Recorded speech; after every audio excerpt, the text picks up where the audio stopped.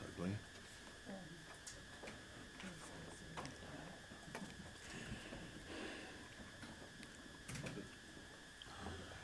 Yeah, there's a lot of around here.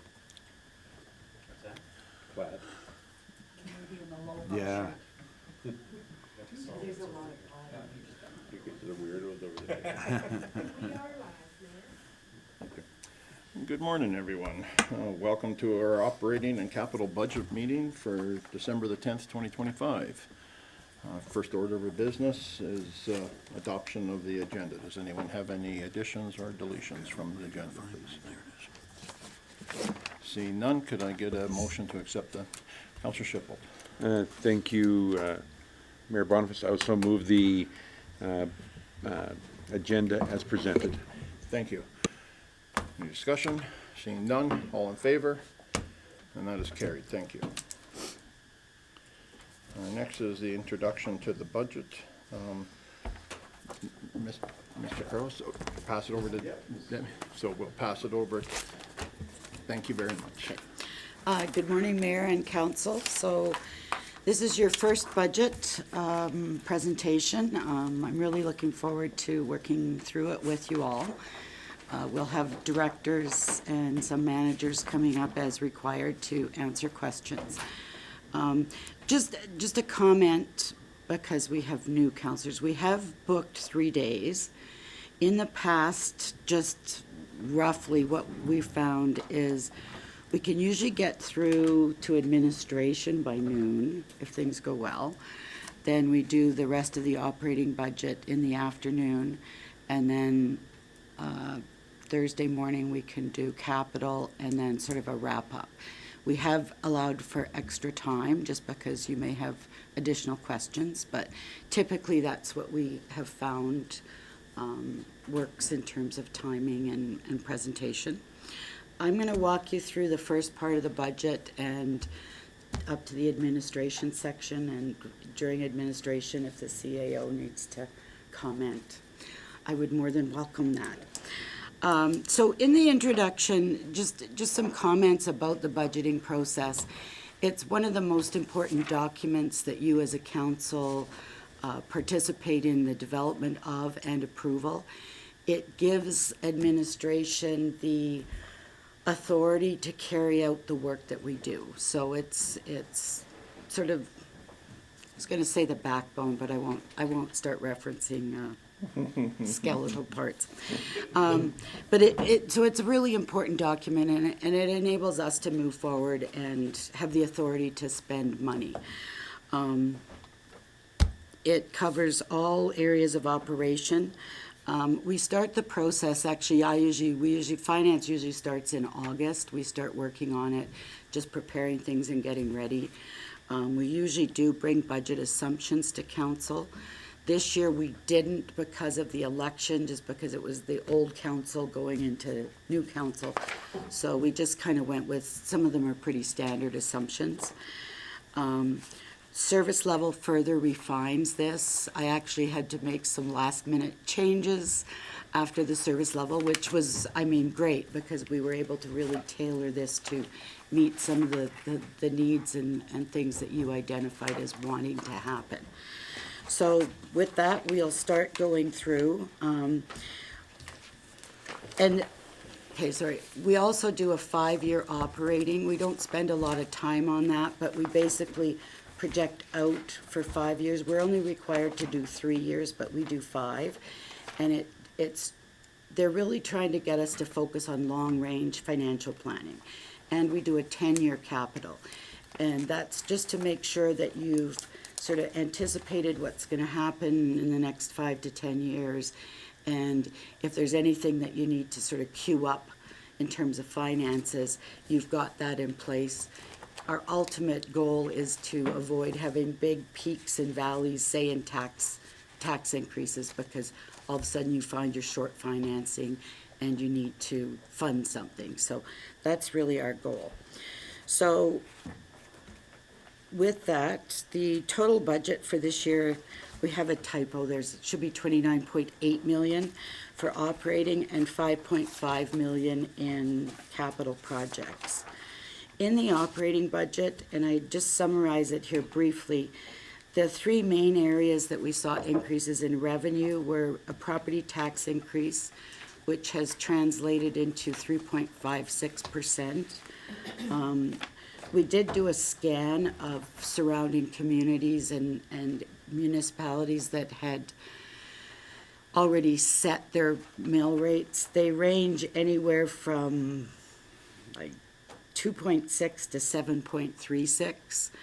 So that averages out to about 4.6. So we're in the ballpark. We're trying to just establish that what we're doing is reasonable and, you know, sort of not out of keeping with other municipalities in Alberta.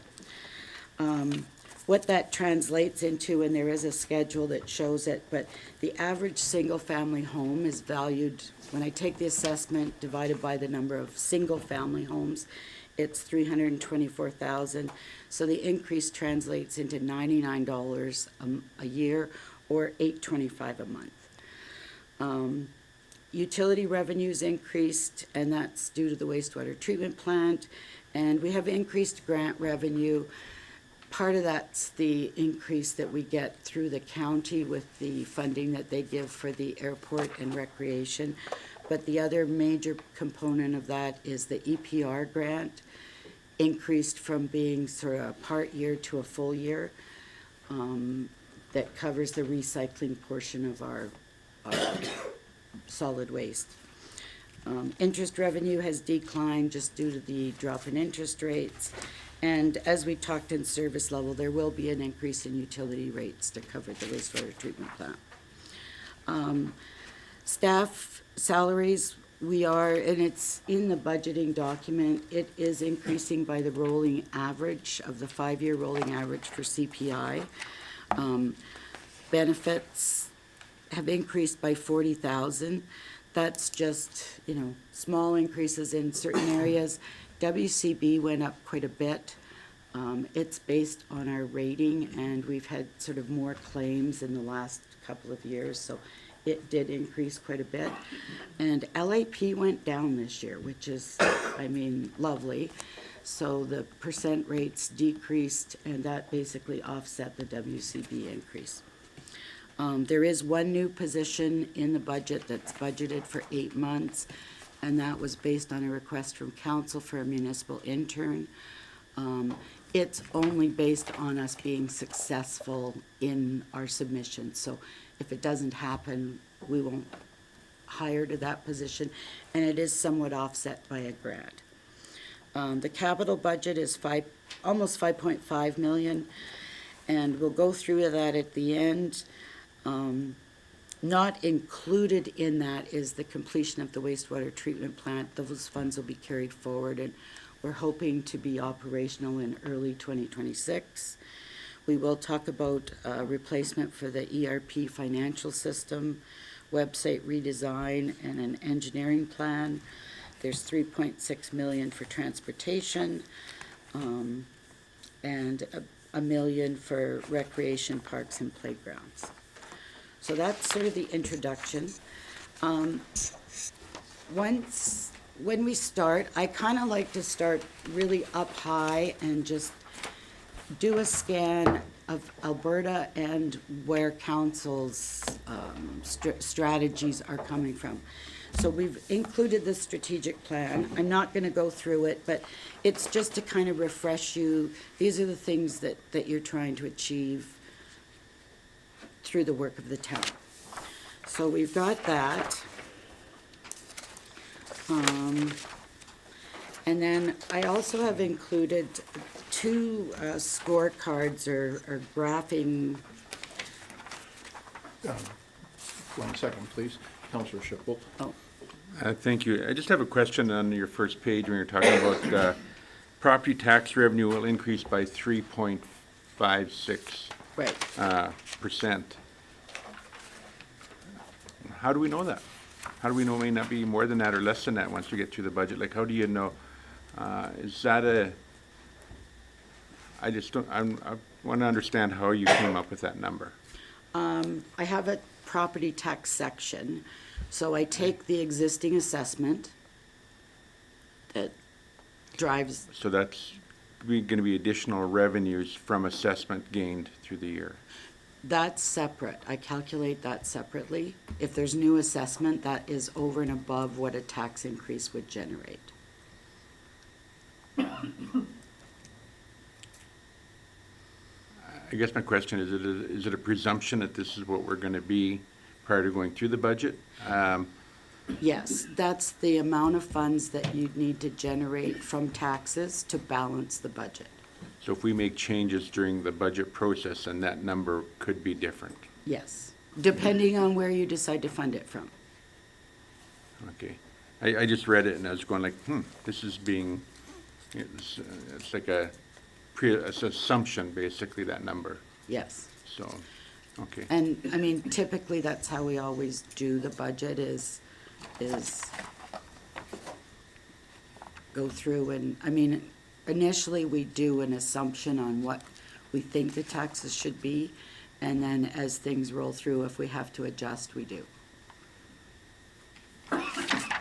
And that's where the number landed. Thank you. Okay. Counselor Slaughter. Yes, I just had two quick questions about, and I'm sure I saw it in there, but I didn't highlight it, so that Okay. was the problem. And Betty, I hope, I don't want to put you on the spot, but the 5-year rolling average for CPI was, the Consumer Price Index was It's 3.84%. 3.84. Sorry, just wait. And then, 84. We also use that when we set the rates with the county, so the county gets that number from us, and that's the amount that any agreements we have can increase without having to go back to council for approval. And this might be a little more tricky question in the sense that because we're upping the sewer rates and another here, I believe, if we converted that back to just the residential tax, do you have, I don't expect you have this number in your head, but I'm trying to see what the total, we're looking at 3.56 if we make no changes to the budget. Right. And if we converted the other expenditures to 1409 per month going up to, do we know what that number would look like if it was just straight residential tax? Because, of course, the premise being there's only one taxpayer, so there's a little bit of tax coming off, or the sewer's going up, and I understand why it's going up. Right. Water and sewer is completely separate from your operating budget. It adds up to zero, so you could almost set the utilities separate as a completely separate budget. They have no impact on the operating budget. Yes, I recognize that, but that number of increase over there is still back on the taxpayer. Right, but And I it's just for a wondered, it's service. easier for me to think about it and just, if we accept the budget the way it is, and of course, that's accepting those numbers for where they are, what does that look like in a percentage of residential back? Because that's what the taxpayer's looking at, is we're paying more. But I didn't think Right. you would have that number. I just, So, on page 97, 97. if you We're getting look- through here quick. well, just as far as utilities go, with the new rates based on 14 cubes a month, the average residential utility bill is gonna go from 142 to 153. So it could potentially, if you use 14 cubes, will increase by $11 a month. Okay. So that combined with, like, say, your average residential of what, $8.25, you're looking at less than $20 a month increase for an average residential property. $20, so it's got 25, that's a 25% if it's $20 on 100. The residential taxes are going up 199. Right. We'll probably be able to solve this in Yeah. my mind. I'm just, And just for easy calculating, 1% tax increase is about $100,000. but if I got the calculation right, if residential taxes are going up 20%, are going up $99, and the other taxes for sewer and water and all the services are going up $20, we're going up 20%, Well, that's. 20%, which is 3%, 3.58. Just doing it in my head here. I'll work it through. Maybe we can Okay. discuss it later when we get up there. Thank you. You've lost me. Okay. Yeah. And, No, I and thought don't I might, forget, the but- increase in utilities is to fund the new wastewater treatment Yes. plant that was legislated by the province. We have really virtually, oh, your microphone, I turned it off because we'll talk. virtually no control over. We had to build that. So anyways, I'll go through this and then I guess we'll get into the questions. So there's two graphs that I like to walk through. One is called the Municipal Affairs Scorecard. They started issuing this, I don't know, 2019. And I have included the graphs for it. On page 24, you can see the graph, and it's based on the audited financial statements. So this is as current as we can get, but you'll notice everything is green, which is lovely, because you want to be, these are key indicators that they have identified that kind of show that it says that you're operating in a fiscally responsible manner and that you're not facing your long-term viability is in place. So I did include graphs for each of this, and it shows, I mean, we can go through these fairly quickly, but our accumulated surplus deficit has increased over the years. That is basically that's a function of your reserves. And I believe the green line is showing what the minimum is. If you start dropping below that, you'll start to get phone calls from the government. Okay. The next one is debt to revenue percent. So yeah, the green line is the median or the average. So our debt to revenue is sitting at 28.49. And you can see the average we're basically right on the average. Age of infrastructure, and this one's important in the long range. We're quite high, which is indicating that our age is younger than other municipalities. Now, part of that is just in the last few years, and you're gonna see it really jump, especially once we capitalize the full wastewater treatment plant because it's so big. But what they're really looking at is the infrastructure deficit and that you're replacing infrastructure in a timely manner so that you don't start to have failures. The failure in Calgary of that big water line a couple years ago is a really good example of what you do not want to happen because it can be pretty catastrophic. Investment in infrastructure is the next one. Excuse me, Betty. Oh. I'm not sure who was first, so Councillor Schipel, please. Well, thank you, Mayor. Mr. Kraus, how does the government come up with this minus 6.3% in population change? We haven't had a census, we haven't done anything, like, how do they get a number like that? Where do they grab that from?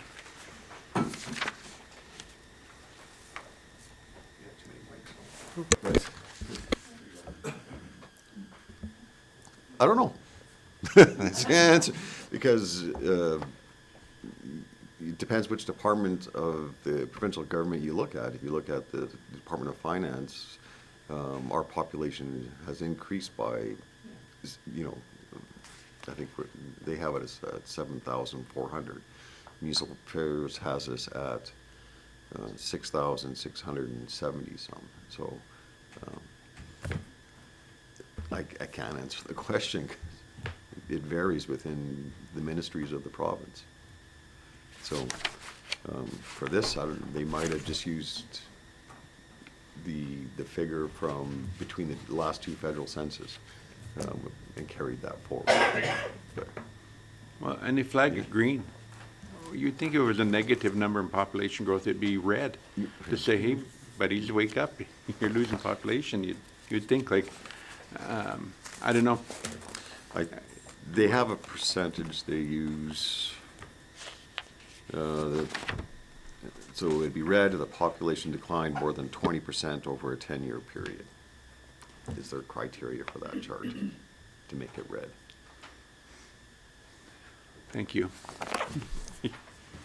It is frustrating. Councilor Musker? Thank you, Mayor Boniface. To Ms. Quinlan, before we get too deep into these graphs, what does the gray shaded area on them represent? That's the range of municipalities, so that's how, like, I'm looking at the on-time financial reporting, so somebody was down at like -500.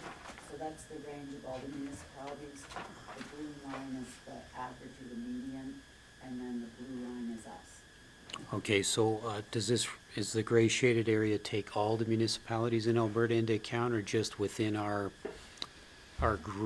grouping? I'm not completely sure. Okay, With that one. I know the other one just looks at towns within our range, but this one I'm not completely sure. okay, thank you. Councilor Stalker? Thank you, sir. Going back to the question that Councilor Shippelt asked on page 32, they have that graph, and that may enlighten us some because it starts at 2016. So obviously they felt our population was 6.3 or 6.3% higher or lower now than it was in 2016. And my memory being what it is, I'm trying to define what happened at that point. And that may help us understand if this graph has any level of accuracy. I think in 15, wasn't there a drop in the oil industry? And I think Rocky Mountain House contracted somewhat because so there was a that's- loss of jobs. Because that looks like the point we're trying to recover from was all, but I was there, we're asking that, what it is. I don't know if that helps us. Thank you. Thank you. Okay. That's what I was doing. Okay, I'll carry on through these. So basically, the financial reporting on page 31, you can see that there's been some peaks and valleys. That was the one area that we've had red reporting on. In 2017, our financial statements were late, and in 2021 they were. 2021 was because of the regional solid waste was being dispersed, and there was some numbers that we needed to finalize the financial reporting that took longer than possible from the regional waste side to calculate, and we didn't get the statements finished till September because of that. They were done on time, but we had to wait for that one number. But other than that, we have been on time for the majority. Then there's the population graph again. It's Rocky's slowly building back up to the, pre-2015 populations. The tax base, so it's showing that our tax base is slightly lower than what the median is. So that would, to me, that kind of ties in with your population. If your population shrunk, then your tax base might be a little smaller than the average community. And it can also have something to do with age.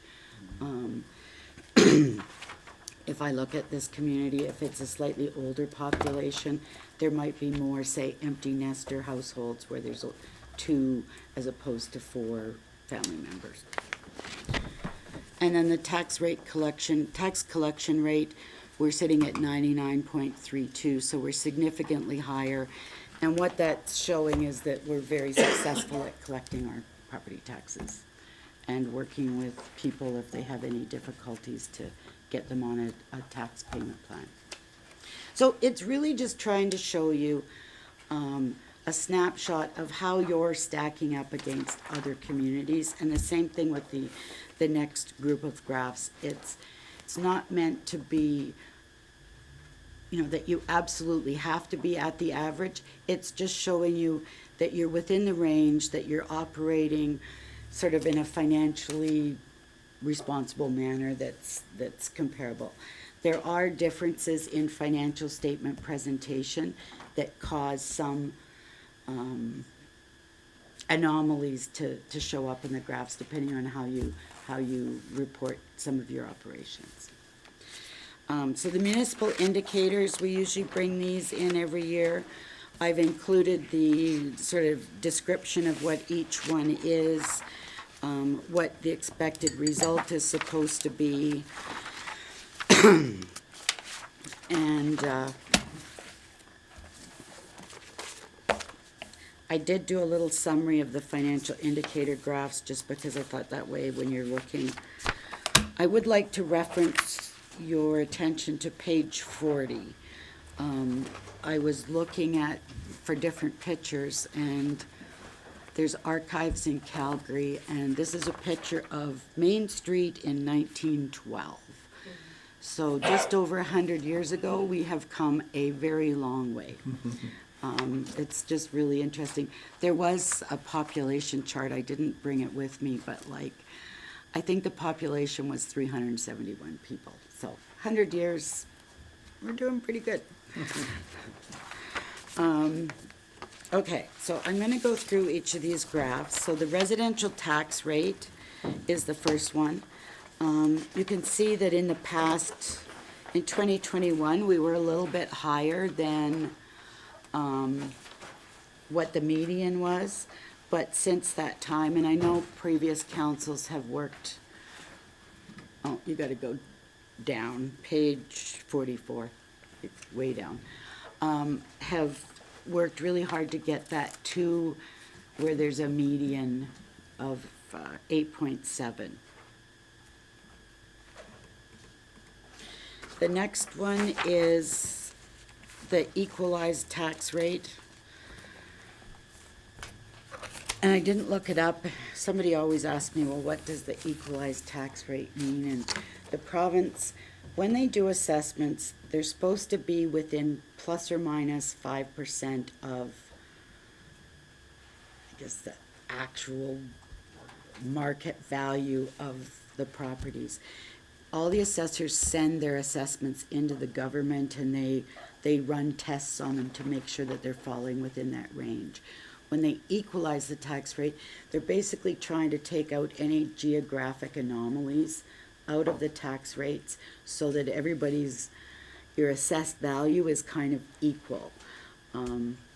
So once they equalize it, the average rate drops to about 8.5, and again, we're sitting right on the median, which is a good thing. I mean, you could be slightly above or below, but we're sitting in the right area is really what it's trying to tell you. The next one is the non-residential tax rate. So we have two major tax classes. One is residential and then non-residential or business.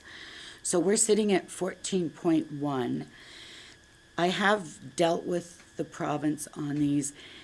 Sometimes the numbers they pick up, because we have two non-res rates, it's not exactly showing the way it should. I've included a calculation down below showing what the weighted average is for our non-res rates. So they're picking up the large business. Our small business was at 10.9, so our weighted average rate for non-res is 11.764. It's actually a little bit below what the median is for the province. So when I look, and this is getting into really, sort of, and complex comparisons, and you do have to be careful with them, but our business rate, the weighted average rate, could be slightly higher. So what that's showing is that the residential rate is maybe carrying slightly larger load than it could potentially be. You could put a little bit more onto the non-res rate. I mean, would anybody agree to that? Probably not, but it's just giving you an idea.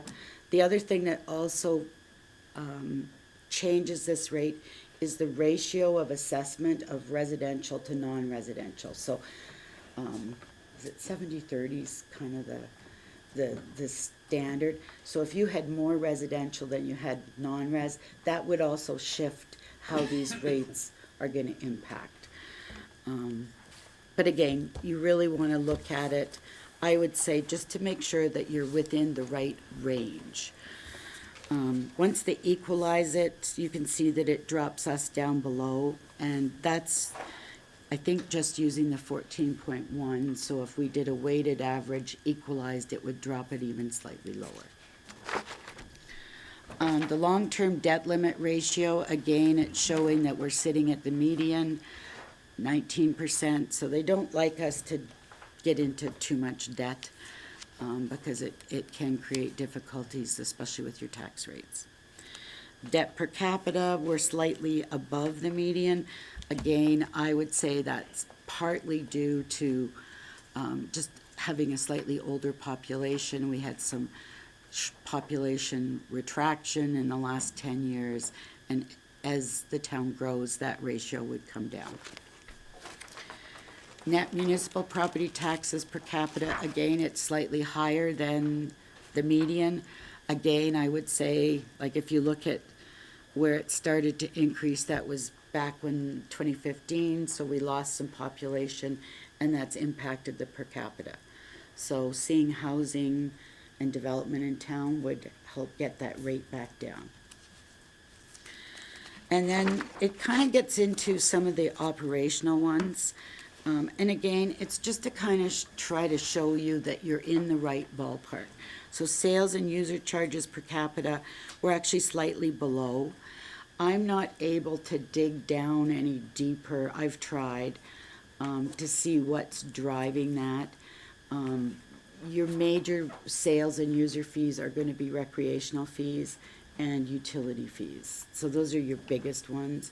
So if either one of those are slightly lower than other municipalities, that'll cause that to be a little bit lower.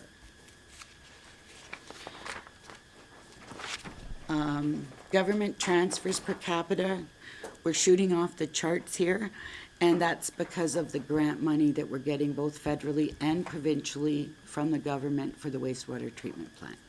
So once we're done that, in 2025, you'll still see an increase, but in 2026, it'll drop back down to normal. Unless we're really successful in getting grants for other capital projects. Franchise and concession fees per capita, again, they've been higher since 2014. It is used, yeah, it's higher. Again, it's another means of collecting revenue that you can offset your taxes by. And this last graph, it's kind of showing your major revenue sources. I don't have a lot of comments on that because it's just showing you, sort of where the bulk of your revenues are coming from. Then it looks at some of your expenditures per capita. There's the salary, wages, and benefits. It is coming in higher. I have looked at this and discussed it with the CAO. The way we present several departments within the financial statements is what's impacting this in my mind.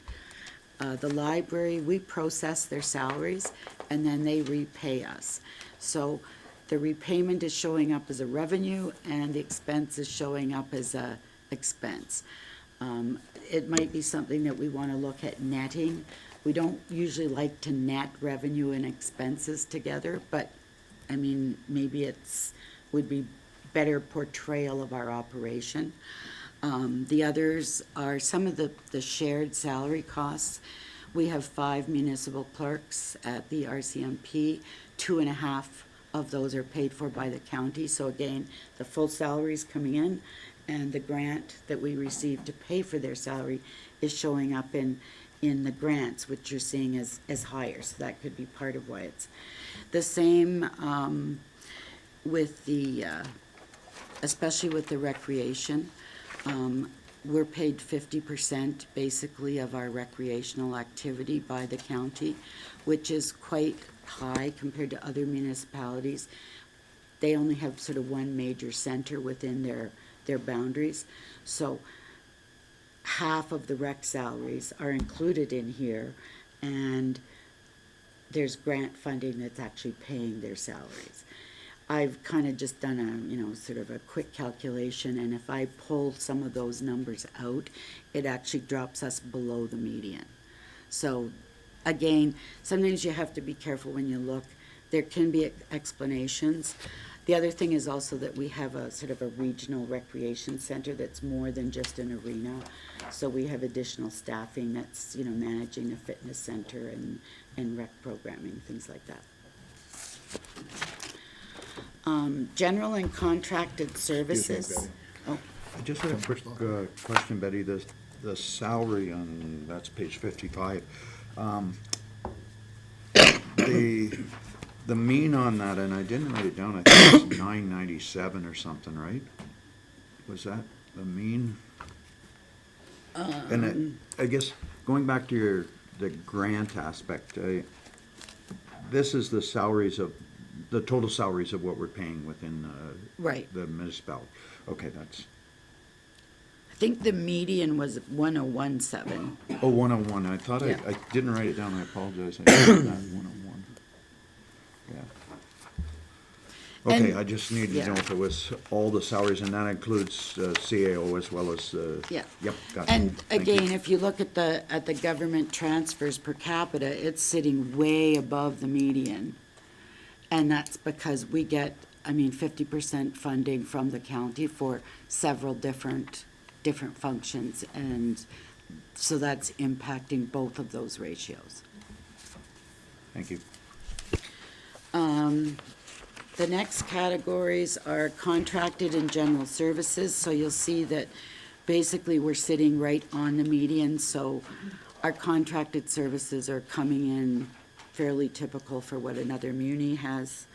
Materials, goods, and supplies, we're actually sitting below, so, our big supply budgets, I would say, are mostly in operations, which would be, parts, sand, salt, those kind of things. Interest in banking per capita, we're below the median, so again, we must have really good interest rates on our debentures, and they're just about all complete, and we'll look at those later on. Amortization is slightly lower than the median, so again, I think you'll start to see that increase as we progress with newer capital, because amortization is a historical cost, not a present-day cost. Right? And then there's the total major expenditures per capita by type. Then it goes through sort of some of your divisional operations. So general government, you can see we're actually sitting below the median. General government would consist of council and administration, which would be the CAO's office, finance, IT, HR, ledge services, and communications. So we're actually below, which to me is not a bad thing. Protective services is above, and it's, you can look back, you can see it's been above since 2009. For whatever, I think there's historical reasons that Rocky Mountain House has just typically had more RCMP presence than other municipalities the same size, or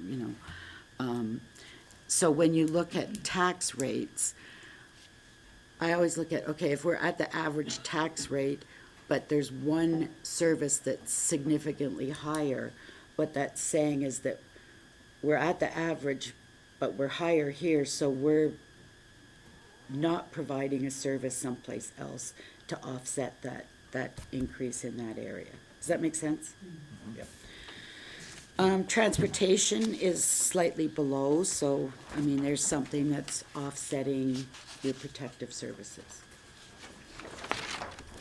Environmental, which is your utilities, again, we've basically run either slightly under, and now we're at the average. Having your own water treatment plant, I think really helps contribute to being able to maintain your rates. In the last 10 years, especially in the central area of Alberta corridor, there's been regional waste and water treatment plants, and they're on pipelines, and so they have absolutely no control over the cost of their water per cube, and it is significantly higher than what we can produce it for, because you're paying for all the infrastructure. So we've been quite fortunate. Recreation is slightly over the average. Again, I think we've got more recreation here than say another community our size, because we're the main hub in a large geographic county that doesn't have to split their funds between, different communities. I'll use Ponoka as an example. The Ponoka County has Ponoka, Bashaw, and Rimbey that they have to address. County of Sylvan has to deal with Black Falls and Sylvan Lake. So they're splitting their rec dollars based on the population. And 1 second, Betty. Counselor Stalker. Just on recreation, that's the total cost of a recreation with the county's portion? yeah, Okay, and I thought that was for sure. Thank you. and those are all the graphs. So again, it's just to kind of give you a bird's eye view of where you're sitting as a municipality, that all your indicators and comparatives, you're falling within the right range, and to me, that gives me a lot of comfort. If we had something that all of a sudden shot way up or shot way down, that's something that you want to look at. Okay, so if we go to the budget summary, this is basically really rolled up high-level views of the budget. The operating budget, and it shows your comparatives against last year, so you can see that, we're at 29.8 million this year as opposed to 28.3, and it shows you where the big changes are. And I do have them summarized on a subsequent page. And again, down in the bottom, this is by I call it object, so it's by type of expense, and it's showing you, or on the consolidated page, it's showing you by division. The next page shows you by object of where your major changes are. And then the next one is a summary report by department, page 71. And it's showing you the differences by department of the changes in revenues. Again, you'll see utilities has gone up 765,000, and that's the change in rates. $500,000 of that is to cover the wastewater treatment plant, and the rest of it is to cover your 10-year long-range capital plan for utilities.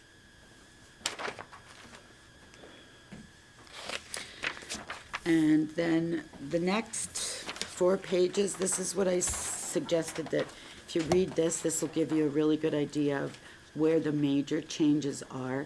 Typically, we don't change a budget radically every year. I mean, your operations, unless there's a new service that's being provided, they're not going to change substantially.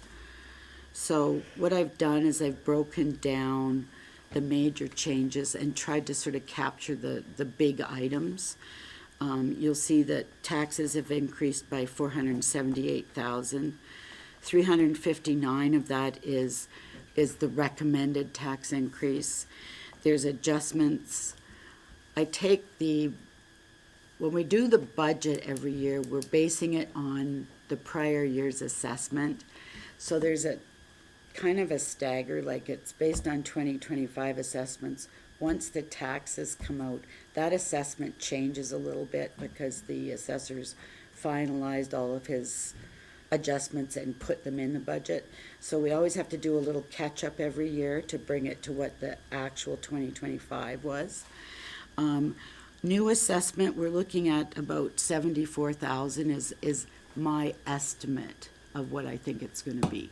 Part of that was driven by the tax incentive. We had 5, I believe, can't remember if it was 5 or 6 businesses that did additions, and the basically new construction that will be now be assessed as a new tax, and it's offset by the reduction that they're gonna enjoy for 1 to 2 years as the tax incentive program that council introduced.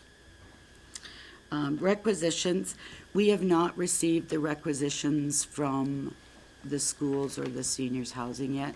So basically, I used last year's.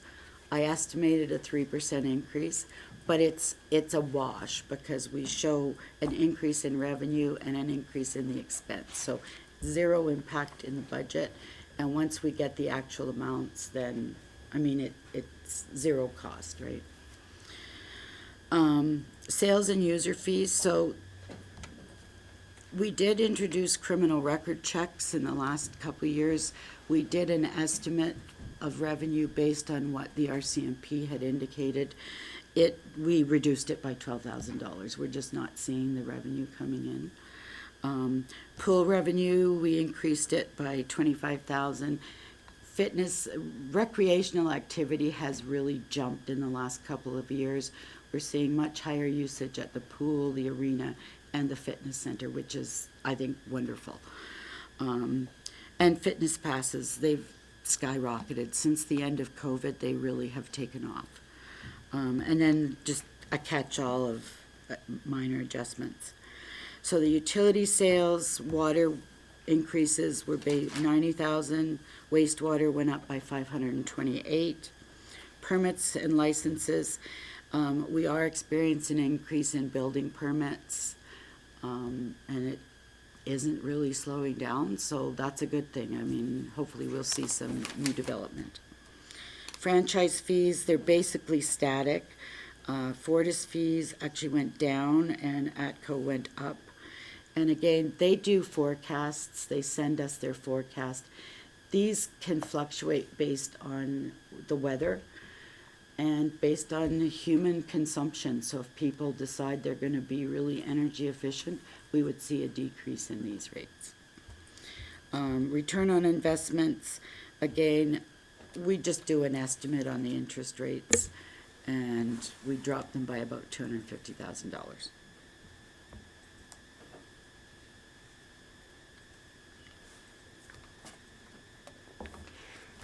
Councilor Schiffel, please.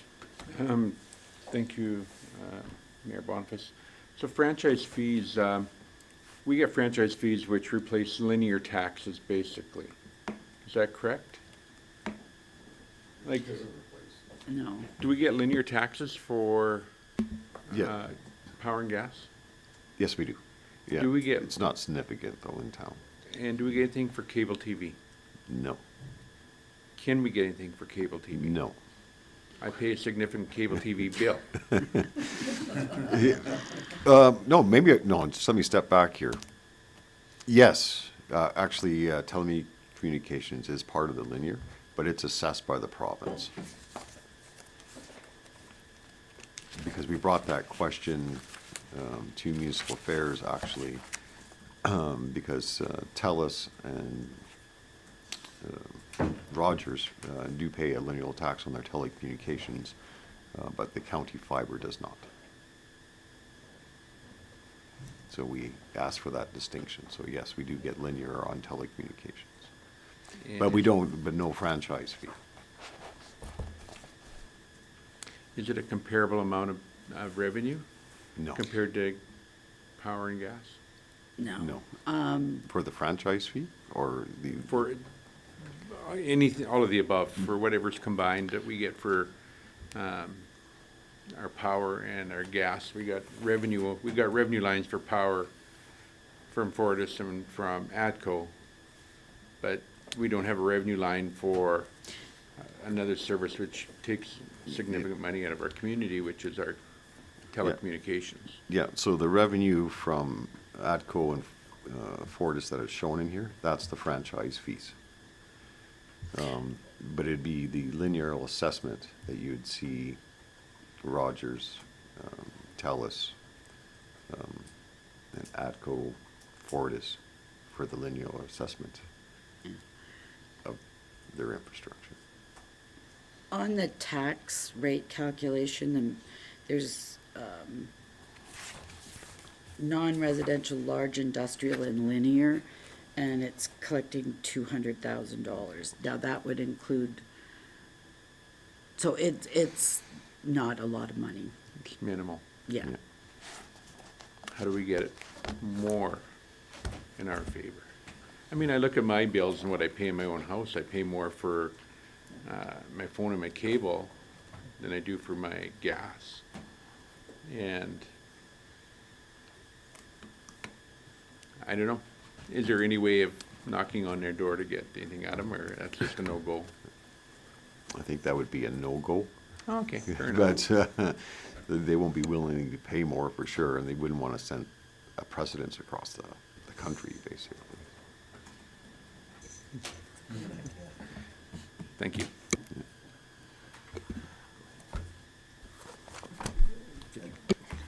I don't know, Betty, if, thank you, Mayor Boniface. I don't know if we're over on to the 1,800, the income grants and stuff. Is that, did we get that far? Not quite, but. Thank you, I'll wait. So anyways, okay, on to the next page. Sponsorships and donations, we've had a small decrease, and that's, different business members sponsoring, an arena or different things like that.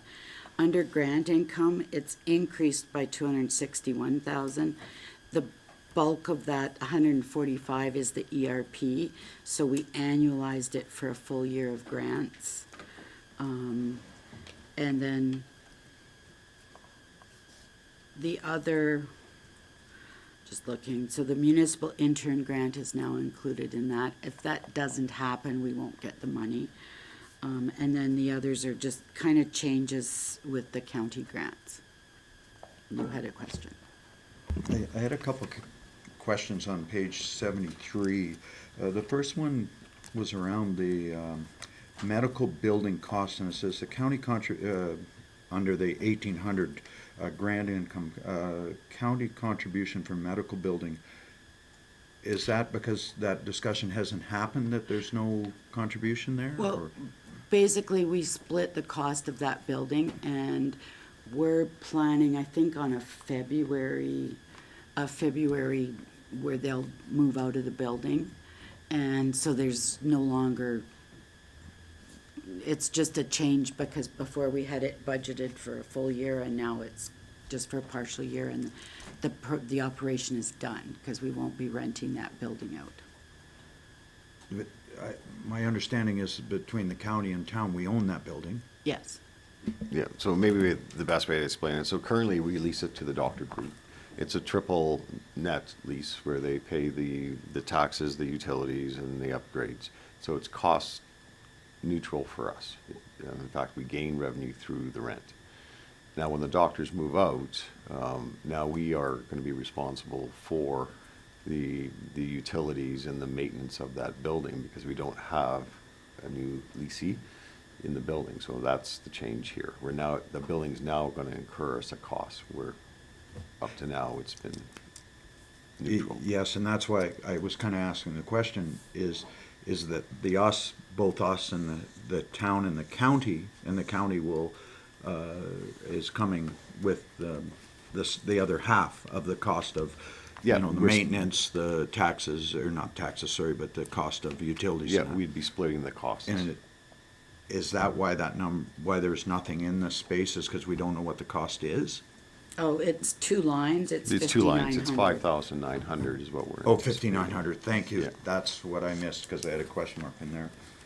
And then, I had a question around the COLA down at, and I knew I had it marked somewhere. Okay.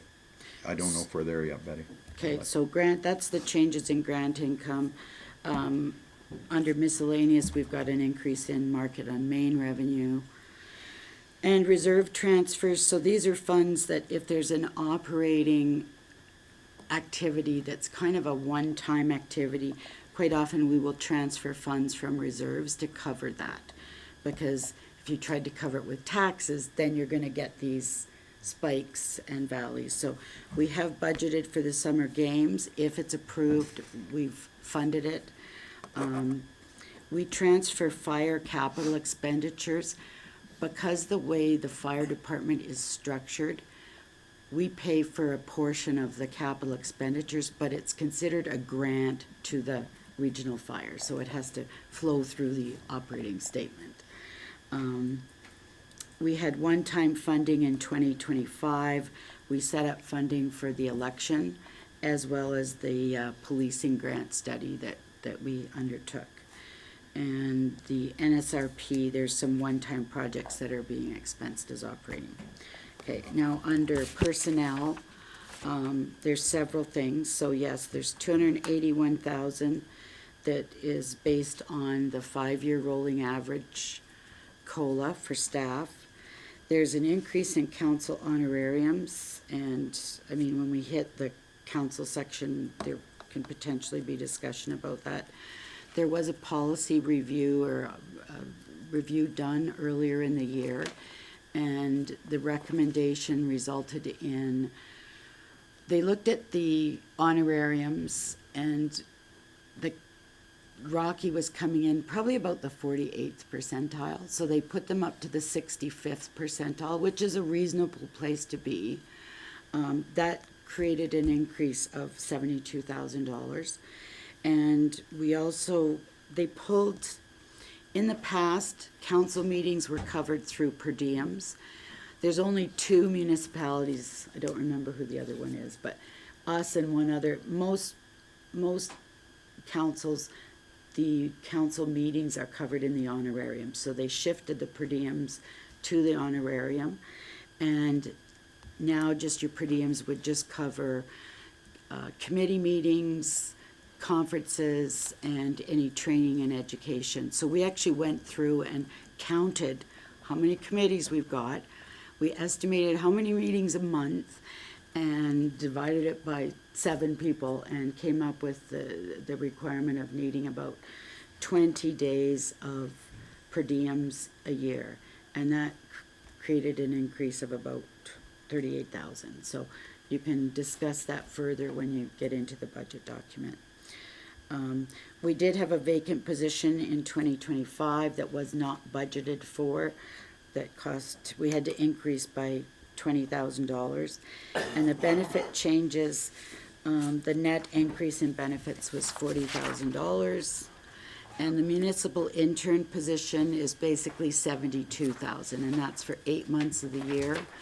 And it's offset by a grant for 8 months. So if we're successful, that will come into being. If we're not, it just won't happen. 1 second, Betty. Councillor Stalker. Thank you, Mayor Boniface. I don't know if this is the time, sir, Mr. Kraus, whether this is the time to discuss the COLA, the honorarium, and those things. Is that at this, or do we do it further on, Betty? Yeah, no, it's fine now. Okay. So I wanted to discuss the honorarium. I know the last council there was a fairly lengthy discussion, or sorry, the COLA, a fairly lengthy discussion about whether COLA was the 5-year rolling average of COLA. And I wondered, at 3.84%, and I know that most unions are now settling for 3 across the board, it appears, whether over the 5-year average are we looking at 3? And I don't think we've had it in place for 5 years. We've had it in place for 3 years, have we not? Probably, yeah. I guess what I'll ask the question, and I'm not sure if I ask it of you, Betty, or Mr. Kraus, is if we're looking at a 5-year rolling average, and I know the last 3 years, I believe, have been more than 3%, have they not? On that? Is this the right way to make sure our staff are fairly compensated, considering it? You're getting 3.8 on top of something that was more than 3, which then compounds, the compound interest of that calculation becomes even greater moving forward, if that makes sense. I'm not sure I'm quite following you there, but Well, numbers are good in my So, head, they're maybe not good on the paper. Yeah, so working with previous councils, I mean, the CPI is generally what municipalities use for the increase to their staff. Now, that can fluctuate quite significantly year to year. So to take out the hit of like a very significant increase in CPI to the budget, to level it out, what council determined was to do a 5-year rolling average, so it's more consistent, I guess is the word to use. Like next year, if it's like a 5% CPI, it won't be 5% in the budget, it'll be less, because you're averaging it out over the 5 years, which has lower amounts. And just a comment from the union agreements that I see are being awarded now, they're like 4 to 6%. If you look at what the provincial government has done for their sector, but The CPI is 4 to 6%? no, or sorry, no, I I'm missed- saying union contracts that are being settled right now in the public, so where I haven't heard of one below 4. Oh, okay, I apologize, Yeah. I I mean, the was under the LPNs just got impression that 27% they forced that. over 4 years. so. Who did? LPNs, Oh, wow. so. Yeah, I was under the impression they'd force that contract on,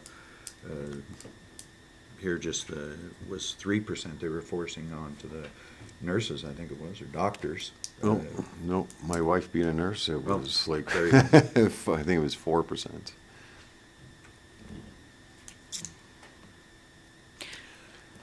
Yeah, I had a second question about the honorarium. So, the honorarium puts the council in, the 65 percentile. And was that, I don't recall the discussion in past, the past council had made that decision to go there. I'm wondering if that was to, like, I'm wondering why I think Betty had mentioned we're at 48%, why that happened, and maybe that isn't a fair question because you didn't make the decision. But it seems that the honorarium is now, Well, see, and that's, to provide the background on that, if you keep holding the honorarium, for example, for several years, then you're starting to lose ground to other comparable municipalities. So when the review was done, that's what it's shown, that council was probably at the 48th percentile of comparable municipalities. Like, we don't compare to cities, or it's all towns that are comparable to us. And then when that was presented to council, council recognized that they were behind. And then there's also the philosophy, I guess, which applies to staff also, of when you do your comparables, where do you want to be with your comparables? And in a lot of discussion, we want to be competitive to attract council members, obviously, and staff. That 65% percentile is a good place to be, that we can attract talent and compensate council fairly. Clearwater County, which is probably our greatest competitor for staff, even though they do pay more, that's where they sit at. They sit at the 65 percentile, and they have that written right in policy. Now, just to reassure council, I mean, that this is reviewed every year. So every year, Alberta Munis does a salary survey for every position in the municipality that we participate in. And then we take, they break it down to us for towns between 5 to 10,000 population. So we get all of those survey results of the salaries of all those municipalities for each position. I then give that survey to Betty and ask her to do an analysis to make sure that you know, certain positions or this COLA is not taking us out of that range or below that range. Now, she does that for us annually, and if we find positions that seem to be creeping above that range or above that 65%, we will redline that position. That means we'll hold that salary for that position until it catches up to the average or the 65 percentile. So that's done annually. So we make sure that we're not overpaying our staff, but we're making sure we're compensating them in that 65 percentile so we're competitive. Thank you, thank you. That's excellent to have that description and understanding. So I guess here's where I'm at on the 3.84% for council, and I apologize to my other council members, but I throw it out there. Some of us have been here before, and the three other have been here.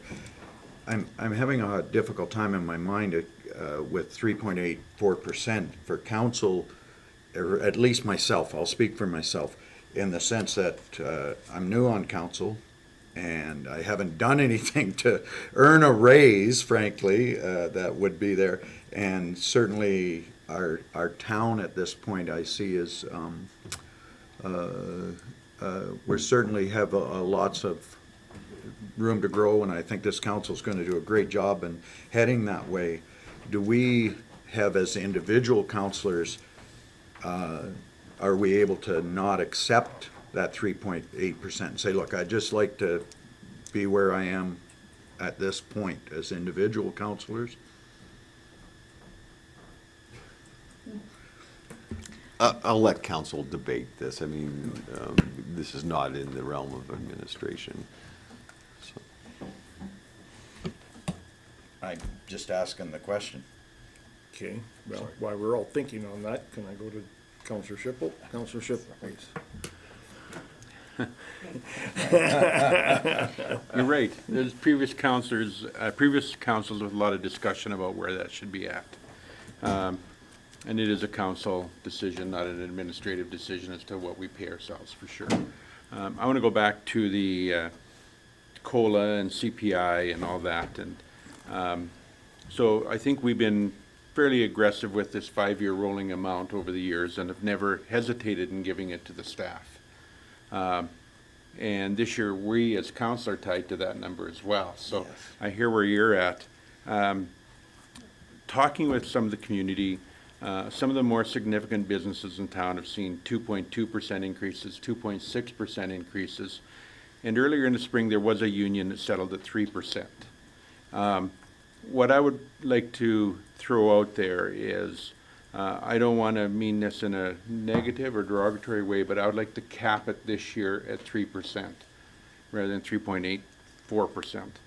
And my reason for that is we're in a small town, and when we look at the COLA and CPI, that's for the whole province. And different areas have different things. And earlier in the year, there was a thing saying Rocky Mount House is one of the more cheaper places to live. And so there's some other indicators out there as well. And I think in our community, there are communities in the north that are in this mix that have to pay people more to get them there.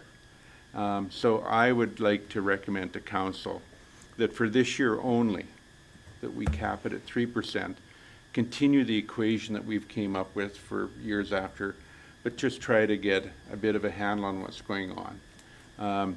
Yes, we get numbers and all the rest, but I think that we owe it to our community that we aren't flamboyant with our money, that we're more cautious. And so I just toss that out there to my council friends, that we would cap staff and council at 3% this year versus 3.84%. We're not saying no raise. We're still saying a raise. That in itself, when we get to a budgeting, that's about a $50,000, $60,000 difference on the budget line. So I toss that out there. If administration wishes to comment on that, I'm prepared to listen as well. And hey, I only toss it as a suggestion, and everybody might say, hey, I'm out to lunch. previous councils would have said, when this discussion came up, you gotta pay fairly. And there's no sense in calling, cutting back. Pay what it is and just be happy that we've come up with this equation, this 5-year rolling average. But this is 1 year, I think, that we can look at it, and I know from the feeling in the community and what other businesses have done, and I use the 2.2 and the 2.6 are two substantial businesses in our community. That's where they're at. So I toss that out there for discussion. Thank you. Any discussion?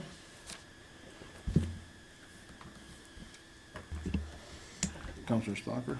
Thank you, Mayor Boniface. I have to agree fully. I think that our community has been flatlined for a little while, and I see a great future with the council here and where we're off to, but I think we need to be cautious in our expenditures, and certainly we need to acknowledge the staff, that the staff are very valuable and that they don't have a way of negotiating that, and I think that a 3% is fair considering we're already in the 65 percentile, so we're already over the average, and I had that document back here to look at, but I won't refer to it. When we're already at 65%, I think there's a little room for all of us to give somewhat and try and get things headed in the right direction, and that expenditure, I think, is reasonable at 3%. Any other comments? Councillor Musgrave? Thank you, Mayor Boniface. My only concern with this is, are we gonna have to play catch-up in future years?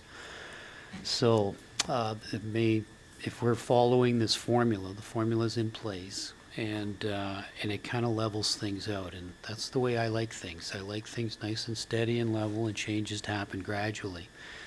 If we start cutting these, start messing with the formula, are we gonna have to play catch-up next year or the year after? And then this council's gonna be on the hot seat for that. I don't wanna tie our hands going forward. So the other thing, while I have everybody's attention, is COLA regarding council. So if we are already have a formula in place for council remuneration to put us in the 65th percentile, if somebody could explain to me why we also need a cost of living increase, because that will just automatically happen with the formula that's in place. Betty? Just a comment, and I could look it up, but the cost of living, it is part of policy that council honorarium be increased by that amount. It's, I'm gonna say fairly nominal, like it's not huge in terms of dollars. I can look it up, it might be around $7,000.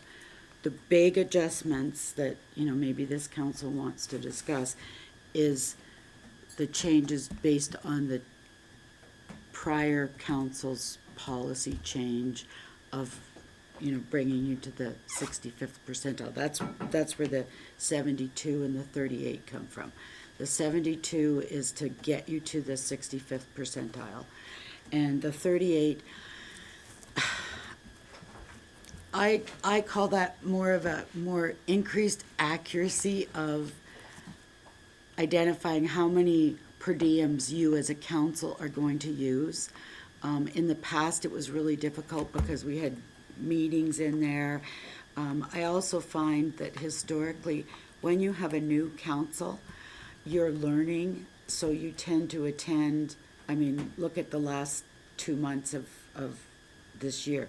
Your attendance at meetings and different things is very high, and your first year, your activity level is probably going to continue to be high. So I think that's, it's being activity-based driven. So those are the two numbers that probably, I think, would merit discussion more so than the 3.84. And you could certainly decide that you don't want it. That's totally within your purview. Thank you. Go ahead. Thank you, Mayor Boniface. Just one more comment. Past councils have been unwilling to address appropriate compensation for council members, which left us below the 50% rate. So this year, there's a big jump. That's not going to happen every year. This is just, this is the year of playing catch-up in council remuneration. Now, we can choose to go back to the way it was, but it's still just, it doesn't deal with the issue. So I'm in favor of leaving things the way they are. Councillor Schiffel, please. I'm sorry.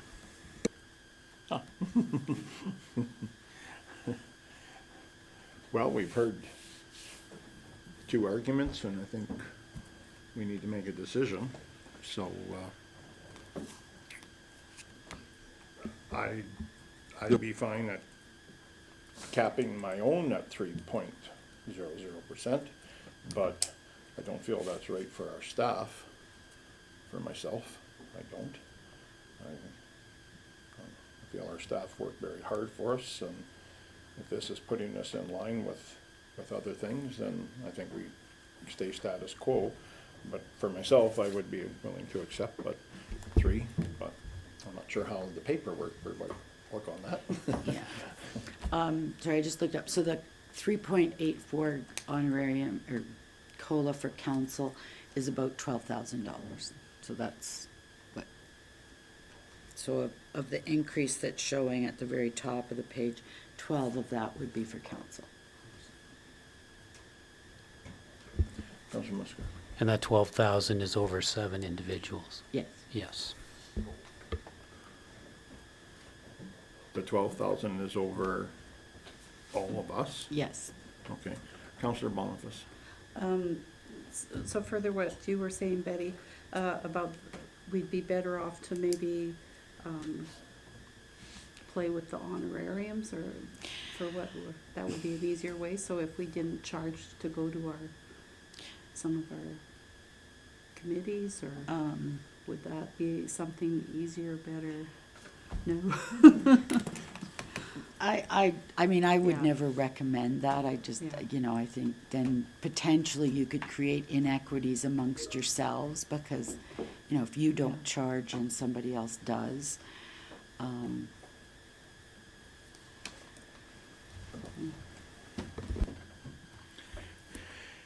It works out to $1,720 for all of us for 1 year. It doesn't seem that unreasonable, folks. I'm sorry to say, but it doesn't. And so, we've got some counselors that haven't said anything yet, so I'm gonna put them on the spot. Counselor Sinclair.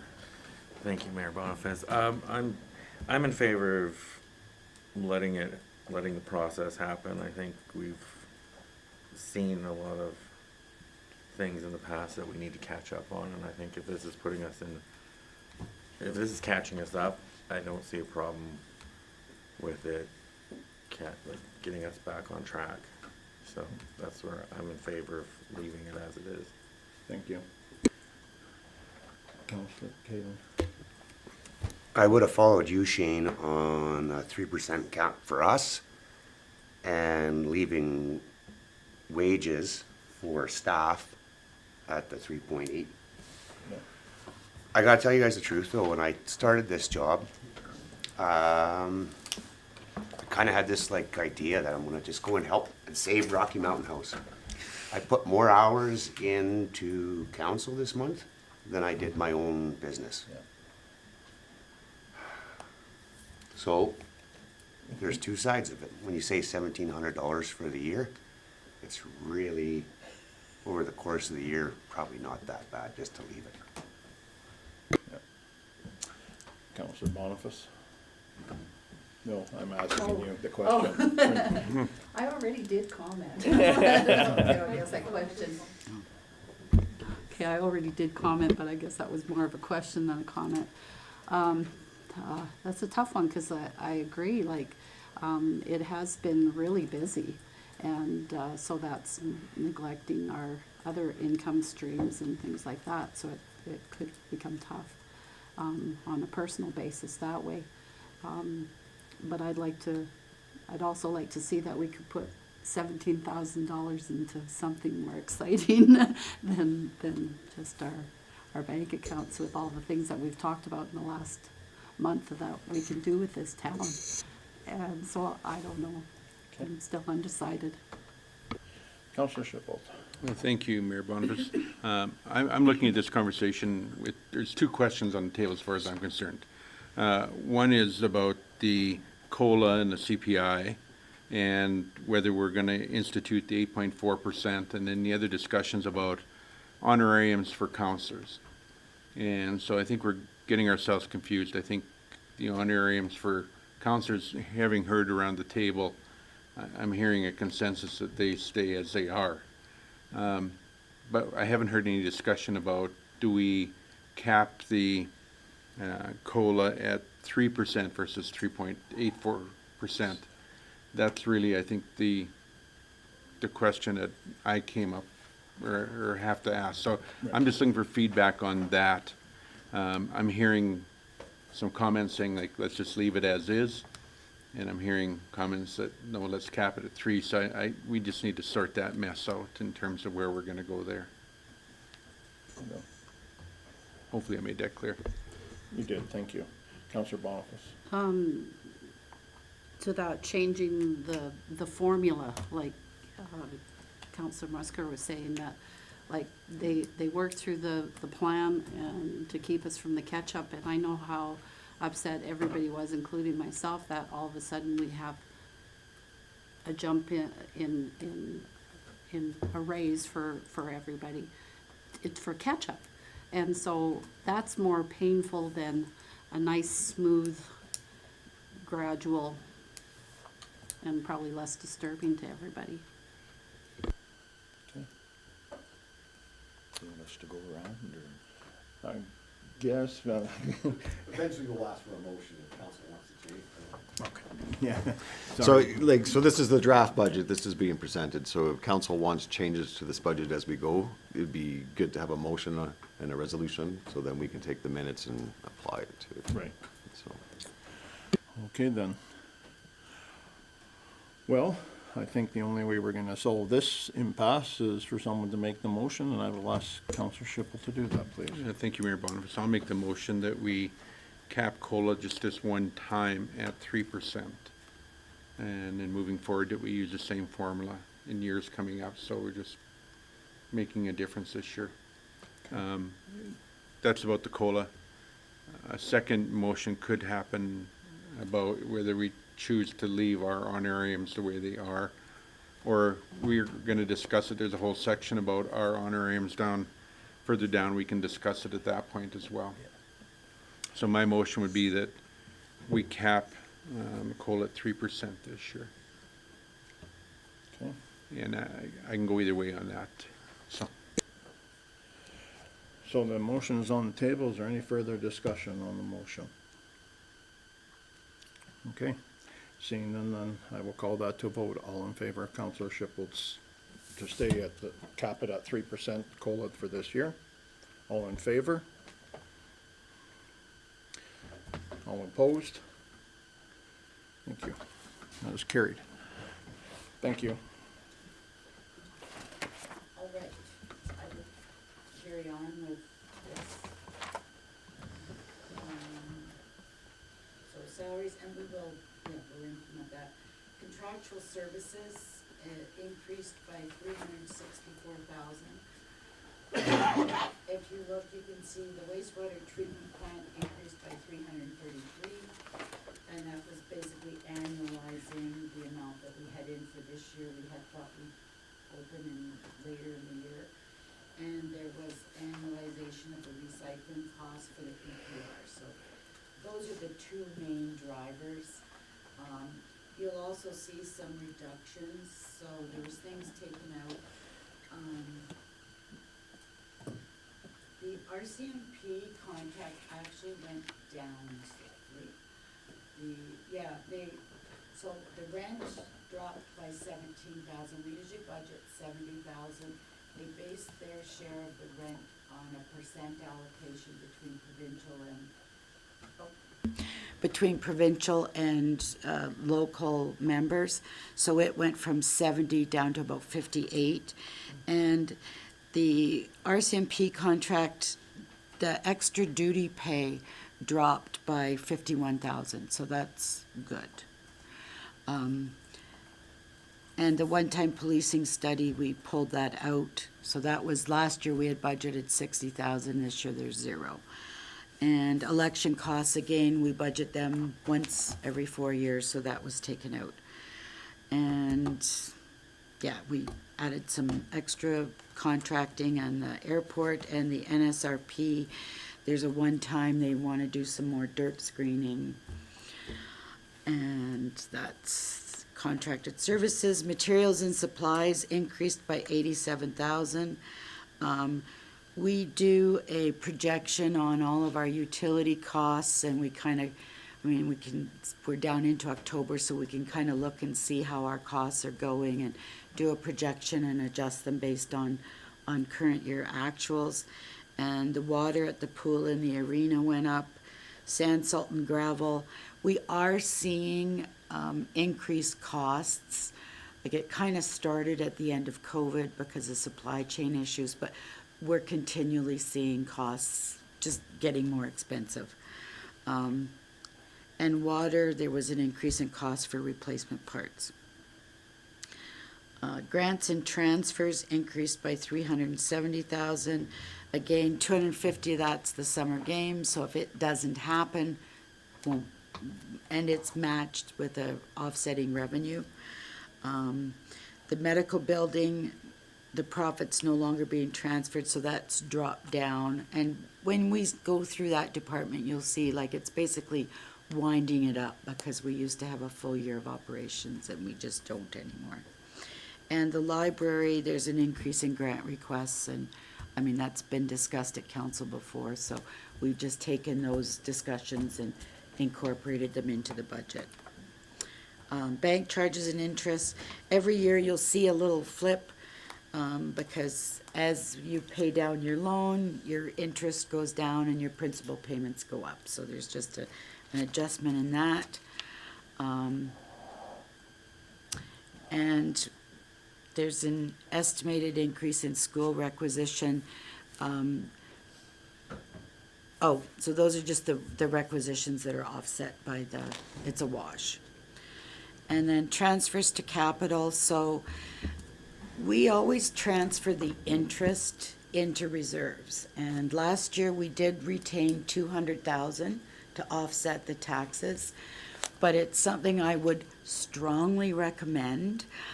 In my early days of municipal government, I was like, oh, look at all this interest, and it was easy to balance the budget. And then all of a sudden the interest rates dropped, and I had to find, $80,000, $150,000 in the operating budget. And it was like, oh, this is a really bad idea. So we do transfer the money that's earned through interest into the reserves. When they're high, it's a bonus for the town because we get to, increase the amount that we're holding for capital projects. But so now they're on the downward turn. Good thing is that we're moving it to capital. Otherwise, we'd have to find $234,000 in either savings in operations or in taxes. So it works to your favor. And then there's some increases through the water, sewer, and solid waste. And did this help, especially for new counselors? It really, to me, highlights the major changes that have happened in your budget. So now we can go through all of the individual operating departments, but we've really covered the major changes that we're asking you to consider. So, and I think your discussion on the salaries, you've maybe captured one of the larger areas for discussion. Before we start on the next page here, would we be able to take a break? Oh, yeah, absolutely. Is 5 minutes, 10 minutes? 10 minutes, please. So 10-minute break and we'll be back. Thank you.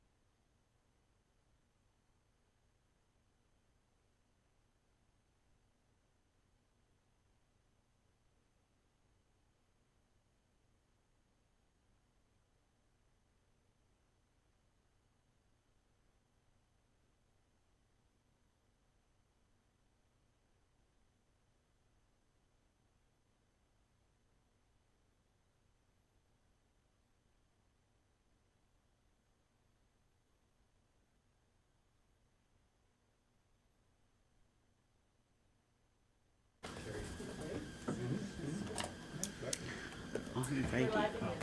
Thank you. Welcome back, and please proceed, Betty.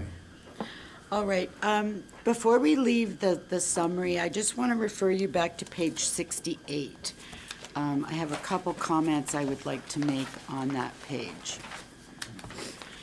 So this is a consolidation of our operating and capital activity for the year.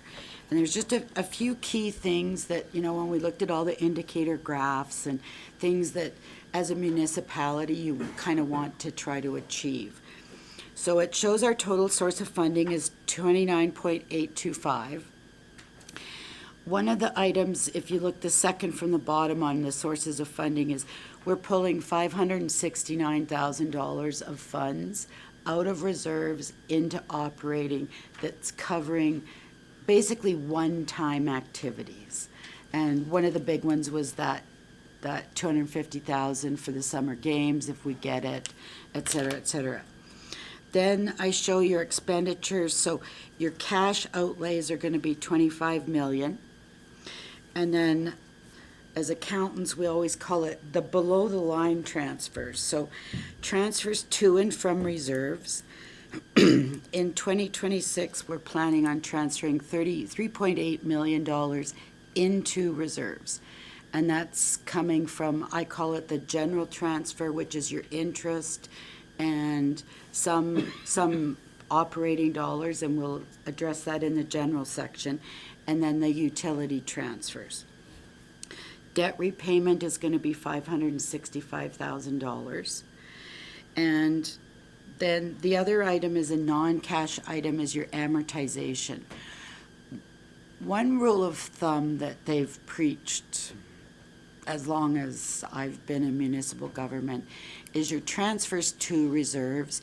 Your goal is to transfer at least as much as what your amortization is. Amortization is it's low because it's a historical cost. Like this could include things that are 30 years old. A pipe that was put in the ground 30 years ago costs significantly less than what it would cost to replace it. But it's kind of a yardstick. So when I look at this, it's like, okay, we have achieved that because we're actually transferring more into reserves. Well, if you net the two, the 569 and we're basically transferring an amount equal to amortization, which is a really big achievement. They implemented tangible capital assets in about 2006. Historically, municipalities didn't even track their fixed assets. We just built them and forgot it, like didn't have a listing. And they made municipalities follow generally accepted accounting principles and start tracking your fixed assets. And this really speaks to your ability to replace aging infrastructure at a minimum at the historical cost. If you were looking at replacement value, it would probably be, if not double, triple. But to me, that's a really good indicator that we're doing what we need to do. The other column is your capital, so it's showing that we've got $5.48 million worth of projects. And up under the revenue section, $2.1 million of that is being funded through grants and county contributions, and $3.3 million of that is being covered through your transfer from reserves. So again, here's another indicator. What we're putting into reserves is what we're pulling out for current consumption, which you'll see when we look at the reserve projections. We're basically holding our own in terms of reserves. But those are really important numbers, I think, for you to recognize. I did try to research, and I think this question has been asked, I did try to research, is there a standard for what we should have in reserves? And there is not. There's no magic number of what you want to have in reserves. We did implement a reserve policy, it was either last year or the year before, where I did try to set some standards that it should be X number. And it's just to kind of look at, you know, what kind of goal do you want to achieve? So, but to me, this is, you're managing the finances in a fiscally responsible manner. So that's a good thing. Okay. moving on, I'm not gonna spend a lot of time on the 5-year operating summary. Just, when we do the budgeting, we project our expenses. We don't do inflation on the expenses. And I kind of do an estimate on, okay, we're gonna look at taxes of between 2% and 3%. But just to make sure that it's a reasonable balance, that we, again, with minor changes, we can meet our 5-year goals operating, okay? The next 3 sections, I always include these because to me, these are some of the key areas where council and/or residents may have questions, and it's staffing, property taxes, and utilities. So if you go to page 82 of the budget binder, we give you an organization chart of the town operations. Starts with mayor and council.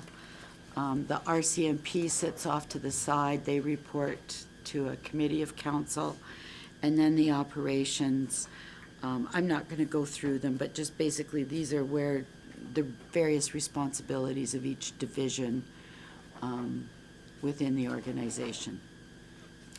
I also give you a salary and benefit summary by division.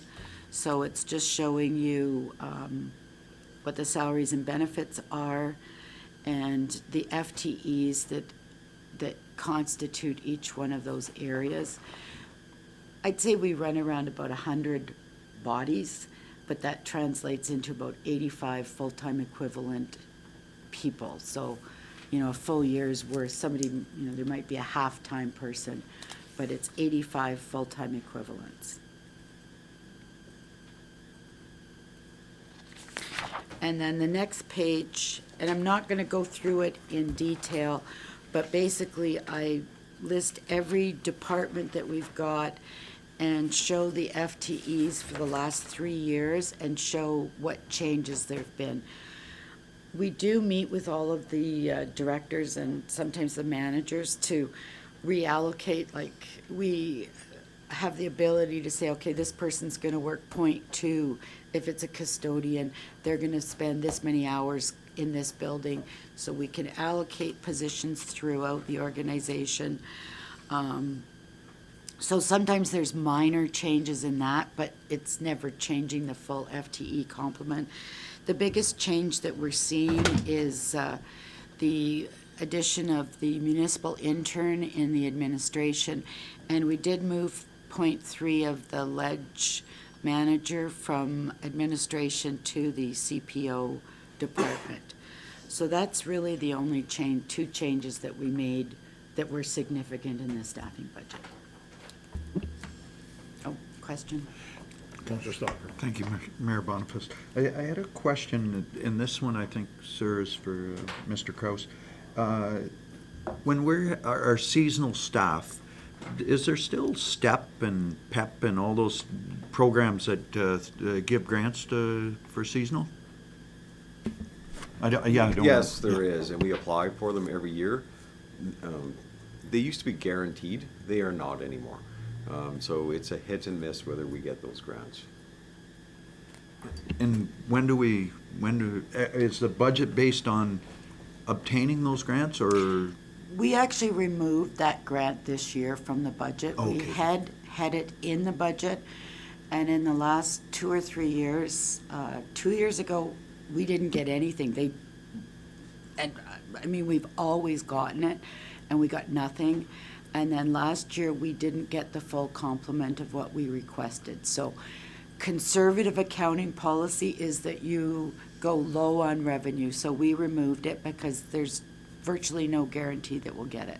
Yes, thank you. And I didn't see the grant in there, and then I Yeah, went, well, no, do we get a we- grant anymore? We took 'Cause it I- out because Excellent. in the last couple of years, we have not been successful for no reason other than it may be oversubscribed and they're allocating it out more. Yeah, that's, Yeah. thank you.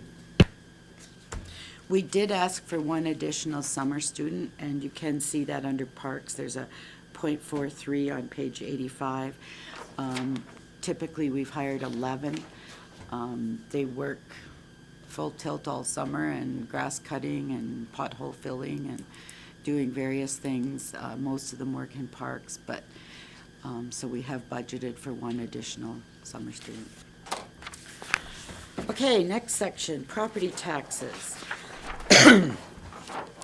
So, on page 88, I always try to translate things into something that I can relate to. When we talk in millions, sorry. Councilor Mosque. Thank you, Mayor Boniface. Just backing up to page 84, Ms. Quinlan, before we move on, I just had a question under section 50, social services, line 54, Creekside admin. There's nothing there, and I'm wondering if you could explain what Creekside admin is. I can. Thank you. So previously, we used to own 3 houses in Creekside that the town obtained through an affordable housing grant through the provincial government. Since that, and then we used to rent them out and maintain them and so forth. So a portion of this, a position was dedicated to those homes. We have sold all 3 of those homes now, so we no longer take that. We sold them to Habitat for Humanity. So Habitat for Humanity now operates those homes, or is the owner of those homes. So that line item can come out. Okay, thank you very much. Yes, thanks for catching that. I should have removed that line, so it will be gone next year. Okay, so on page 88 of the property taxes, I always like to try to drop it down into something that is relatable in my mind. When you say, oh, we're collecting, $10 million, well, I can't conceptualize $10 million. So what I've done is I've taken our taxes and assigned them against the various, I call them divisions within the organization, and then taken an average residential cost, and I've tried to drop it down into a daily cost so that it's something I can understand. So if I look at protective services, the daily cost of having fire, RCMP, CPOs, OH&S, emergency management is $1.92 a day. So kind of a cup of coffee. If we look at transportation, so the cost of, maintaining our roads, whether it's winter snow removal, potholes, all the different functions that transportation maintains, it's $1.21. On a daily basis, it's $6.66 to have all the, so I can't remember, is it 365 services? Or over 400, the cost on a daily basis of receiving over 400 services from the town is just under $7. So to me, that's something that I can understand. The fact that I know my home is safe. If there's a fire, the fire truck is going to be there. But it to me, just kind of gives me a little bit of a way to understand the cost of the service on a daily or, property tax basis. Like an average residential property pays $2,400 in taxes, and to have, full police, fire protection a year you're paying $700 a year to get that service. But to me, it kind of helps you relate it. I also do try to give you some sort of average property tax increases, particularly with the residential. We've got several types of housing, and there is significant differences in the size and cost of them. So the next table just shows you that, a single family, we've got 1,726 of them. Their increase is going to be about $99 a year, down to, a duplex, a fourplex, townhouse, condo, and mobile homes, either on their own lot or in a park. Those are the overall increases that they will see. So, works out to $85 overall, but with the high being 95, the low being $14. And then there's just, I do, Oh, 1 second, please. Counselor Shippold. Go first, sir. Okay, thank you. Question on your list of stuff there. Where does land in a mobile home park, where you've got mobile home in park tax, but where does the land fall into in a mobile home park? So I don't know which one of these categories it falls under. Or what? would it fall under business or commercial? Yeah, so like the mobile home park land? Correct. Yeah, that's not in this graph. So what this graph is showing, so mobile home, in a mobile home park, that mobile home is gonna, Yeah, that's there. is there. Mobile home on owned lot, so that's a residential subdivision where With the land. the mobile homeowner also owns the lot. So that's what's showing. Right. The land would probably be, I'd have to double check, but it would be classified as a business because it is a business to rent out the land. So the assessment for the land portion would be under the non-residential category. Because it's owned by one person Correct. or one business, right? Counselor Musker. Thank you, Mayor Boniface. This is not a budget question, but on page 89, under that average property tax, it says we have 85 vacant residential lots, and I'm wondering, I can't imagine where 85 lots are. Does anybody have that information for me? Where do we have 85 vacant residential lots? Counselor Boniface. Is that maybe including Laban Homes lots and? Yeah. If Okay. they've been subdivided, they would be counted as Okay, so vacant that would residential. Get most of them, and then there's the odd little, no? So it'd be Laybon and Creekside, it'd be the empty lots in. They probably have an average of over 60 over there, but it's over 35. Oh, And then phase 8, they have probably 25 vacant lots there. So. Okay, so Mr. Schwader, mostly Laban? Okay, thank you. Do you have further? Thank you. okay. All right. On page 90, and again, it's based on an estimate, but I do try to roll in the educational requisition and the seniors requisition. They're based on last year's numbers plus an increase, but just to show, right now, we're showing no change in requisitions because we're not anticipating anything right now. And, yeah, just another graph showing the change in municipal taxes. So right now, it's only showing the municipal portion. The next 2 pages, again, I'm showing you the assessment, and it's the breakdown. I'm showing you that from the 2025 final to the interim, there is no change. No, on this page. There's no, no, down, keep going. Right there. There's no change. Once we get those numbers, we do update the assessment for the final tax bond that we calculate. But this is giving you the breakdown. So basically, we've got $770 million worth of residential property tax assessment and $286 million of non-residential. And machinery and equipment. So our total taxable value is, I always love saying this, $1,057,000,000. And then there's exempt properties. It's an accounting thing, right? And the next page, and I'm not gonna walk you through it, but this is my little complicated spreadsheet of how I calculate the taxes. So, because we've got different tax rates, I have frozen the vacant residential and the vacant commercial as requested. So after we discussed it at service level, I went back to this and said, okay, we want to keep keep them. You'll see there's, under the change column, there's 2 little dashes. That means their taxes did not go up at all. We kept that the same. And basically, everybody else was experiencing an increase.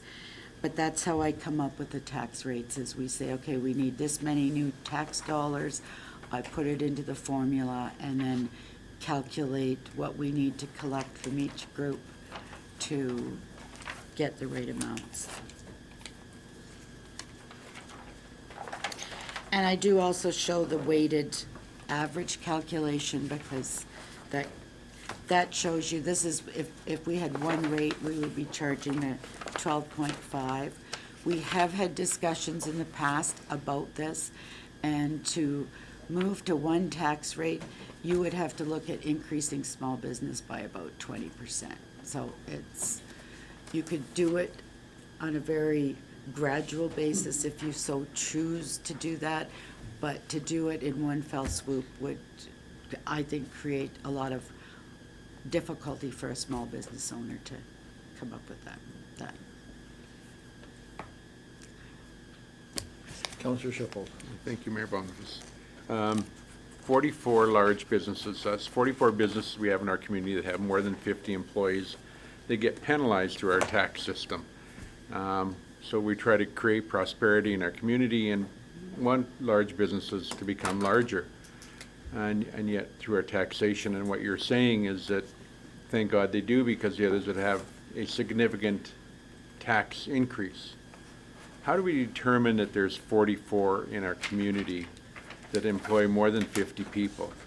And in our service level review, we had a discussion about trying to bring that together, did we not, down the road, where we were going to try and I lessen think that it? was in prior years. Is it in prior years? Someplace we had a discussion about trying to lessen the variance between small business and large business. So 2 questions. Number 1 is, how do we determine that there's 44 large businesses in our community? And secondly, can we move towards bringing those closer together so that we don't penalize the large businesses? I appreciate the fact you're saying smaller businesses have to pay, but anyway. So when this was established 8 years ago, I believe, it was done through a business owner would have to submit their payroll for employees to the assessor to determine if they had 50 or more employees, that if they were requested. To be honest with you, I think there's actually, out of those 44, because it's based on the owner of the land, I think there's only 1 that are actually local. The rest are like the McDonald's, like the large franchise where the corporation owns the land. So that tax bill, for example, gets sent to Toronto. I would have to look through the whole list, but I think there's only 1 that is actually local. 44 is a significant number of businesses that are considered to have more than 50 employees. Yeah, so I mean, like you're looking at, it depends on the land. So you're looking at like the Fortis building, you know, McDonald's, like probably, I don't want to guess, but we could obtain that list. Okay. It is maintained though, so that 44 is an accurate number. Our assessor maintains it annually and determines it. Thank you. Okay, so that's sort of the end of the tax discussion, but I always like to show you the assessment and basically how we calculate the tax. The utilities, again, I think we've discussed this during the service level. These are the same documents that you received, but it's showing what we have forecasted in the 10-year study of where we need to get the tax rates to. This would be the last year of, I would call them large increases, because we're really accommodating the wastewater treatment plant coming online. The next years, you're looking at, basically, I would call it almost a cost of living increase. We do go out and we literally go to site by site and pull everybody's tax or utility rates to do a comparison of sort of our local municipalities. The average for communities surrounding us is $164 per month based on 14 cubes. We're still below that average, which is based on these rates, 14 cubes a month, we're looking at 153. So we're still paying less than sister communities for our water, sewer, and garbage. And we did drop the garbage rate by $4 because we were pulling the EPR out. And once that's gonna, the grant is in place for the rest of 2026, and then once that year's over, then they're gonna take over the contracts completely and administer them themselves, so. Okay, question? I'm sorry. Counselor Boniface. So I see that on the page 97, we don't have the curbside recycling number there. That's Or, because it's free now. okay. It's basically, we're collecting it and we receive a grant from Circular materials. Circular Materials that covers our costs of curbside pickup as well as the residential portion of recycling at the eco center. So they're paying, they give us a grant to cover those costs. Nice. That's a good celebration. Yeah, and so they're trying to put it back onto the producer that they have to pay for the cost of recycling. And after the end of this year, then they will contract directly with the garbage collectors or the recycling collectors and pay them. We won't be involved in it whatsoever.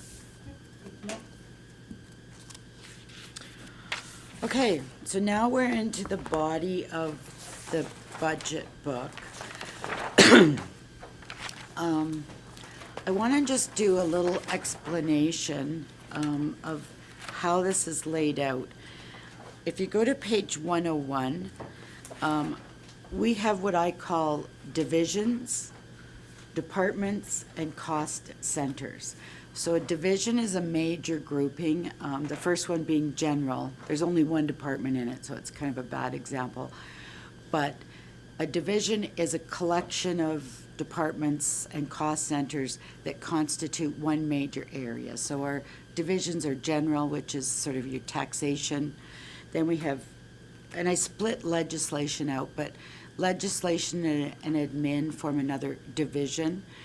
Then we've got protective services, engineering, and operations. So those are divisions because they're performing sort of like services. Within that, we have, you'll see some pages that say department, and then we've got cost centers. So for example, the water, there's about 4 or 5 cost centers because they've split water into like distribution, treatment, different categories. Those are a cost center and they roll up into what I would call a department to show you the total cost of all of the water operations within the organization. In the budget, basically, and the CAO was referencing this, most budgets, if you go look at other municipalities and even the GFOA standards, would only give you to the level of what's on page 101. They would only give you the budget to sort of large major categories of revenue or expenditures. So, there's taxation, sales and user fees, and then under expenses, you usually see personnel, materials and supplies, contracted services, bank charges, and sort of grants to individuals. So normally you would only get information to that level, and if you go look at other towns, That is quite often the level that they give you. We do give you more, and it is sort of in the hope of being able to sort of reassure you that, you know, we've done a lot of due diligence. We give you the next page, which is a by GL category of the changes, and then the subsequent page, we can actually break a GL account, so a one account into multiple categories. As managers and directors, we use this a lot during the year, and we'll walk through it on the taxation. You can see where I do provide individual changes within one account.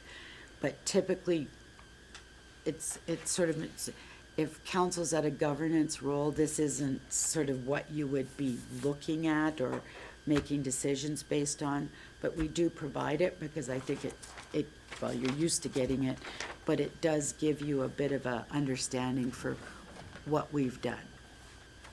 Okay? So, general is basically your taxation revenue and some of the really big overarching revenues that don't apply to any one specific department. It's taxation, it's the requisitions, grants in lieu, franchise fees, interest, and then we get a couple one provincial operating grant, and then the local operating grant is the one that we get from the county. So it's just showing you the individual changes within each of those. This will change. Say if I change the tax rate, then this will change again. I'm not going to go through each of these line by line. I guess if there's questions, I would take a question at this time. Go ahead, Counselor. Thank you, Mayor Boniface. Just on page 102, I just had a couple of questions about acronyms, and the 291% change in, which was in the revenue part. I like big numbers that are around revenue. The M&E is, again, and Mr. Crouse had told me, but it's gone out of my head.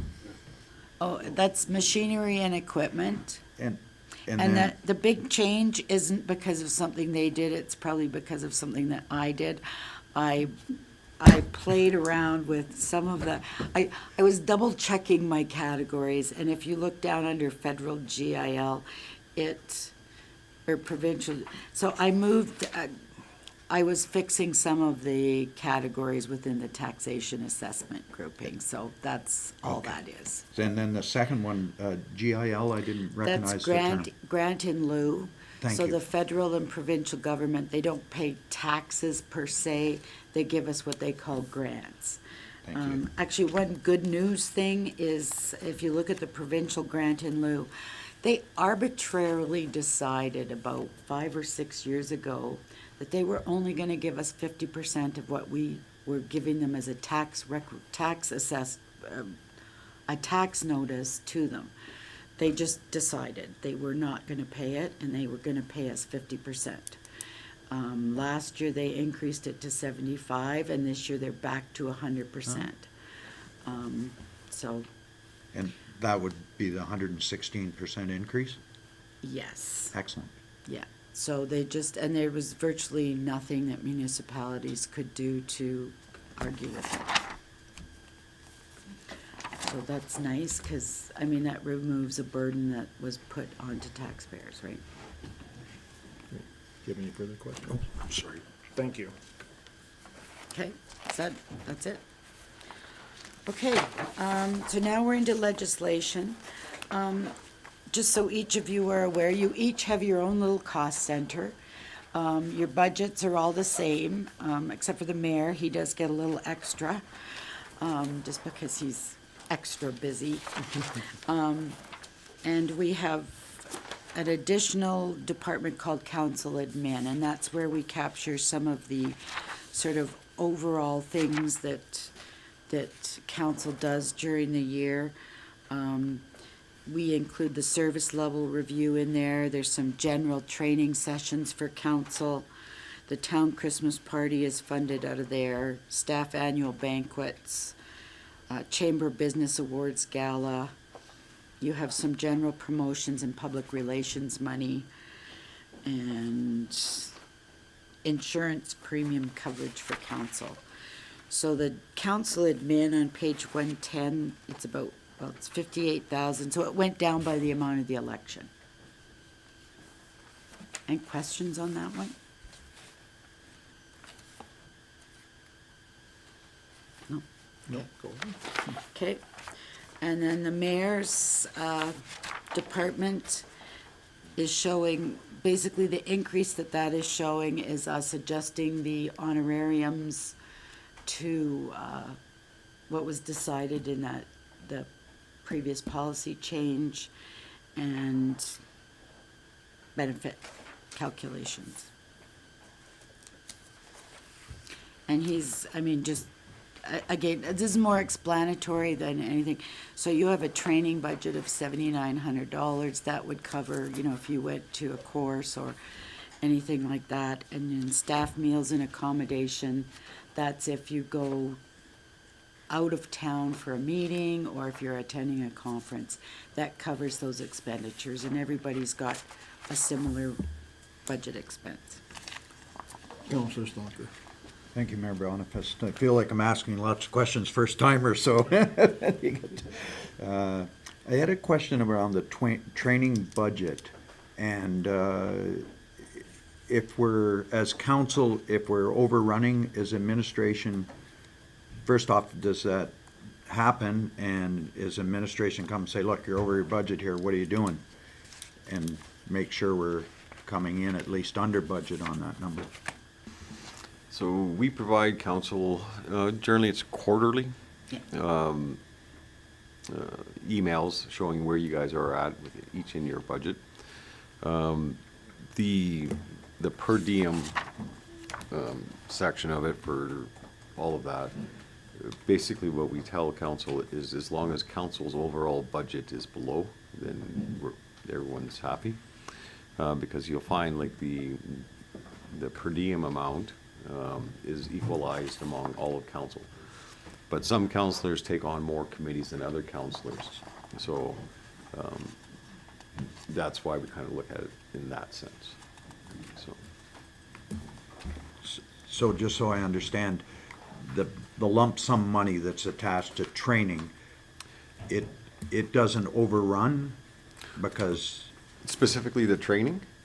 well, yeah, we'll talk about training. I just wondered if that, the total sum for all of council that's attached to training is, if it's overrun, does that take a motion at council to pay those additional costs so that we don't take too much training, I guess, if there's such a thing? No, so that would be like an operational overrun.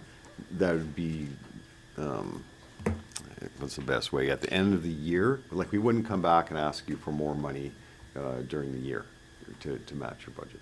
So at year end, that would be running your budget in a deficit. And when we do the final audit, that's when we look at the big picture. Generally, we end up with a small surplus. Okay, that's Yeah, what I was yeah. hoping, is it's surplus, not a deficit. Yeah. There we go, thank you. Like what I tell staff is, like each budget line item, that's our best estimate of what it's gonna cost us for a full year. So you'll see in each department, some budget line items will be overrun. A pump went down that we didn't predict or something like that. But what I asked each director is at the end of the year, even though some line items are over budget, is try to make sure you hit that bottom line. So, it's a budget, right? So that's what our goal is throughout the year. Okay.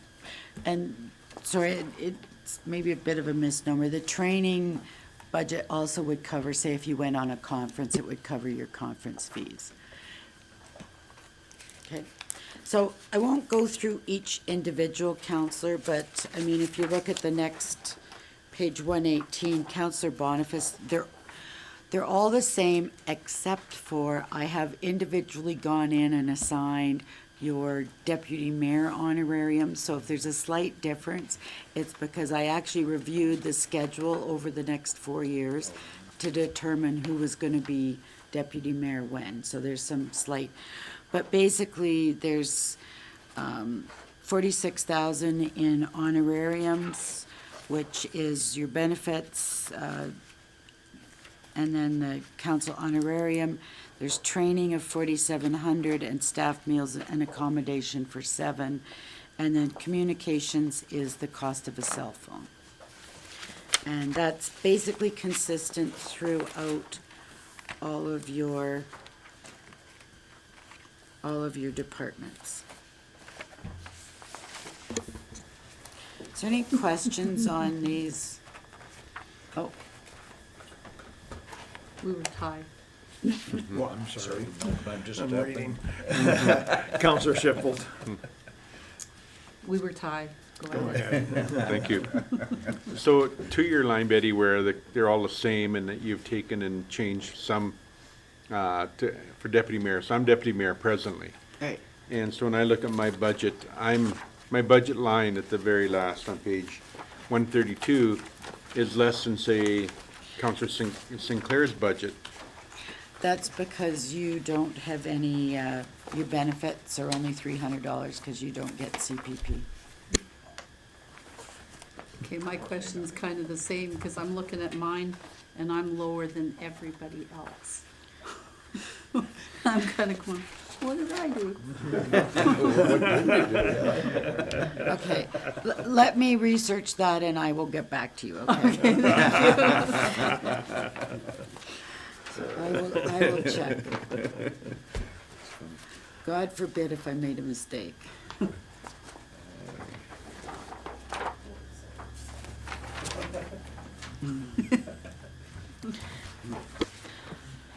Okay, so I will research that and then get back to you on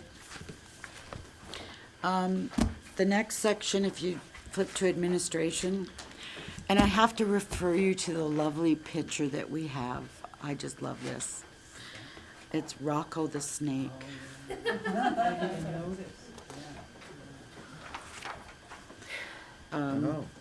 He was located on a trail near where I live, and they pack him up every fall and store him in totes and put him back out every fall. But people have really joined in on this little community adventure, and I just love it.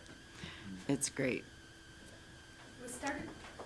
It was actually started by a couple of kids 2 summers ago.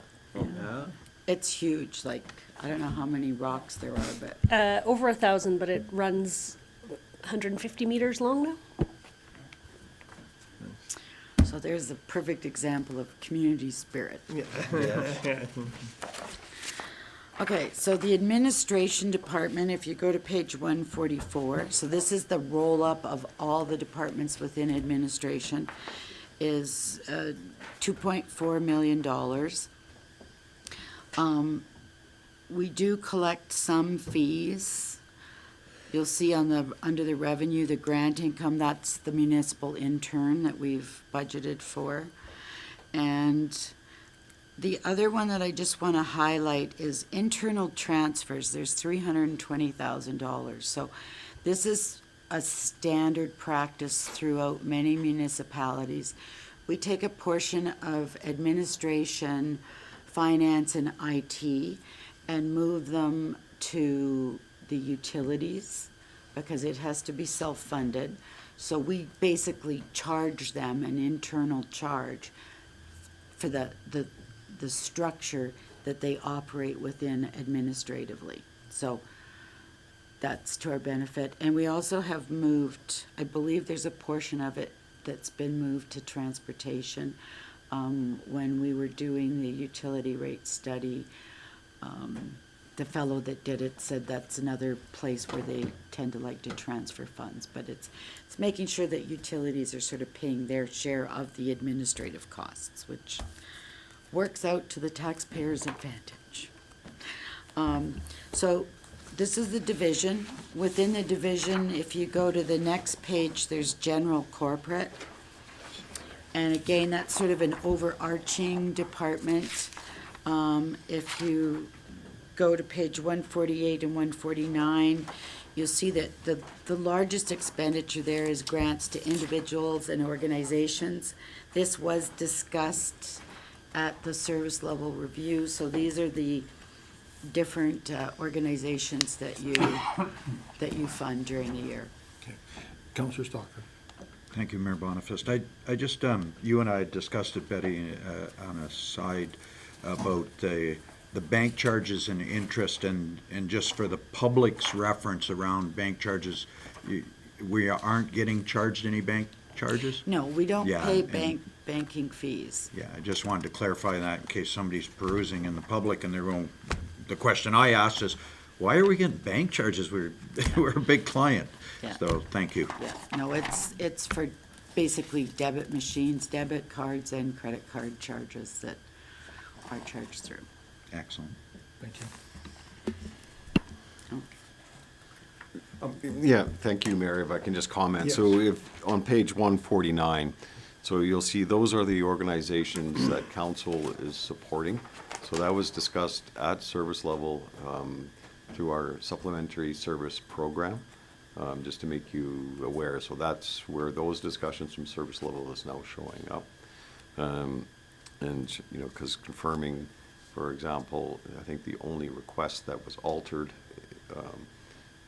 or not given fully was the warming shelter, where council is maintaining the $300 a day for the -20.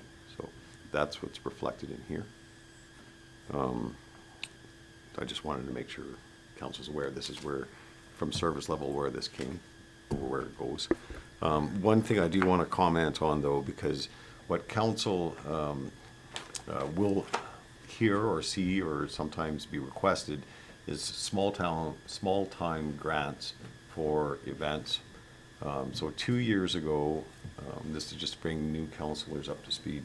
So 2 years ago, the town used to have a small grant program where organizations could apply for between $500 and $1,000 for the town to support an event or something in the community that was open to the public.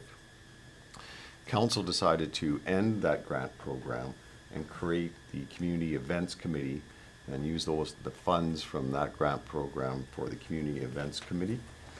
That way, the town would be hosting or putting on at least 2 events a year for the public that were free.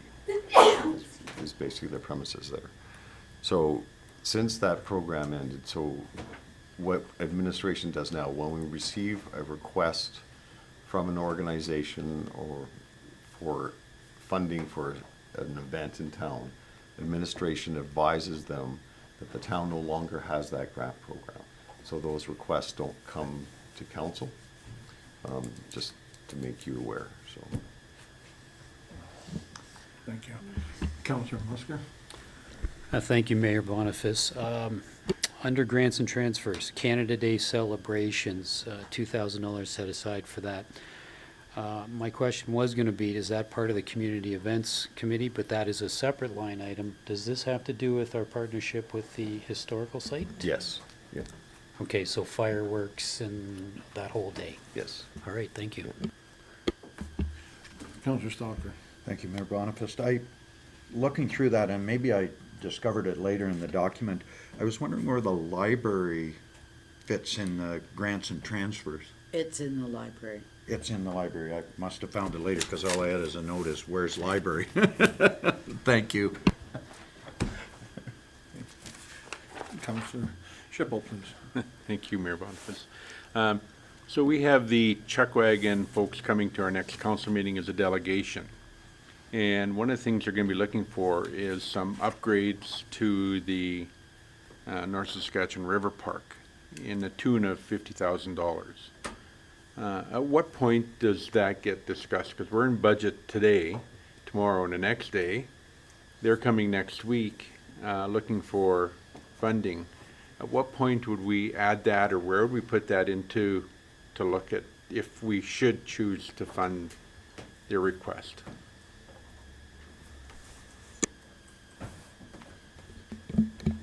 wasn't aware of the amount. I know they're coming on the 16th, because currently in this budget, we don't have any capital upgrades for the North Saskatchewan River Park. So when they present to council, and if council's in agreement on the 16th to do those upgrades, it would be an amendment to the capital budget. And that, those funds would come out of reserves. It would not affect the operating budget. Thank you. So we don't have to worry about it in the next 3 days, and we just sort of wait till we hear from them and. Yeah, because then because council can amend the budget at any time, right? So I think, I mean, I wish their timing was a little sooner, but it's not, but we can handle that. But if council agrees to do the upgrades, then it'd be a motion of council that the 2026 capital budget is amended by, and then go from there. Perfect. Thank you. Councillor Boniface. Thank you, Mayor. The funds that were taken from the community grants that were moved over to the CEC, were there many requests from the community for the grants? We still receive requests. Ms. Breeze is the one who handles those calls, so she could probably give you more on the numbers, but I would say, like, I think we've had 3 in the last month, to be honest with you.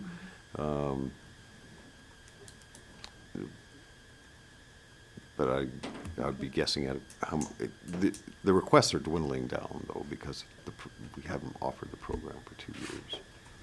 Before that, was there more? If I may, Mayor. So what happened was when the last council made that decision, we actually contacted all the organizations that were typical recipients of the grant to let them know, because of course it affects their budgeting and fundraising for the year. The previous year we had, or there was lots, because it was reduced to 1,000, so we had a lot of grants coming in. So yeah, it was quite a busy program for the department. So every year there's more and more requests coming in. Okay, thank you. Any other questions? Please proceed. Okay, so if you turn the page to 150 and 151, CAO's office, this covers the CAO and the legislative services, so there's basically 3 people, less than 3 now, because we've got 0.3 of that transferred to CPOs, but this is their department. Basically, it's salaries, there's training and travel and conference fees, some communications, which covers the cell phone, and there's a legal budget for any legal issues that we may encounter during the year. And you can see there's a transfer of 100,000 that goes to the utilities department.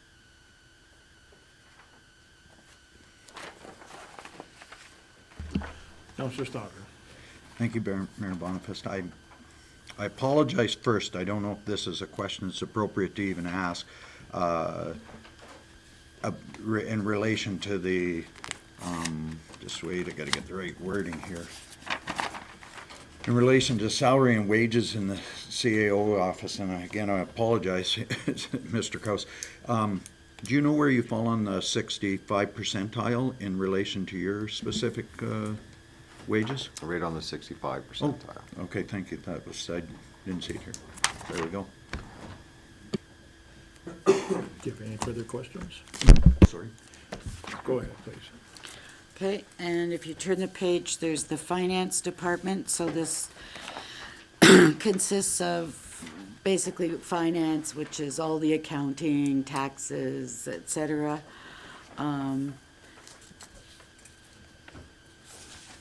We do collect tax penalties and fines for, say, overdue accounts receivable and NSF checks.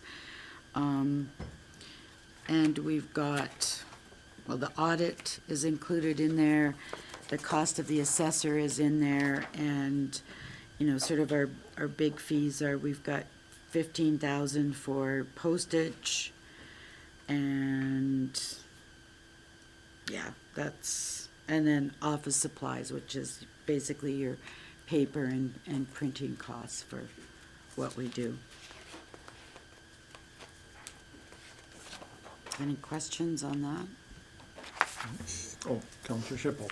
Sorry, thank you, Mayor Boniface. Just about the training number going up 88%. Is there going to be new on page 152? So increased by 88.89%. I mean, the number's relatively, it goes from 10,000 to 20,000 basically, but the question is there going to be some programs coming forward where you've increased that number so much? There was an extra $7,500 put into the budget for 2026. It's not FOIP anymore, but for basically FOIP training for the entire organization. Correct me if I'm wrong, but we also have to send the intern to training and conferences, so that's part of it. Oh, yeah, yeah. Yeah, we added $9,300 for municipal intern training. A lot of times, if they go to a conference, it's free, but they spend a lot of time at a lot of conferences because they're learning. At Alberta Munis, we had the luxury of sitting with 4 in training. It was super good to talk to them and where they were at, so, yeah. Okay, so if we go to the next section, it's information technology, so 160 and 161. There is an increase in our contracted services. In the past couple years, I have dropped the budget a little bit, and we're just finding that IT annual fees, costs are increasing, and as well as the cyber threat, it's getting very real. So there's just increased costs in some of those, and we had to do a big upgrade of machines because of Windows 11, because all our machines had to be compliant. So there is increases in IT. Counselor Stalker. Thank you, Mayor Boniface. On page 161, I noticed the professional consulting's up 52.49%. And I'm wondering if that is what we expect moving forward, because, like, I guess I'll ask the question first. Is professional consulting our IT people that come in to do IT for us? We have a managed contract, so we don't have IT staff per se in the building. We hire it out to a company that provides sort of a full-service IT. So I guess that number, 198,240 for 26 budget, is that contract. Is that correct? Yes. So do we expect that to be what it's going to be going forward? Because I'll get to the point, is I'm wondering if there's been any consideration here around council that we should consider hiring a full-time IT person. And is that feasible? I don't know if that's feasible. When I look at that number, anyhow, that's my question. I'm not sure if that's for administration or the rest of council. Do you want me to speak to it? I would never recommend doing that. I find the service this company provides is absolutely, I really like it. It's very broad and wide-based. I don't know if one IT person could manage this system, as well as having the breadth of experience, because they're dealing with everything from help desk all the way up to managing servers, hardware, software, monitoring cyber threats. The software that this company has in place is, I mean, I don't understand it. So it's very extensive. So if you tried to build this in-house, I think you'd have a lot of difficulty. And to find 1 or 2 people that were well-versed enough in every aspect of IT, whereas I don't even know how many employees they have, but whereas, you know, you could take a you've got somebody that's good at help desk stuff versus somebody that's good at server maintenance and management and cybersecurity. One person would never be able to manage all of that. So maybe the council, I think the school board actually does have an IT person on it, and I'm wondering if there's any room for a partnership with, the county, I assume, does contract too? Both. Oh, they did, they have somebody on staff as well? Yeah, some places have Okay. like a full-time manager, and then they'll hire this kind of company to do the work for them. So then I had just one more question, because it wasn't clear here. Do we envision that price tag is what we will be paying going forward, or was this a bleep in the system to? I am assuming it'll stay about at this rate. Okay, so it's the price has gone up. Yeah. Okay, maybe something that we need to discuss. Counselor Shipple. Thank you, Mayor Boniface. The whole IT number is fairly significant. It's 334,000. I guess the question is, how often, I appreciate the company we have right now gives us excellent service. For 334,000, I would hope that they would give us excellent service. At what point do we go knocking on doors and see if there's other companies out there who would give equivalent service at maybe a lesser cost? Some of these people get stuck in a rut and give us these increases year after year, thinking that they're the only show in town. At what point do we look elsewhere? Do we go with an RF for bids? RFP, thank you. At what point, or are we just sort of staying status quo and happy and where we're at? So I guess the question is, at what point do we revisit 334,000 and make sure we're getting bang for buck? I mean, absolutely you could, but the 155 is just licensing fees for all of the software that we operate. I can remember 10 or 15 years ago, hearing something on the news saying, people are gonna stop owning stuff and putting it on your computer, it's all gonna be up somewhere and you'll just buy it as you need it. This is the result of that. So we pay licensing fees on an annual basis to access cloud-based software. So half of that cost would never go away, doesn't matter who you hire. It's just, that's the cost of buying that software. Like, I mean, if you look through, it's your Microsoft annual licenses, it's Microsoft Business Standard, it's our Laserfish, our Meraki Enterprise, the Questica Catalyst. You know, it's just the cost of doing business. So absolutely, you could look to other companies to see. I guess it would be a really big transition, and I just would worry about the cyber threat, like the security that we have surrounding all of our systems. I value it pretty highly, but absolutely you could look, but I wouldn't advocate for it. Sorry, Deb had a question. I just want to add,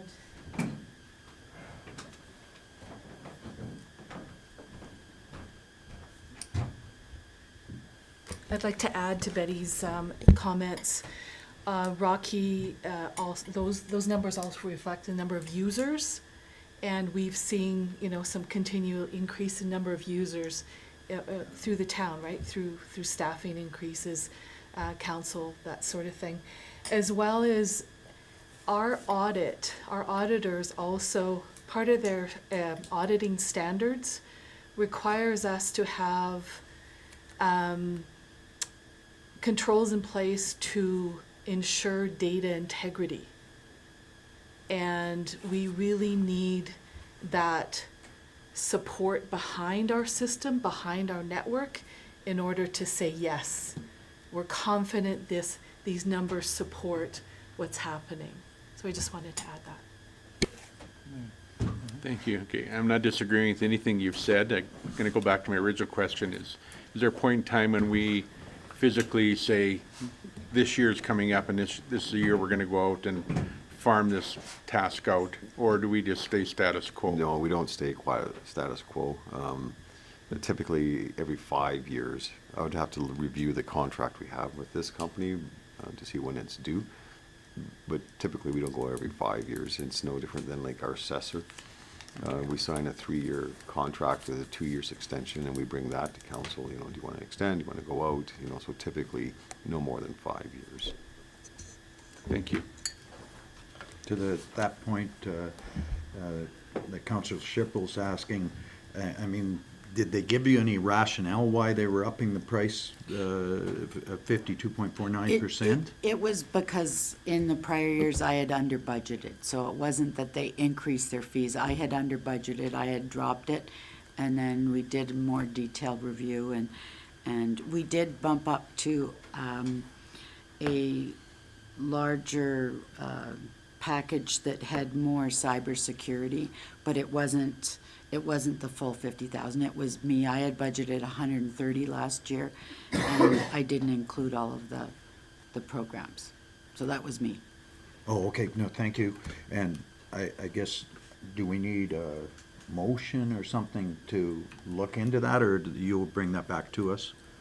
I'm certainly interested to see if there's a different price tag or price point for similar service. I don't know if the other rest of council feels it's valuable. Thank you, Mayor Boniface. To Mr. Kraus, when was the last time that you had a look at these? Say every 5 years you have a look at this when the contract expires. Do you, off the top of your head, know when the last time it was looked at? I would have to review the contract and Okay. come back to council. So. But they haven't been our provider since I've been here, so that's 8 years, so it's probably getting somewhere close. So. Okay, thank you. Councillor Schippel, did you have a question? And that was my question. Thank you. Thank you. Sorry, just a comment on the history. I do believe that in the past we had an IT person because I borrowed them to Blackfalds. And so you had an IT person and this contract. So when they left, we eliminated a full position and just had them do, but so historically, that's what was done. Okay, the next department is communications.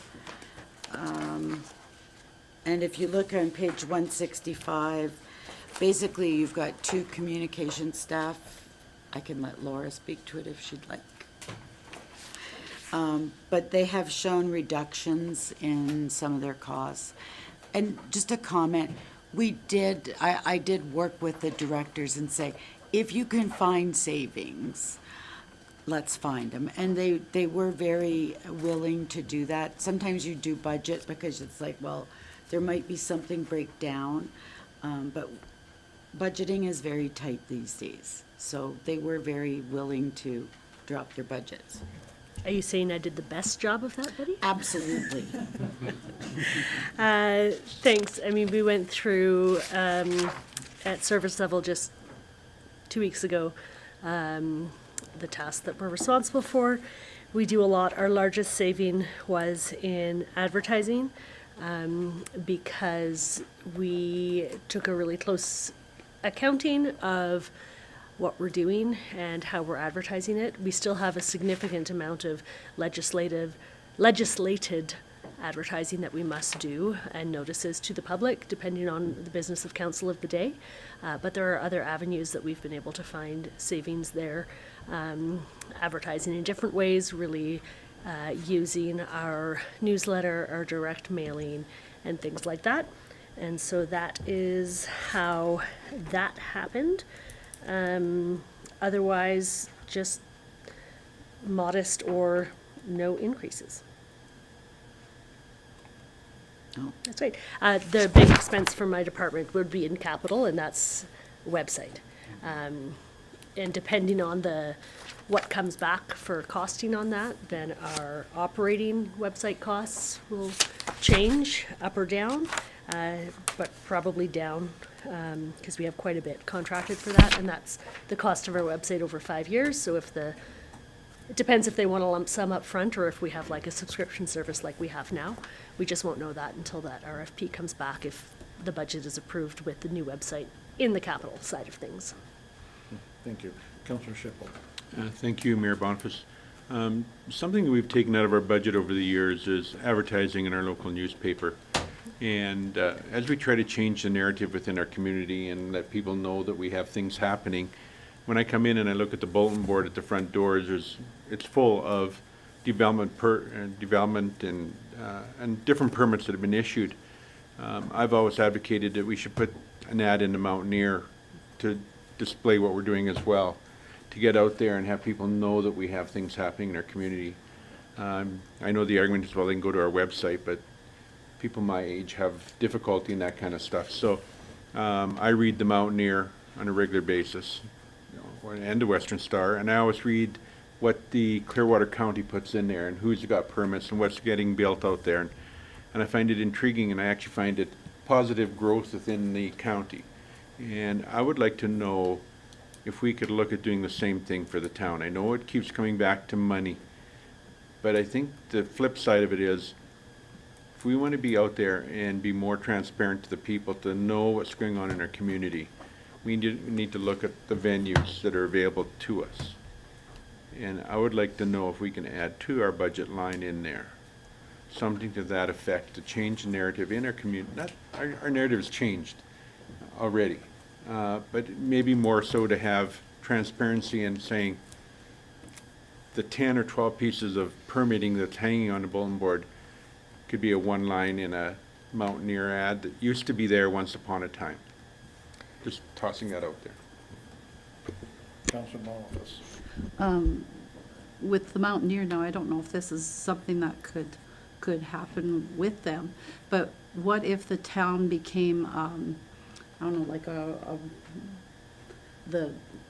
like the cowboy news thing, like if it was a weekly thing and we became like a little, I don't know what I'm trying to, but not a non-advertisement that we wouldn't have to. like the court news or We something would, like that? yeah, and like we would become a supplier of information, and so we would become like on their staff type thing, because we would be part of their editorial staff or something and put in, I don't know, does that make sense? Or do you know where I'm going? I understand what you're reaching for, and it, Not gonna happen. no. We couldn't be hired as We one could of their not be staff hired. editors or? Not at all.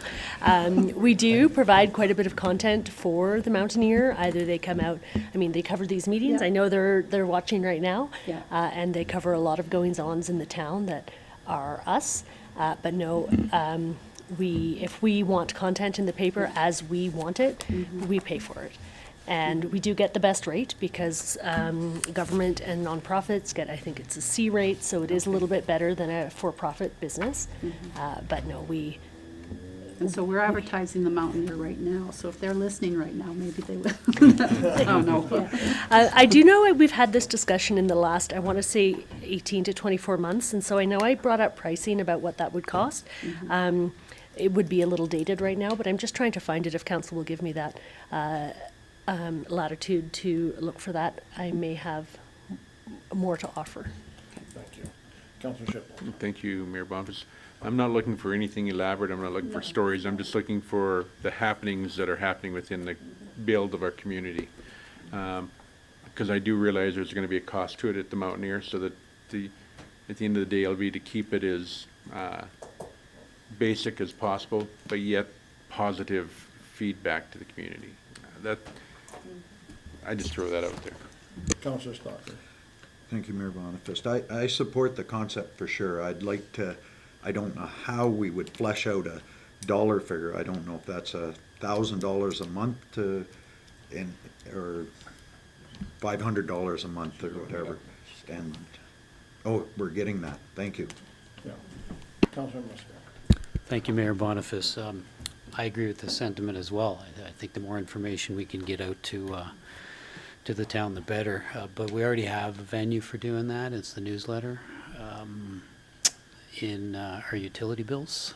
And so I think that would be a great way. Money's already being spent there. And I think that should be something to be considered. I would like to leave it with the communications department to come up with some suggestions. As a member of the community that does not get a utility bill, I wouldn't see that, just as a point of reference. Councillor Sinclair?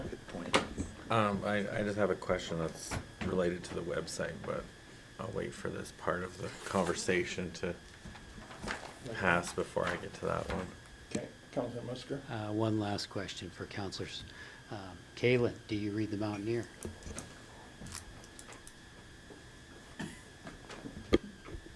Yes, I do.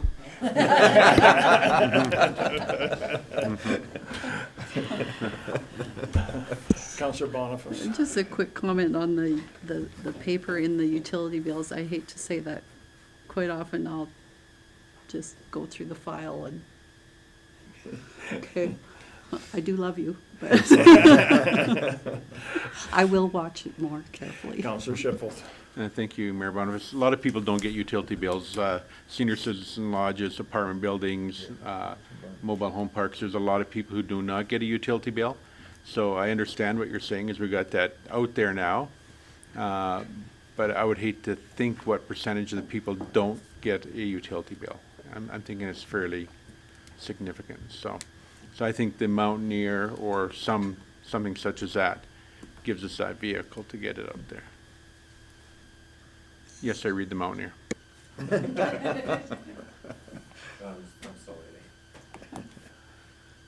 Okay, any further discussion? I can't find that under pressure, but That's I just absolutely fine. will get it to you before the end of these budget deliberations. Thank you. Yeah. Councillor Sinclair? So I have a question regarding the website services. One of my favorite things is the GIS map. And is that part of the website or part of a different department? That's in the planning department. Or maybe engineering, maybe both. Planning. It's under planning, yeah. They pay the bill. Oh, okay, so engineering pays the bill. What's the frequency? But we all use it. Yeah, so is that a subscription service or? No, it's free for the public. Yeah, no, yeah, but I mean, that's, Oh, for us to. For us as- Yeah, there's an annual fee for the company to manage it for us and to input stuff. okay, and then. we go through there. Okay, so, well, I'll wait for that point then. If I can just repeat that for the benefit of my colleagues not having microphones. There's an annual fee, and you'll see it later in the budget discussions in the planning department.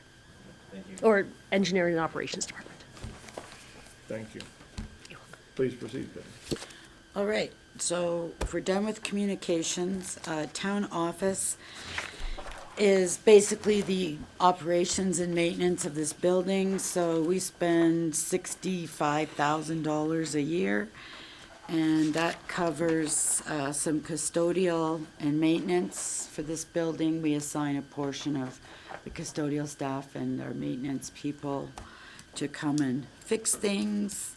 We've got an alarm monitoring system, and basically there's some money in there for building maintenance and our garbage renewal and water and sewer. So pretty basic. And that's the administrative section. I would say that we're right on target. Good job, you guys. And that's administration. Actually, can I just respond to Councillor Boniface's question? Sorry, when you asked me about your budget, I wasn't thinking really fast, but your budget is the same as the others. The next one, Councillor Kaylin, I believe, is a deputy mayor during 2026. So 58, no, let me just, yeah. So 58,000 is what you have as your budget, and if you go past Councillor Kaylin, who's a deputy mayor, Councillor Moosker is the same as yourself, as well as Shipple's. Councillor Shipple is a little lower, but the others are the same as yourself, so you do all have the same budgets. Good. Thank you very much. I guess we will stop for lunch and see everyone back in a bit.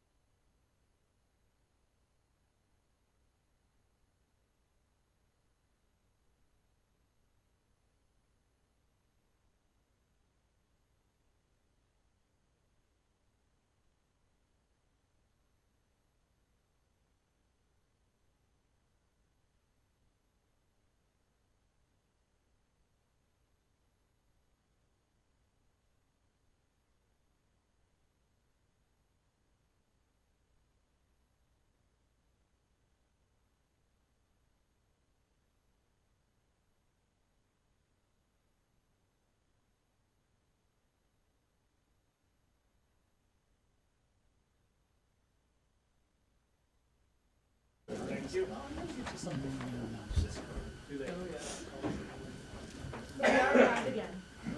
Thank you very much. Welcome back. We're on to protective service.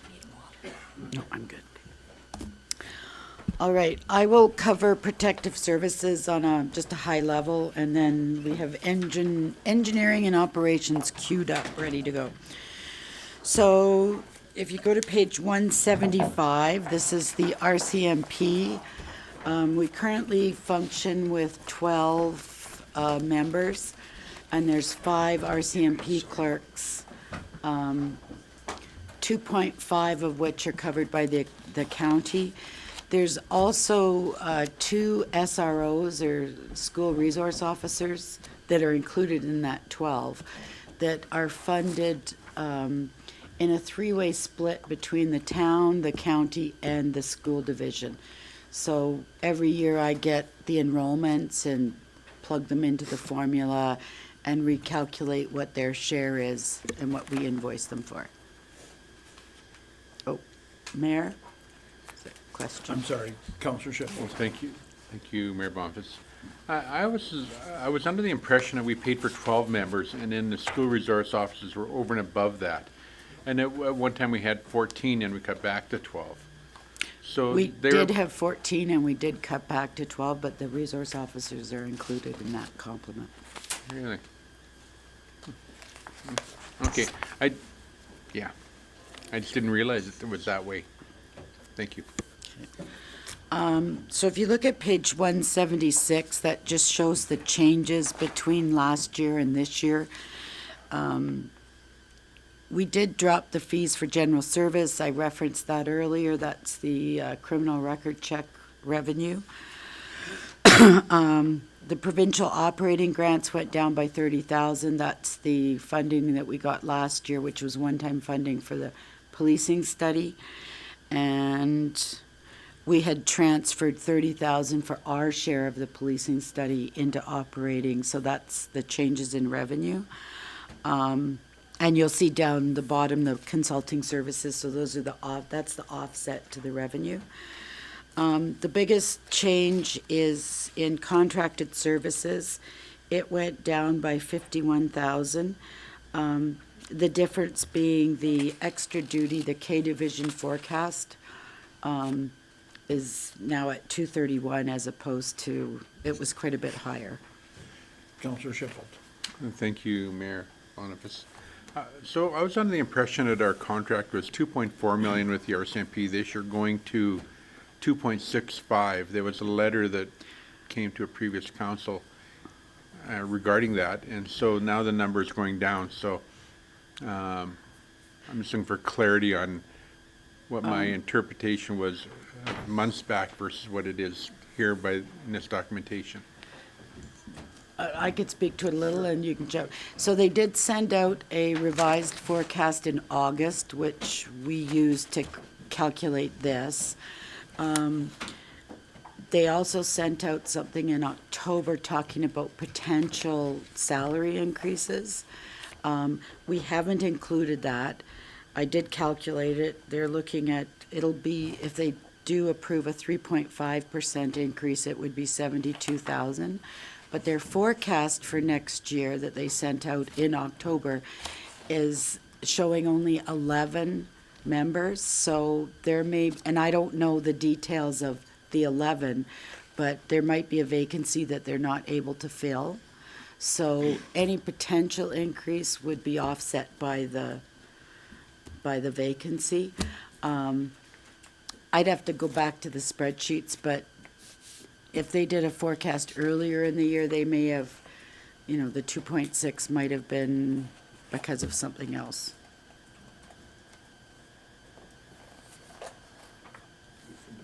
So they're adjusting their forecasts on us every few months.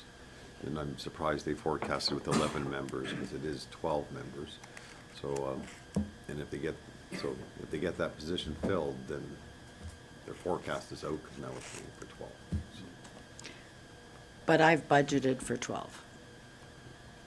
But we did receive a letter that, to anticipate a 3.5% increase to the salary of their members. and that's gonna be retroactive to March. So we might get a substantial bill here.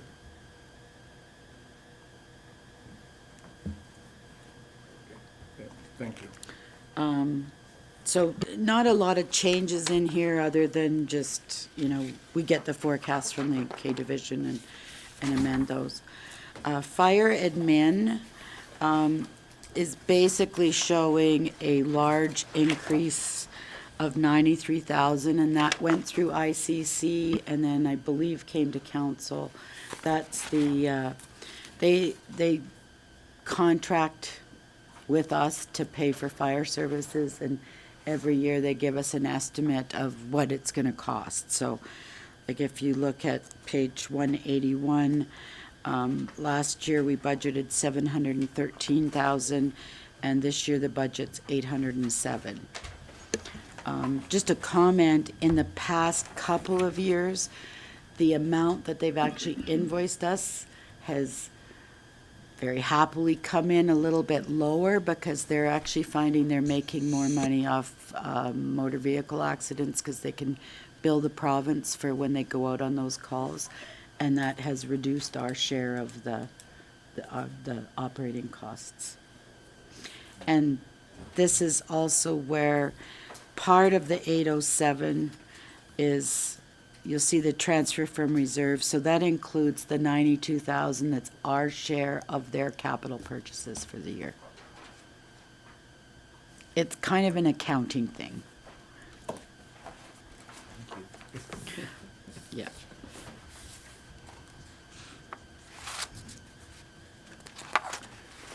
Questions? Just, Sorry, go ahead. thank you, Mayor Boniface.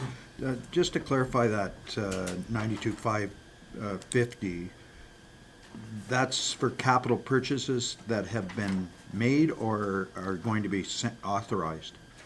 They're in the 2026 capital budget. Yes. And the county, they presented it at ICC. That's our share of their equipment. It is listed in the capital budget, but we can't capitalize their assets because they own those assets. We're just giving them money towards the So purchase. I may have not worded the question. Are we locked in that we're paying that? Yes, unless their I purchases was come afraid in you were gonna lower say than that. budget, yeah. Okay, the next one is the fire hall, so that's just the operating costs for running the fire hall. Really nominal amounts, but basically it's $30,000 a year to manage that building. The next department is disaster services, so it's not a large department. There's $10,000 budgeted in there. We do training for emergency management, and that's, yeah, I don't have a whole lot to say on that, but.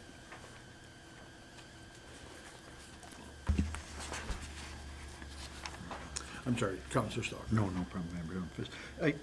I just missed something back on the initial page, on page 181.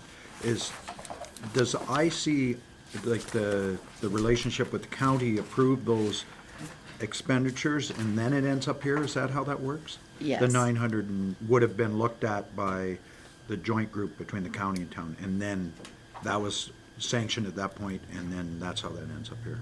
That's correct. Okay, thank you. Now Well, I know how that works. Maybe just a little clarification. It's just recommended to councils, so it's up to council to approve that budget today or through this process. The ICC only makes recommendations to their respective councils. Okay, so those So- purchases, sorry. So the fire department budget increased 6% this year, so, which is actually above our agreement. Under our agreement, the budget can only increase by the CPI for the year. And if it's at the CPI or under, then we automatically approve it under the agreement. But if it's above, it's up to council's decision. So this year, they're proposing a 6% increase to the overall fire budget. which was primarily for another full-time position. I believe it's a training officer. So that's under consideration for council today. That's in here somewhere, I remember. Well, that's in their operating, that's in our transfer to the county for the fire service. So that would be, On page Page 182, 181. we pay 714,000 for their operating costs. So by accepting this budget, council's accepting the 6% increase that the county wants for fire service. And I guess the document was fairly lengthy, no doubt. I may have missed it, or I certainly don't remember it. And what are we getting for that 6%, which would be an extra 2-point-something% over CPI? What are those items? The main item is one new position, a fire training officer, where currently their training exercises are coordinated by their paid-on-call members, but now they're shifting it to a full-time position. Councillor Schiffel, or Deputy Mayor, correct me if I'm wrong, because it was all in the ICC. Okay, thank you. Yeah. There we go. I got it. So there was a couple things that came out of that ICC meeting that I questioned, and that was one. The other one was for air backpacks, and I know I've circled it in here someplace, and I don't know where. Well, so that's capital, so Huh. that would be discussed in the capital budget. Okay. But that, on page 182, that capital purchase grants to regional fire, that's where we transfer the money then for their capital projects. Okay, so back to the question is, so the fire department has grown over the years and grown. And so this is another full-time position they want to put in there. And once upon a time, we had a volunteer fire department here. And now it's paid on call, I think is the terminology they use. So the question is, do we support them bringing in a training person, or do we allow them to operate the way they were operating? And now the person that's in that position now is new to the position in terms of the head PUBA there. I don't know. At what point does that thing is taking on a life of its own, unfortunately, or maybe fortunately, I don't know. I mean, we need fire protection. To what level do we move it? Because every time we hire somebody new, we're getting closer and closer to a full paid fire service.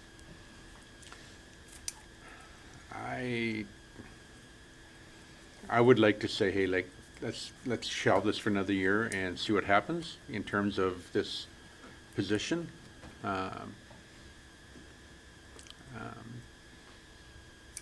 It's one of those nice to have, but maybe not necessary to have. I don't, Mr. Kraus, do you have anything to add to that? That's sort of my take on it. The fire department, over the years, they ask for stuff and we normally say, yeah, okay, because we all need it. And sometimes I wonder if maybe if we don't roll over and play dead too soon in the process. And this could be one of those where we say, no, we're not gonna fund it at this point. So. Thank you. Councillor Boniface. So at what point does this paid-on-call get better as a full-time professional firefighting thing? Like, where's the point? That it kind of makes the sense to go professional than to just keep adding more stuff on. Like, I can't imagine that we're already at the point where we need a professional group, but Yeah, it seems like I agree that there needs to be a stopping point, or at least we need to have a goal or a knowledge of what it takes to make that transition, because this just seems to, like you says, get a life of its own. So, Councillor Chabot. thank you, Mayor Boniface. So to that, we're not picking up 100% of the cost. We're only picking up a small percentage. The county's picking up the biggest part of that. So if the the flip side of it is we're getting probably more than our bang for the buck by doing it, because the county's picking up, they're being kind and picking up the significant portion. And I can't remember what the percentage is, Mr. Gross. Do you know what the number? 23%, I think, but I can verify that here. It's in the budget binder, 23.25. Is it 23%? It is 23% for the granting. Yeah. So is that what our cost is for our fire hall here, is 23% that we pay? Well, no, different, for the fire, for here, we pay 50%, for Station 60. For headquarters, where this position would fall, I think it's 23%, but I can verify that. I can just pull up the agreement here. If I could just make a comment, I believe at the ICC, it did come in originally at 6, and I thought you made a motion to reduce it. No, it came in at 11. and Oh, okay, the okay. motion was reduce it to 6. Okay. Okay. Thank you. Councillor Stalker. Thank you, Mayor Boniface. I'm wondering if it happened at ICC, and that's why I'm asking these questions about this training position is going from part-time to full-time, is that correct? With this dollars? So, it's not even part-time. So currently, right now, they're paid on call. They have a committee of paid on call personnel that organizes their training. So instead of having that paid on call committee, they would be having a full-time position to coordinate their training. And just so I have the correct numbers in my head here, maybe we're talking not as much as I was thinking, that 23%, our portion of that position is how much in dollars? I don't know if we have those details. I don't even think they showed it in their budget. What was it? So, Go ahead, Councillor Chabot. Thank you. So I stand to be corrected here. So in this case, it was 11%. Now, I do recall that motion, and we whacked it down to 6%. So we've already, and the question I had for the person was, can you operate still and do the same thing at 6% versus 11%? The reply was, yes, we can make it work. So having said that, I guess where I'm at is maybe we should just run with the budget the way it is. At ICC, we've given it the discount from 11% to 6%. So I think there'll be a larger discussion when we talk about air apparatuses down the road. So I would recommend that we just move forward on this and support the budget as it is. Is that okay with everybody else? Then please proceed, Betty. All right. So we're at disaster services, so that's basically managing the emergency management function for the town. And we actually pulled that committee together during COVID, where we, as administration, would have meetings to manage, was a disaster or considered a disaster. Community enforcement, basically the increase you're seeing in salaries, that was what I referenced, that we transferred 30% of the legislative services and community enforcement manager's budget, she's got a longer handle now, transferred 30% of her time into this budget just to recognize that she's devoting time to this area. And we had just minor changes throughout. And I don't know if the CAO has any comments on that. no, so just during discussions at service level, we discussed service levels of CPOs. This budget still reflects 3 CPOs. So we haven't changed that yet, because what the discussion was 2 CPOs plus an admin person. So that would have made minor changes.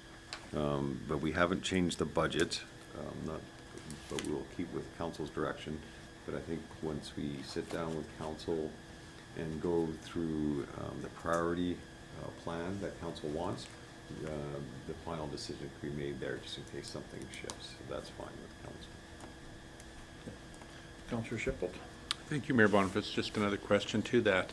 When we did the facilities tour, there was CPO vehicles parked in the town yard and CPO vehicles parked here. How many of those creatures do we have in operation?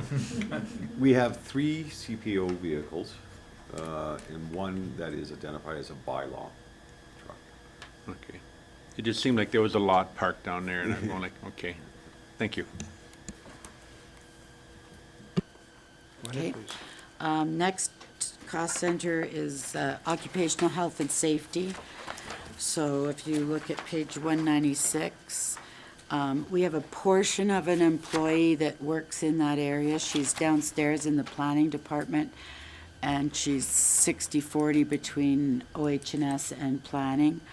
And again, they provide training to the entire organization for any certifications that are needed for OH&S. We operate first aid training, and then if any of the operations staff need OH&S upgrades, they fund those out of here, as well as looking at the detail WMIS. Really important part of our organization, and we've changed it in the last few years. It's kind of employee driven, and I think it's been extremely successful. We've had a couple of audits and come through. I don't think we've got the marks yet, but didn't we get like 99% on our? We got over 80. Over 80, so it really is embraced, and to me, that's really important, because we want our employees to be safe when they're doing what they do.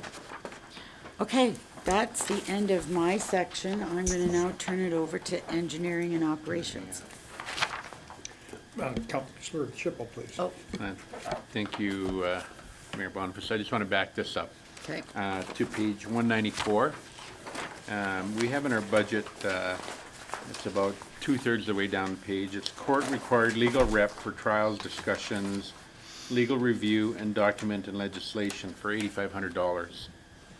I'm assuming that would be at the court process if we take somebody to court. And if it is, does the Crown not do that for us free of charge, or do they bill us, or is it on a one-time, or how does that whole process work? So if it's a provincial tag, then the Crown prosecutor does. If it's a municipal tag, like bylaw tag, then we have to supply our own lawyer.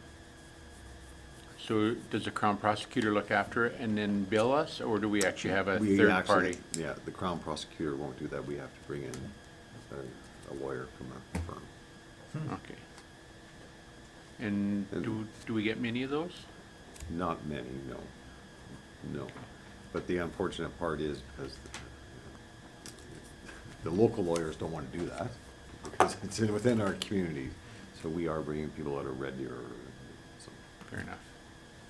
Thank you. All right, off you go. Everyone to be done flipping? All right. Afternoon, Mayor and Council. I guess we'll go to Common Services. I'll go to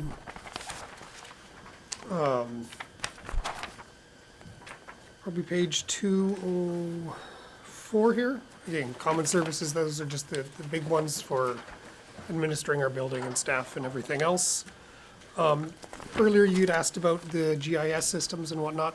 That's paid out of here as well on page 206. That's just a license for that software. Our GIS software maintains record of all of our assets, and it's available on our website, and it's a very useful tool. We do have some money set aside right below that for mapping, for updating things. An example is we recently renamed all of our hydrants so our hydrant names match the fire department names rather than having two different naming conventions. But these sort of things take time, or the new subdivision for Laybon comes on, I need those added to the database, so it sort of covers those sort of things. As far as mapping goes, or if Parks says, hey, can you make me up a map, I want these certain things highlighted, we can sort of do that, and that's what that budget line item is there for mapping, and a lot of departments use the GIS. Is there any questions on common services?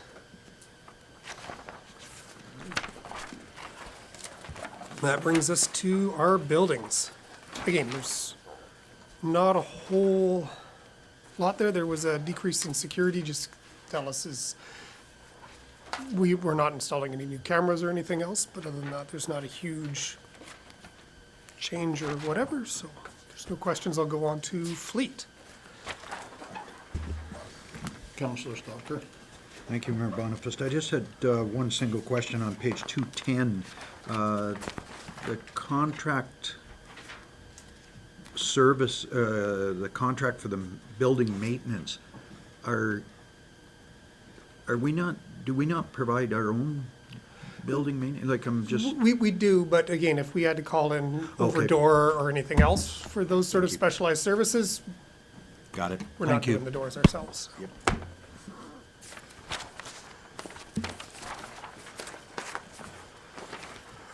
Which brings us to fleet, sorry.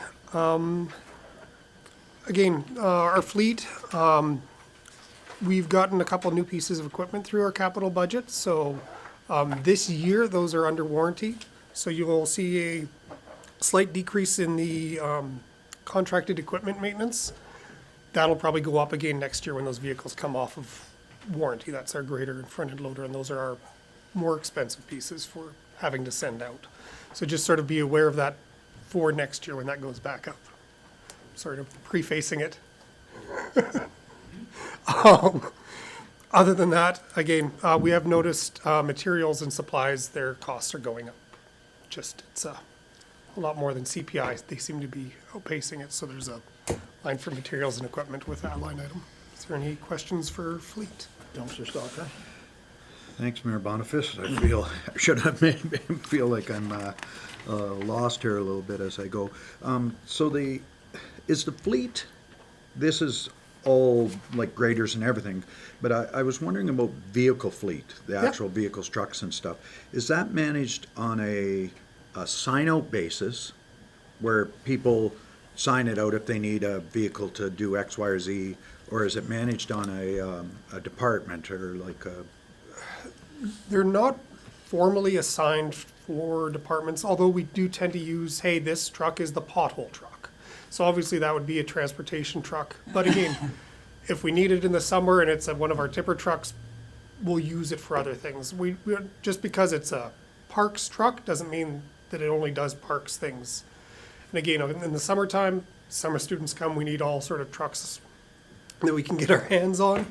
So again, they're more assigned by roles and what equipment they have on them, more so than, oh, this is Joel's truck, or, oh, this is Parks trucks. It's more by their capabilities and what they are than anything else.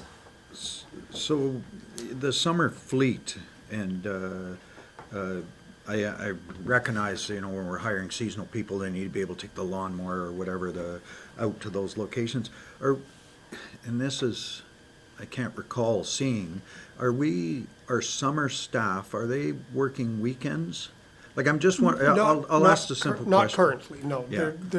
If there's a special event or other things going on, they might be potentially brought in and overtime wages and whatnot would apply, but no, it's a Monday through Friday position for the casuals. I'll ask the simple question that I'm getting at here without beating around the bush. If the summer staff, is there any room to have less vehicles in the fleet by spreading out the work over a 7-day week as opposed to a 5-day week? I think administratively, that would be very difficult, especially as a lot of the tasks that require performing are weather dependent. Also, we'll run into working alone issues as well when only 1 or 2 staff are working on the weekends as well. So theoretically, it might be able to save a vehicle if we say, oh, these people don't work Monday, Tuesday, and then these people don't work Wednesday, Thursday. But trying to keep track of all of that thing would be onerous and probably eat up any savings. And again, our summer staff do more than just mow. They also do a lot of work at the rodeo grounds or clean up things, or, and again, if it's raining, we get them to help out with operations or do any number of things, and just trying to organize that, if half of them are here or assign tasks for the weekend when there's no supervisor or no oversight, would probably get us into a lot of trouble and probably eat up any perceived savings from a single pickup. There we are. Thank you. That's, Sorry. no, that sounds very reasonable. I was just in the back of my head beating things around. Go ahead. All right, perfect. Roads administration, again, we have over 66 kilometers of road. The materials and supplies, there is an increase in this one. This comes mainly from line painting and crack sealing. Those are no longer capital budget items because they're reoccurring items. So that's why there's an increase for that line item, in case you're wondering, as well as pothole mix and whatnot. They're tied more, and we've seen a marketed increase in those materials as well. So that's why there's a large increase for those. We've tried to reduce everywhere else to try and compensate for those, but again, that's where those is, so yeah, you won't see that on the capital side. Any questions on road admin? Perfect. Takes us to sidewalks. Again, the sidewalks is primarily a concrete program that, we go through and address sidewalks. So again, not a huge amount of changes, just a percentage change to sort of keep us current. Any question on sidewalks? All right. That brings us, Counselor Schiffel, please. oh, Thank you. I'm going back to roads, perfect. okay, back to page 220. Thank you for the page number. 220. So snow removal on bulbs on Main Street, $26,000. Yep. Have we looked at any way of making those things more friendly to the snowplow versus having to pay $26,000 to hand bomb the snow? It's gonna be a year after year, it's the same issue. If we can get in there and fix that issue, cut the bulbs back, do whatever it might take to try to eliminate that over, I mean, it might be a capital cost up front to do something, but at $26,000 a year, I'm sure that capital cost would be covered in a short period of time. So I just question if there's something we can do. I'll give a short answer, and then I'll probably turn it over to Rob. We have looked at it. There's a number of features, including the concrete steps, the concrete benches that, if moved, that way we don't have to shovel around them. I know our current contractor and the occasional times when the town has done it, we have tried to use rear steers around there when we get more substantial snowfalls. There's probably a slight increases we could make by moving the benches, but not a lot. But I'll turn it over to Rob, who has more to say. There.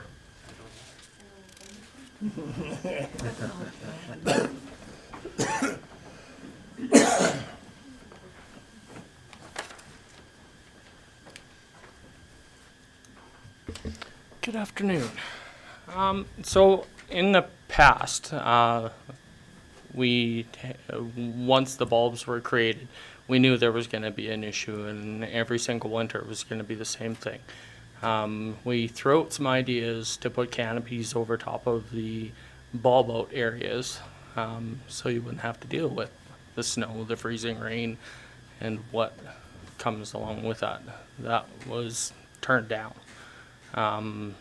Going to a contractor to do our removal made it easier for us, operations, to be able to deal with our roads and the rest of our sidewalks around the community.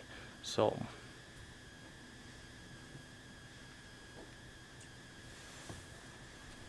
it's labor intensive, and it's gonna get more expensive year after year to have a subcontractor come in and do that.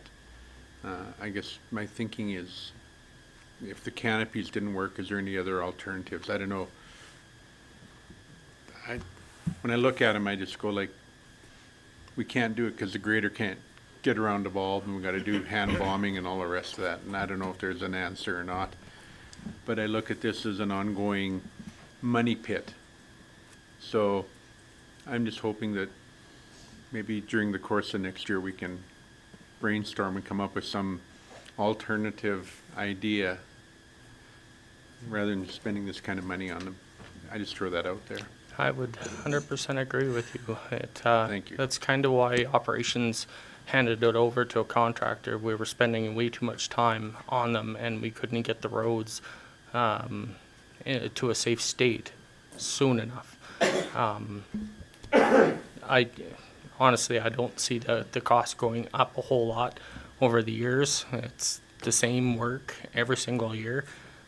Their big contractors' biggest issues is their insurance. The actual cost and labor costs really aren't going up. So, Councillor Boniface? Thank you, Mayor. When you said that you tried the canopies, was that just the suggestion of it, and so it didn't get tried to see if it worked? It was just shot down, or? pretty much, yeah. I threw that out there, trying to find ways to make it less labor intensive.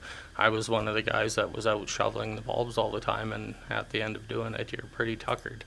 And once a operator's done that, then you're jumping in a piece of equipment and running it for 12, 14 hours to do the streets and whatnot. Canopies, I think, they work well in a lot of areas. Materials have changed a lot over the years. I don't know what else a guy could do. They make heated mats. There's all kinds of different things, but it all comes at a cost, and it's a huge cost. To get rid of a lot of the planters on Main Street, that would make it a lot easier, but then you're getting rid of all the beautification that was done in 2015, 2016, so. Maybe we can get our on-call fire department guys to start shoveling and use it as a workout program. I like that. We call it training. We'll call it training. Councillor Schipple. And thank you, Mayor Boniface. I'm just wondering if you took them right out, made them flush, and then just put planters in there for the summertime. And in the wintertime, you went and you could just grade them like crazy. I just think that thinking outside the box to come up with something, yes, I know it's beautification, but it's $26,000 a year just for snow removal, never mind the cost of maintaining what's in there for shrubs and greenery and all the rest of that. So those things are more than $26,000 a year. I just throw anything in it. I just think we need to brainstorm and see what, if anything, maybe we're stuck with what we got. But if we're in 10 years from now, we're still throwing, say, 30,000 at it, and that, yeah, it starts to add up. I just throw it out there. Okay. Any other comments? Thank you very much. Please proceed. All right. Sidewalks were. Brings us to airport administration, which is cost shared with the county. I just had a quick question on sidewalks. Oh, 1 second, please. Councillor Stocker. Thank you, Mayor Boniface. I just had a quick question on sidewalks. Is there a warranty? I believe they're out of holes, but the people, they're coming in and repairing hunks of sidewalk. Is there a warranty on that? Typically, yeah, it's sort of a 2-year warranty that we get for those contracts. So we can workmanship and as well as the landscaping adjacent to it, so. Okay. Yeah, and if there's an issue within those 2 years, it's remove and replace it sort of deal. And I'll just express why in the community where I'm at, in Lychuk, they keep coming back and they keep repairing that one place, and as long as they're paying for it, I'm good. That's all that matters. Yeah, so Excellent. it's normally at the end of the 2-year warranty period, we do a walkthrough, and if there's any transversal cracks or vertical separations are what we're really sensitive to. Excellent. And then, yeah, as soon as there is, it's a full removal and replace, so. Yeah, excellent, thank you.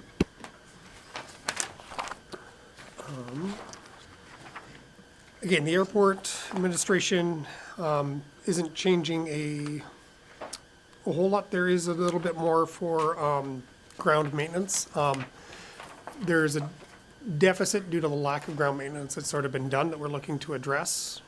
So that's bringing in clearing and grubbing and just sort of clearing around some of the edges of the airport that sort of needs to be done out there on an ongoing basis. So just picking away at it every year, so that's what that increase is. Counselor Stalker. Sorry, I apologize. The things pop out and you've hit the item I was looking at, the 300% increase on ground maintenance. Is that a split cost between us and the county? Yeah, the operations are split, So yes. it's gone up $20,000. I guess it was 10,000 to us and 10,000 to them. Maybe the question will come up later about, I'll let that develop. I just wanted to see if that was just our cost. Thanks. All right. Brings us to the airport building. Again, this is just for the operation of the building. So again, there's not a whole lot of changes with that. We had some work done on the sewer system and the tank, but, so that should be decreased. But yeah, I think we're good with that one. Which brings us to storm sewers. Counselor Stalker. Sorry, Mayor Bonifest, just to clarify, the house rental, is that, is the budget item there at 4,800, is that split between, is that our share of the house rental, or is that the total of the house rental? It's on, at 1560, on page 230. 230. Yeah, sorry, and it's almost the first item down.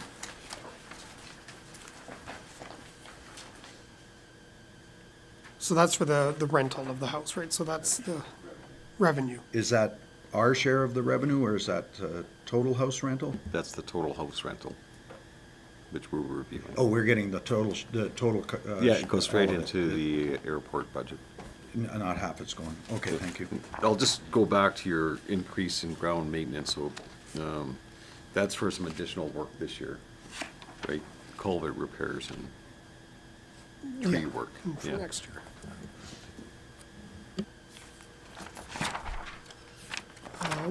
And storm sewer.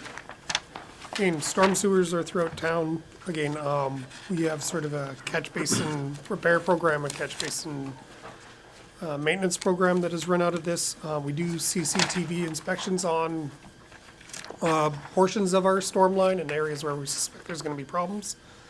So this is where that's done, and we try and replace a few catch basins every year, especially the concrete around them, just sort of have problems with drainage, and then we get the road undermined and other things. It's preventative maintenance for us, and that is engineering and operations.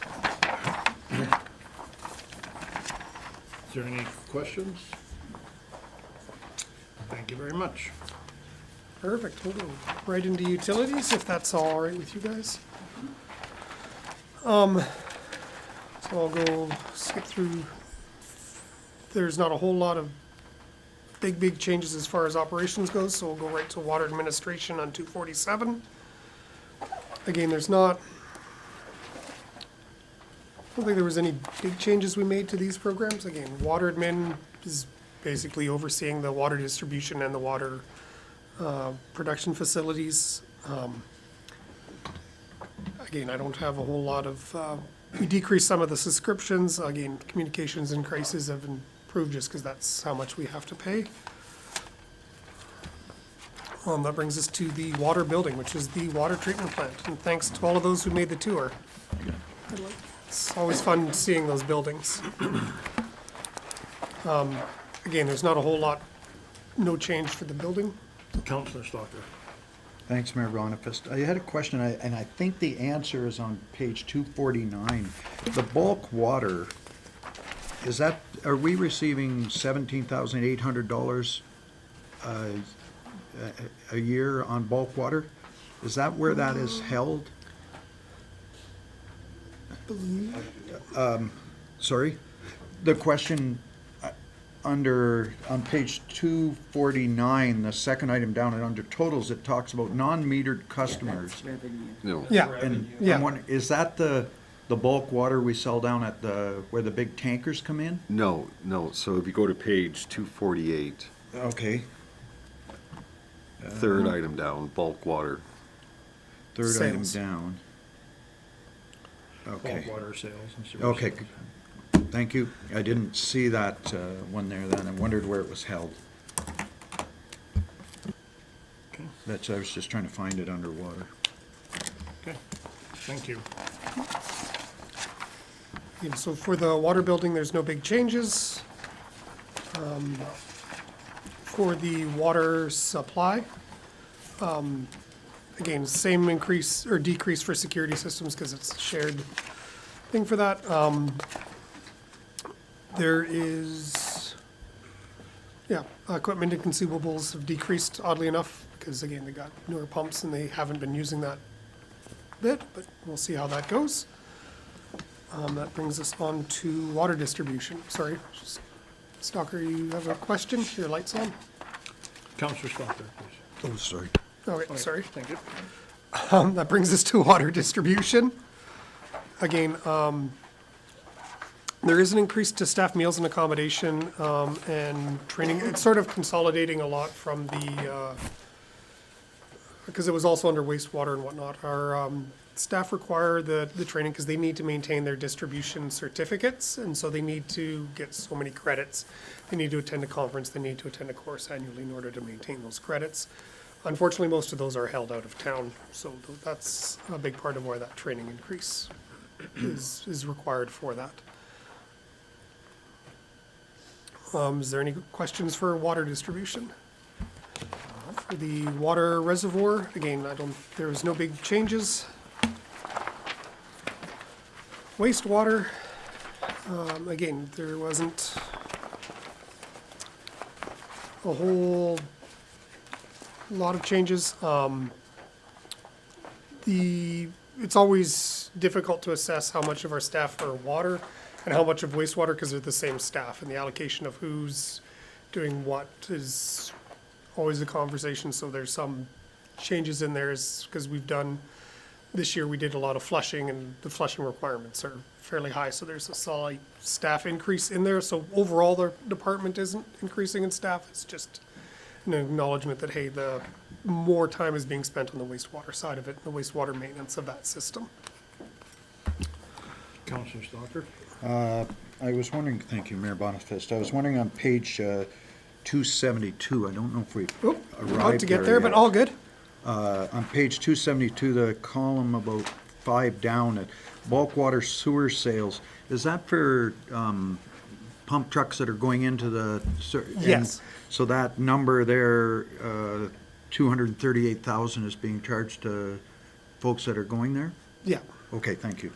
I just thought that's what it meant, but I wanted to make sure. Yeah, we don't receive any revenue. That's not the RV dump. That's what we call the SRS, the septic receiving station for the bulk haulers.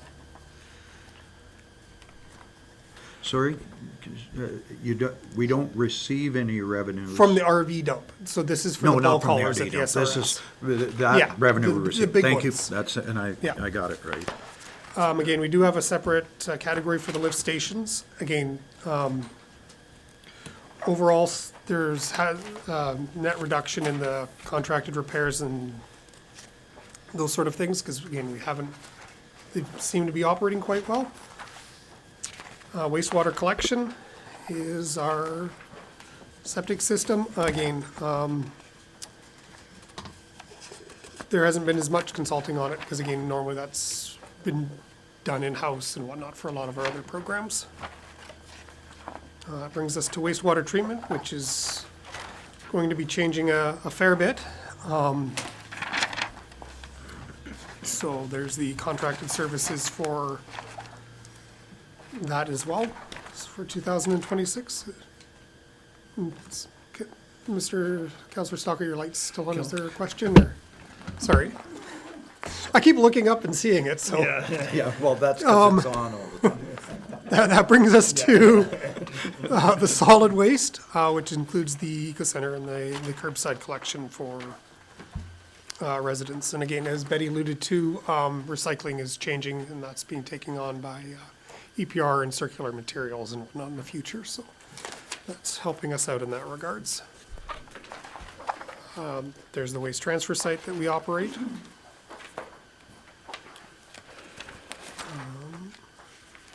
A little bit on EPR. Sorry. Councillor Musker, please. Thank you, Mayor Boniface. Page 289. Absolutely. Are we there yet? Sure. Am I jumping Nope. ahead? We're good. We're good? Oh. Okay, anyways, landfill reserve to cover remediation costs for the closed landfill as per agreement with Clearwater County. I'm sorry. Is that an ongoing thing every year? Is there a maximum on that? Does it mile out? Just trying to refer back to the agreement, but it's definitely, well, until, really what it is pulling the leachate that comes out of the land, out of the cell, the closed industrial cell, until a point in time that the Alberta Environment deems it remediated or claimed, it's an ongoing cost. Okay, thank you. That was my only question. Councillor Stalker? In relation, thank you, Mayor Boniface. In relation to that question is, are they, Alberta Environment, do they have a date? They come out every 5 years? Or can we make a request and say, hey, I think this is over from our perspective. We've been doing it for X amount of years. And I know it hasn't been that many years, but to that question of whether or not this is ongoing for next 20, when can we get a certificate saying we don't have to do that? Oh. I'm hoping this year. I mean, we but- still monitor the town's old dump out on 11A. We still have monitoring wells out there that we still have to monitor and check, so,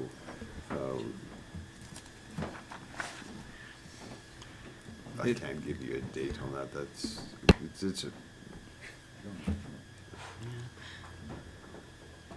Betty? Just a comment on the money that we budget for our expenditures. So the county calculates that every year, and then they let us know. But we received substantial funding when we dissolved the wastewater regional solid waste. It's sitting in a reserve, and that's the money, we draw that money out. So it's not, it's an in and an out. If you look up on page 288, you'll see under revenue, there's a transfer from reserves of 180,000. And then there's the expense of what we're paying back to the county to cover the cost for any leachate. So it's not part of the operating costs per se. And actually, was it last year? Last year it was like 47,000, and the year before it was actually a positive. So it's fluctuating wildly, but it's not having to be covered through the solid waste. Councillor Schiffel, please. Thank you, Mayor Boniface. Page 288, revenues. We got commercial tonnage. Last year we made 122,000 for commercial tonnage. This year there's 0. What's happened to that area?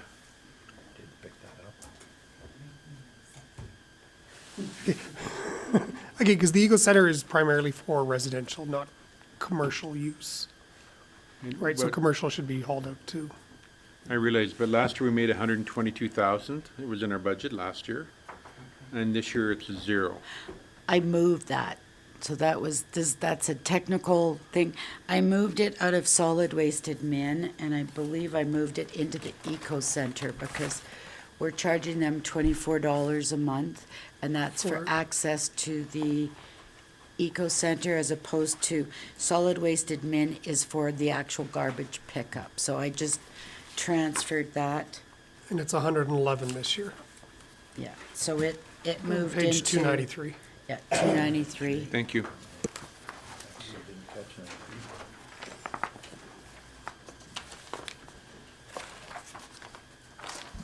I don't know where we were. Curbside recycling. Again, currently we are still operating this, but again, as we receive funds from Circular Materials to do so. So you'll see 171 for the revenues and 171 for the general transfers. And in a few years, that'll be taken over by them as well.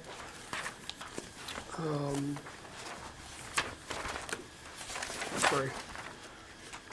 And again, same for the Eco Center Recycling Center. Again, all of these are sort of operate similarly. And Brings us to social services. Just a comment, these last two departments, I did create 2 new departments last year. So these just address the recycling component that will disappear once we stop getting the grant and the circular materials takes over that portion. So I kind of pulled it out of our regular operations. And to be clear, it's just the residential recycling. So EPR only covers residential recycling, so we'll still have to operate the commercial collection on the other collection. So it's just the curbside collection and any residential recycling that's dropped off at the Eco Center. So it's fairly limited in scope. So, is that all?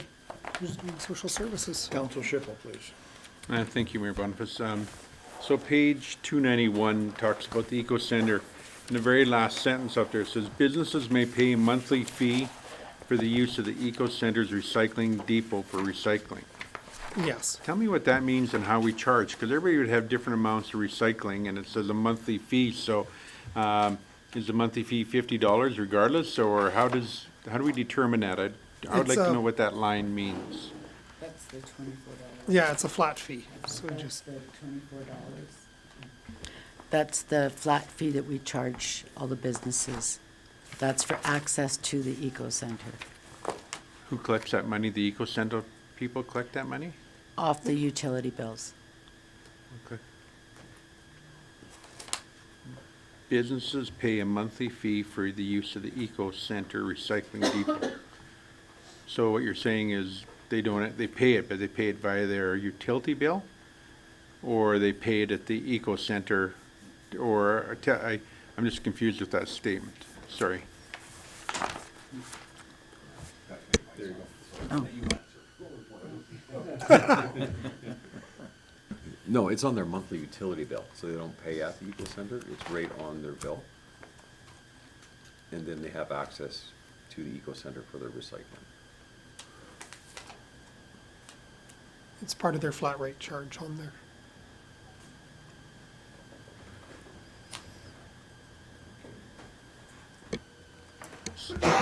So to be clear, it's only for the recycled stuff, so if I, as Joe Citizen, go there, I can drop stuff off for recycling, free of charge? So I have a mattress, I have to pay for that. That business has a mattress, they gotta pay for it as well? Yes. Correct. So, and if they have garbage, They pay. they pay per bag? $3. Which, Commercial garbage at the Eco Center, not accepted. It's only commercial recycling that's accepted. Commercial garbage is not accepted. And if it is a small business coming in with a bag, they will be charged for garbage, $3. according to our rates and fees bylaw. Thank you. Councilor Stalker? Thank you. Mayor Boniface, I had a question on, I believe we might be up as far as page 298. And I just, I didn't know what to make of this page because I'm not sure, I missed something along the way with the cost increases in relation to that. And I just kind of need an explanation of what that page is describing.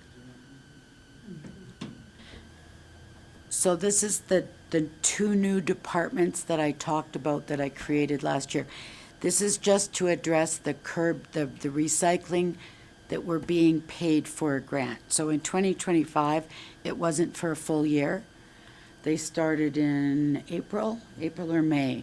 So 2025 was only for a portion of the year, and 2026, it's for the full year. So that's why there's a big increase. And is this the money that's coming from the producers? From the circular materials, yeah. Yeah, okay. So down So- in the bottom, that's our cost that we're paying a contractor to pick up the blue bins. And then circular materials is reimbursing us the cost of what we're charging, what the contractor's charging us. As of December 31st, 2026, that ends, and the contractor will deal directly with circular materials, and we drop right out of the picture. So Thank you this for that. department will cease to exist. And that's why I pulled it out of our regular garbage pickup, just so that you could see the effect that it's zero cost, and then it'll just drop away. Thank you for that.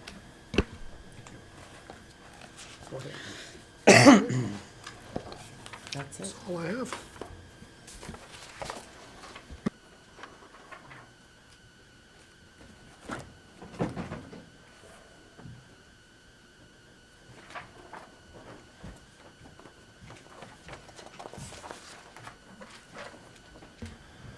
Good afternoon, Mayor and Council.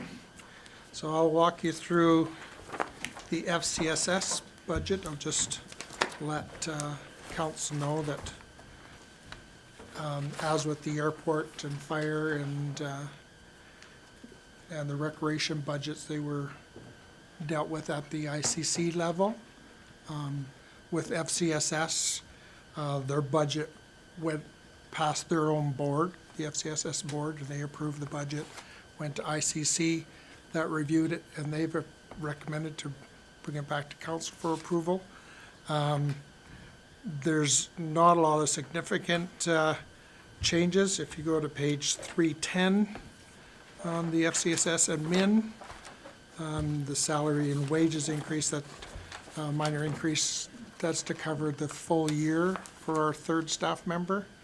You know, she started in February, or end of February last year, so just covering that. And so there was minor changes throughout the various line items. The grants to other agencies reduced from 309 to 299, so just under $10,000 less will be available for FCSS to hand out to their grants to other agencies. Councillor Stalker. Thank you, Mayor Boniface. I had a single question on page 306, right at the very top, the revenues. There's that a fairly significant decrease of 64,750 on the second line. I was just wondering what that was in relation to. What page you on? Sorry, 306. There was the revenue, and the second line in talks about rentals and leases, and it's gone down 64,750. Oh, are you on I'm on the, We'll get to, we'll get to that when we hit the medical building. Okay. That's a roll-up of all the social services departments, but we'll hit that when we get there. thank you. Yeah, I didn't think that's FCSS related. And I was trying to put them together, thank you. Yeah. Are you done? I'm done FCSS unless they have any specific questions to any of the line items there. So if you go to page 319, there's the medical building admin, which is, this is where your question comes in. You'll see in 2025, we had a transfer of 38,964, which was sending the net share of the monies from the rental revenue to the county. So we would take the revenue less any of the costs, which was insurance and a little bit of debenture interest, and that net was split in half and given to the county.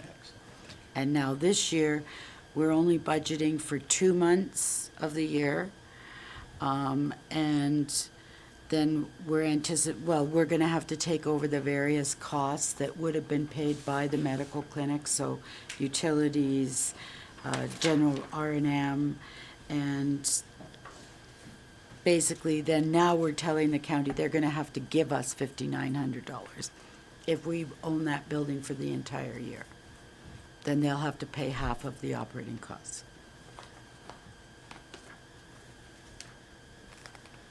Does that make sense? Okay.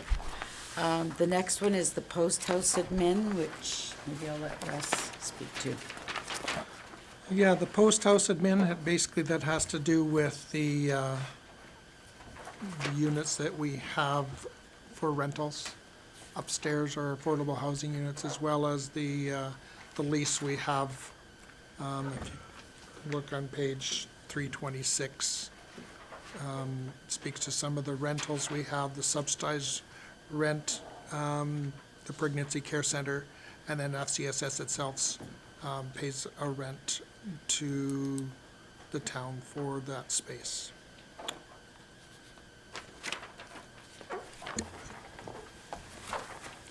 The post house building, Councillor Shipple? oh, sorry. Thank you, Mayor Boniface. So we charge rent, say, for example, FCSS main floor rent, 1,800 or 18,000, so that's 1,500 a month. Does that cover utilities as well, like power, water, sewer, all that's included? Yes.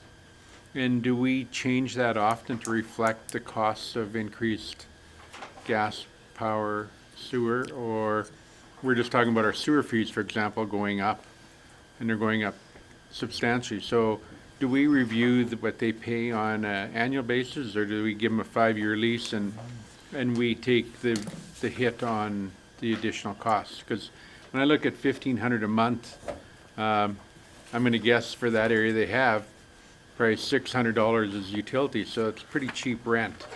I just wanna know how we determine that rent, and if we have a annual increase every year to pay the additional costs for the utilities. That rent hasn't changed since when they moved from the rec center office to that building. And I forget the formula we used, Betty, I'm not sure if you recall. But, I think we use the same rate we would charge in the co-op. yep. Because not only utilities, you have municipal taxes, for example, that are getting, Oh, we wouldn't pay taxes on our own building. you wouldn't pay tax on your own building, but for third use, I mean, Right. we're not getting the revenue, so it's a negative number. I know, I just look at that, I mean, almost give it to them. we haven't looked at it, but we certainly can look at what the utilities were compared to and look at if we have to increase that number.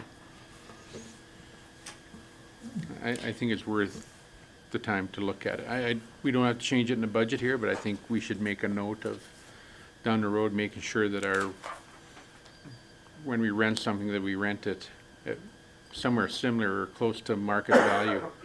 It doesn't have to be market value, but at least close to. Thank you. Okay. Go ahead, please. Just under the post house building, again, this is, basically a maintenance and looking at those types of things. Minor increase in power is what Betty is forecasting, but other than that, really unchanged in what it costs us to operate the post house building.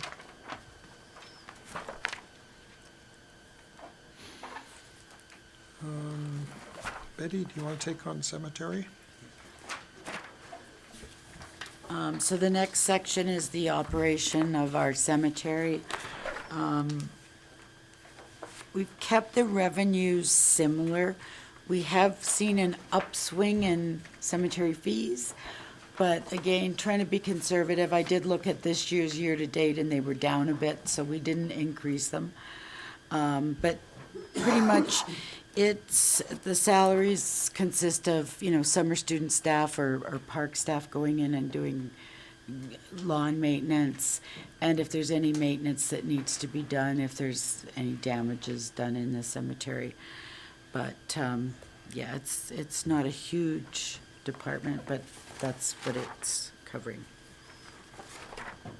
Is there any questions on that? Okay. And then we're to planning and development.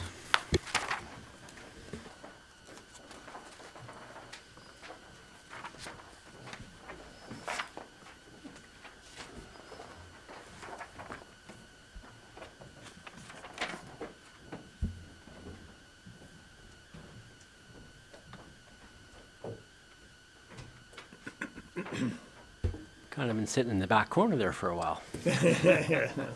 Good afternoon, Mayor Boniface, Council. Just before you, in regards to the planning and mid-budget, status quo. I try to keep it on a level playing field from year to year. Probably the only thing that's we've really increased is the building permits. We try to be conservative because we never know how busy we are for building permits throughout the year. This year, believe we brought in about $117,000. Last year, we only budgeted, or this year, we only budgeted for 55, so we increased it to 85,000 for 2026. And as far as expenses, usually we try to stay status quo, like I said, but 30,000 has been earmarked for the intermunicipal development plan that we do with the county. We budgeted for this year, it never happened for 2025, so we budgeted 30,000 for 2026. Any questions in regards to the planning and min budget?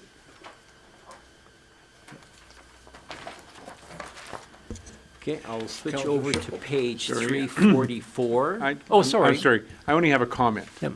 And my comment is, when that number increases equals building permits equals growth, so it's a bonus. Thank you. I'm on page 344, 345 regarding the economic development budget. With the EDO officer, we try to keep it, like I say, as far as status quo in regards from year to year. There are a few projects that we've earmarked for business retention and expansion. We applied for a grant this year. Hopefully we'll be successful to get that grant, and we'll do a program for business retention and expansion. There is a budget line on 345 for the ambassador program. I know through our service level, we discussed about eliminating that policy in 2026. So at $3,000, hopefully I can keep that $3,000 and just earmark it for another project within the budget.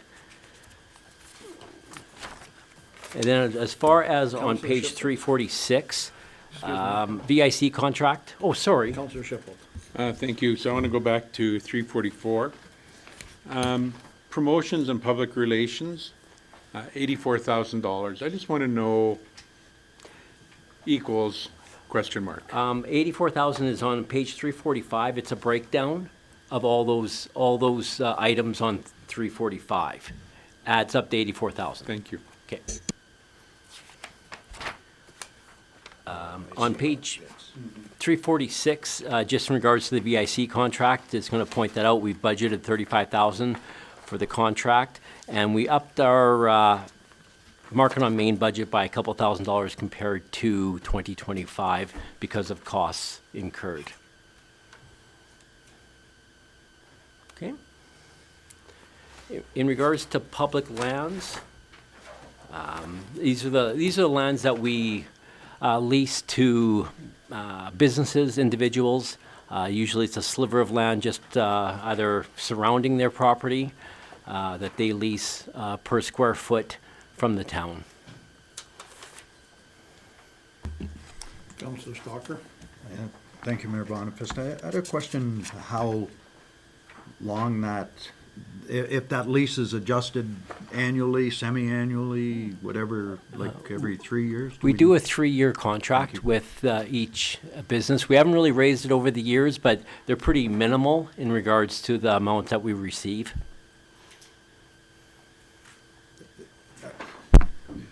I'm just looking at the total number is, if I have it right, is 22,600. And do we know how many leases there are? I'm just wondering if this is, That's budgeting for 2 major leases. Yeah, like ideally, the leases I deal with there's roughly about 10 of them through the community.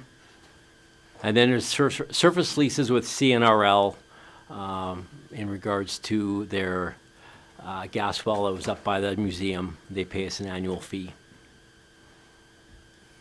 I probably understand why I'm asking the question. I'm wondering if there's room for raising that.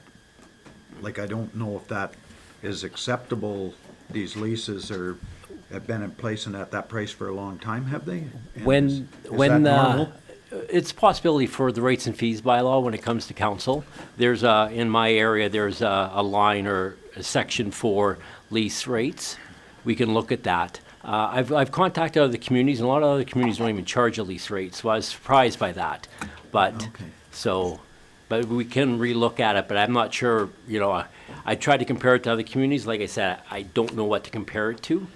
So, you know, we could do it on CPI, you know, and I think that's part of the policy as far as CPI, but 2% is, you know, on 0.083 of a square foot is what we charge. You know what I mean? Like, it's pretty minimal, so Yeah. like I say, it's doable, but administratively, I'm not sure if it's worth it or not, but. Yeah. Counselor Schiffel. Thank you. And to that point, a lot of cases, I think if we charge too much, they're just gonna say we don't need it anymore. Because it's really land that, I mean, it sits adjacent to somebody's property and they've got it there and they park a vehicle on it every now and again. Right. I think, I think that it's just sort of one of those things, I wouldn't get too excited about it. I think we get something and that's better than nothing, and thanks for doing that. And So, And thank you for that. I was trying to define what it even looked like, and you've done that for me. Thank you. Go ahead, please. Oh, I'm sorry, Counselor Musker. Thank you, Mayor Boniface. On page 348, at the top under revenues, rentals and leases, 2024 actuals are 42,600, and then 2025 budget and 2026 budget, $20,000 less. Could you speak to that at all? You go ahead. We just discussed this the other day. Yeah. So I haven't had a chance to dig into it, but there are numerous other small rentals. When we did the budgeting, I was just capturing the big ones that I knew about. So I won't name them just to keep people's names, you know. But can certainly look at reviewing those and seeing if we need to increase that, because there's a whole bunch of little tiny ones. Okay. Does this have something to do with the CNRL site that we know is a bike park? Well, Right, the that we did- CNRL it was included in last year, so that's Yeah. part of that 44,000, and that's dropping off.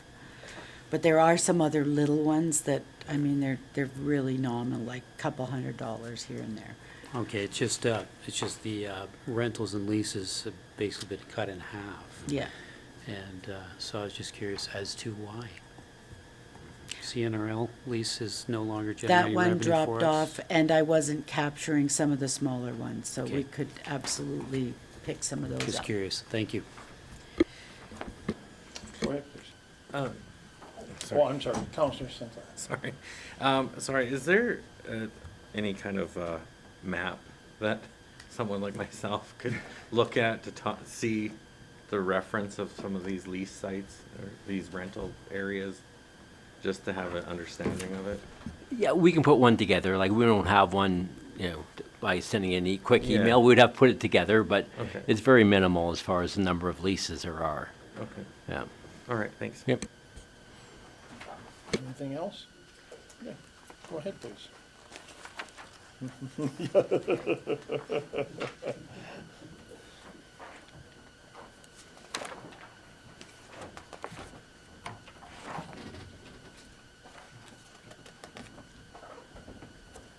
Now to the smallest budget in our binder. Once again, it's been reviewed by ICC with both the town and county, recommended for approval, but we'll take you through each of the costing centers. We'll start on page 356, the recommend, that's my office. The only thing to identify there is the potential $250,000 if we're successful in being awarded the summer games. Other than that, it's pretty much status quo.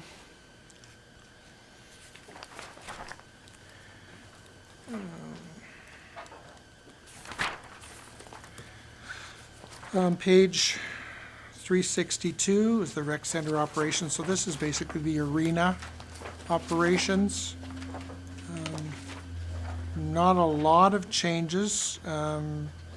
Gifts and donations reduced by 6,000. We lost the sponsorship of the Bunch for the Bunch Arena, but we gained the sponsorship of Empringham, so a little bit of a change there of $6,000. General contractor repairs, that goes on page 363 speaks to that is a 1-year compressor inspection. An overhaul is due for this next year at 16,000. So, and then just general repairs. So that's the increase from $14,000 to $20,000 at the arena. But other than that, it's pretty much status quo. Councillor Stalker. Thank you, Mayor Bonifest. I just had a question on page 362. The local operating grants, is that, it's under revenues, the last line of revenue? Is that the county's portion? Yes. Okay, and I thought that was likely what it was. I just needed to ask. Thank you. Yeah, and what we've done with the county's contribution as per the agreement, and we've divided that amongst all the different costing centers. The recreation building, if you go to page 367, one of the increased areas there is under IT services and agreements. We've gone from 2,150 to 9,000, and what we're doing this year is we use the asset planner tool as through our building assessments. We're actually purchasing their energy module.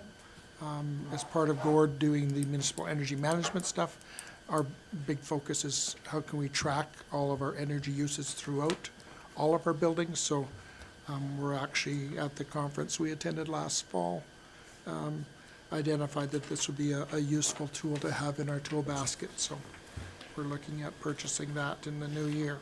Councillor Shipple. Weston, a lot of the different categories you got in here, you got a cost for water. In 3 of them, it's $25,000.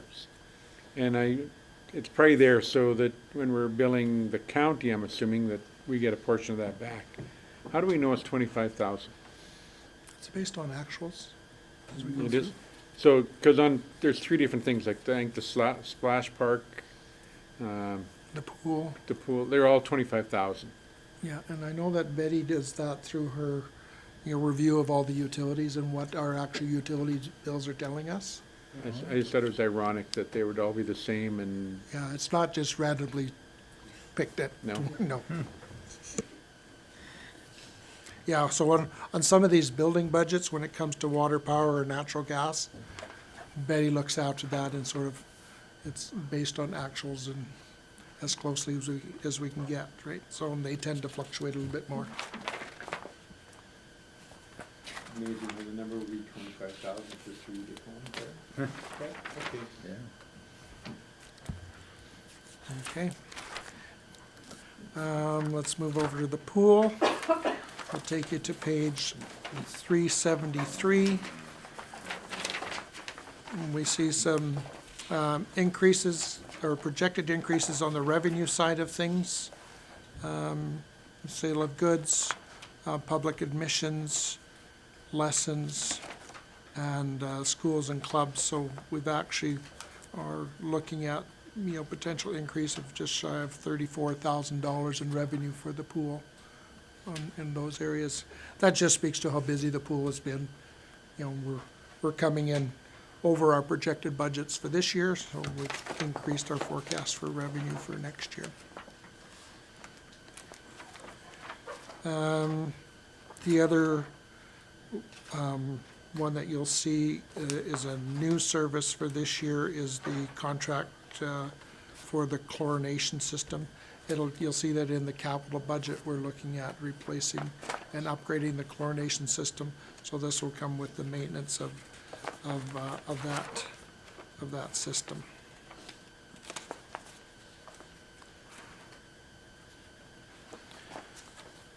Yeah, actually, if on page 375, it breaks down that 11,000, so it's 4,500 for the chlorination system, 4,500 we pay annually to do the water slide maintenance and inspection.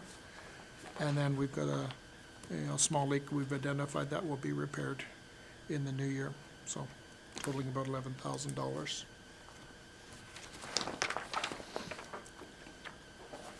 Any questions on the pool operations? The pool building, and again, this is not a lot of major changes there. Slight decrease in power and increase in water from 20 to 25,000. There you go. Strange. And our sewer rates are going up at the same rate as last year. Okay.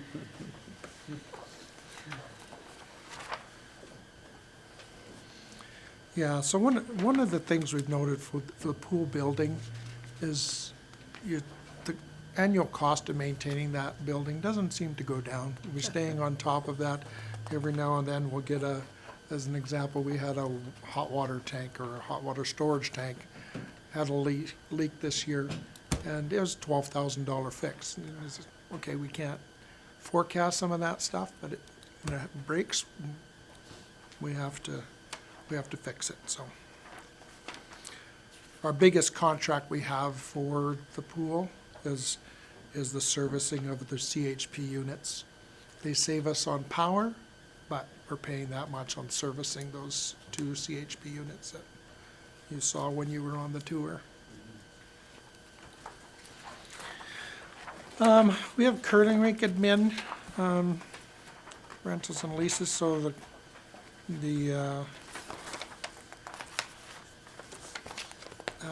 curling club pays us on page 385, if you look under rentals, we bring in some money for off-season rental of the curling lounge, which was split 60-40 with the curling club. The concession is a minor amount that we get on rental, and again, that's through the curling club that we recoup that, and then the curling pays us the utilities and insurance.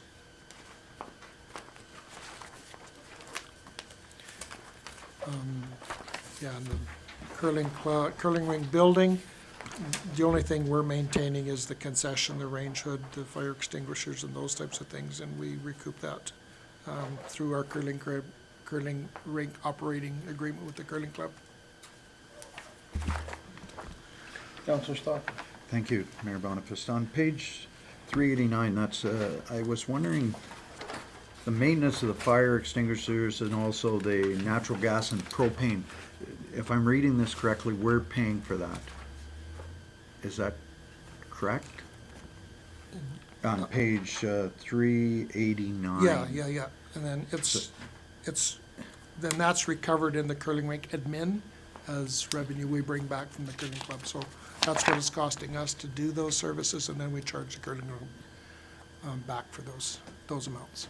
Thank you. I'd missed that line somewhere earlier, and I was going, Yeah. are we getting those back? Thank you. Yeah, and when we figured out the utilities, it's a percentage of the portion of the entire rec building, so that's how we sort of calculate the percentage for those utilities. Going into guest services, it's broken down into the guest services. Let's go to page 395. Public admissions to that facility, advertising, rentals, minor changes there. On the revenue side of things, advertising, we've got a $6,000 increase, and our plan is, if you come to the front of the rec center, and you look up above, there's photos that are on our plan is to update those because they're faded and just, it's time, right? So we'll work with comms on figuring out what kind of photos, because I believe those photos still date back to when it was the Christensen Center and part of their corporate branding. But, so that's our guest services side of things. Recreational Councillor Shipple? Oh, Sorry. sorry. Thank you. Wes, debit machine charges $6,000, that's $500 a month. Is there anything cheaper, or we looked at anything cheaper? That's the terminal. no, that's the charges, like for somebody using a debit or a credit card, that's the fees that we have to pay for that. So typically it'd be 2.5%. Yeah, I don't know That's the a lot of rates. money going through a credit card machine. Oh, I yeah, just, yeah, and debit, Yeah. it's substantial. All of our programs, all of our memberships, all of those things are basically paid with debit or credit. And so it costs us to do that. I We appreciate haven't- there's a fee, I just wonder if it can be a cheaper fee, if we've looked. We use the Monera system, right? Yeah, I don't think the credit card companies are gonna, I mean, we could inquire. We can, they changed the legislations, municipalities can start charging back, but I know I've had phone calls when it was first introduced of people phoning and basically saying, if you start charging me extra, I'm gonna like, it's more money back on the taxpayer. But debit and credit is pretty universal. I mean, I don't know if many people carry a lot of cash with them anymore. I'm just wondering if we got the cheapest system. Yeah, it's not necessarily the cost of the Moneris machine, it's the fees that the companies charge.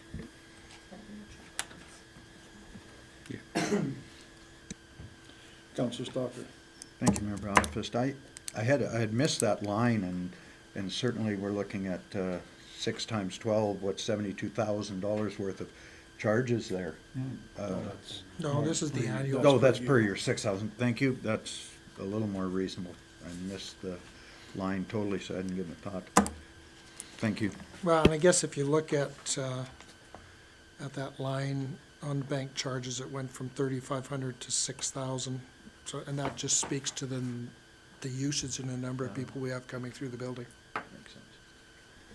That's not big dollars. Recreational programming, we can go to page, Councillor, pardon, Councillor oh, Sinclair. sorry. I'm sorry if I missed it somewhere, but I haven't seen Lou Soppet Center. It's coming. Is it coming? Okay. Yeah, it's under culture. Oh, okay. Recreational programming on page 400. We removed the federal operating grant. Betty spoke to that. That was, we didn't budget for our summer student grant. We budgeted for our staff, but if we get a grant, we've applied for it. If we get a grant, great. If not, so that's been removed. And then if you see some of the increase in the salaries and wages, besides our step increases, we've bumped in our summer students into that.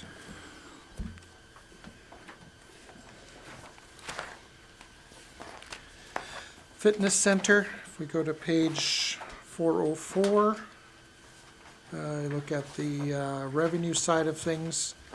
We've increased our revenue expectation and projections. Our fitness center is busy, and we've been selling memberships, annual memberships, even the number of drop-ins that we see coming through the door to use the fitness center. So our projections for revenue are up about $24,000 over this year.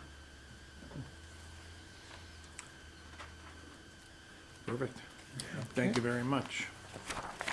Is there any questions for Wes or Betty? No, then I'd like to call the races, please, till 2:30.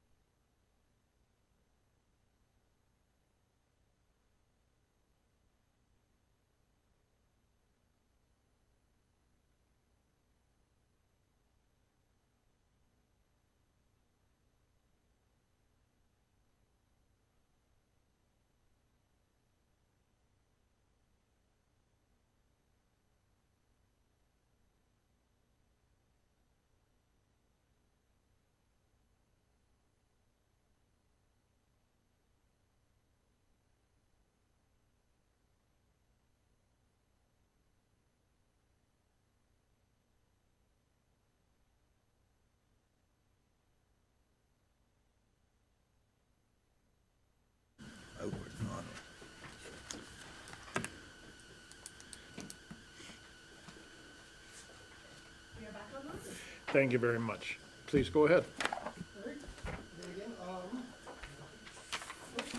Thank you. Looking at parks. So this includes the playgrounds and the parks and the other facilities. I'll start with parks operations. You'll see, where is it in here? One of the increases is due to the contracted services. We're bringing in noxious weed inspections and whatnot, so that's a new service that's a requirement for us to produce, so that's one of the increases for parks. Is there any questions on parks operations? Please. Once upon a time, the cutting of the grass used to be contracted out. And then it was contracted as a full lump sum for all parks. Yeah. And then they took it and they divided it into little areas, and nobody wanted to vote on it or bid on it any longer. And so the town went ahead and took that over. Are we better off doing it ourselves, hiring the staff, running the equipment and that, as opposed to a contracted amount? I believe that we are, with our summer students and the grants and funds that we get for that. That is a good program both for the town and for the students as far as the training opportunity goes. Also, it gives us staff and flexibility because our employees do so much more than just mowing the grass. We utilize them in so many other things. So if we didn't have those staff and we contracted that service out, that would limit the amount of things that our Parks Department can do and the assistance we can offer to other departments. Since we have this large labor pool, when we need to go do something at the NSRP or something else, we have that on hand and we can assist where needed. I worry about contracting out too much and reducing our capabilities when needed for other things. Are there some areas that we could maybe look at contracting out? Potentially, but I'd be really cautious because right now we get a really good deal with the summer student grants and other things. No, those are very good points, and thank you for bringing them up. I'm good. Thank you. Good with parks operations? Yeah.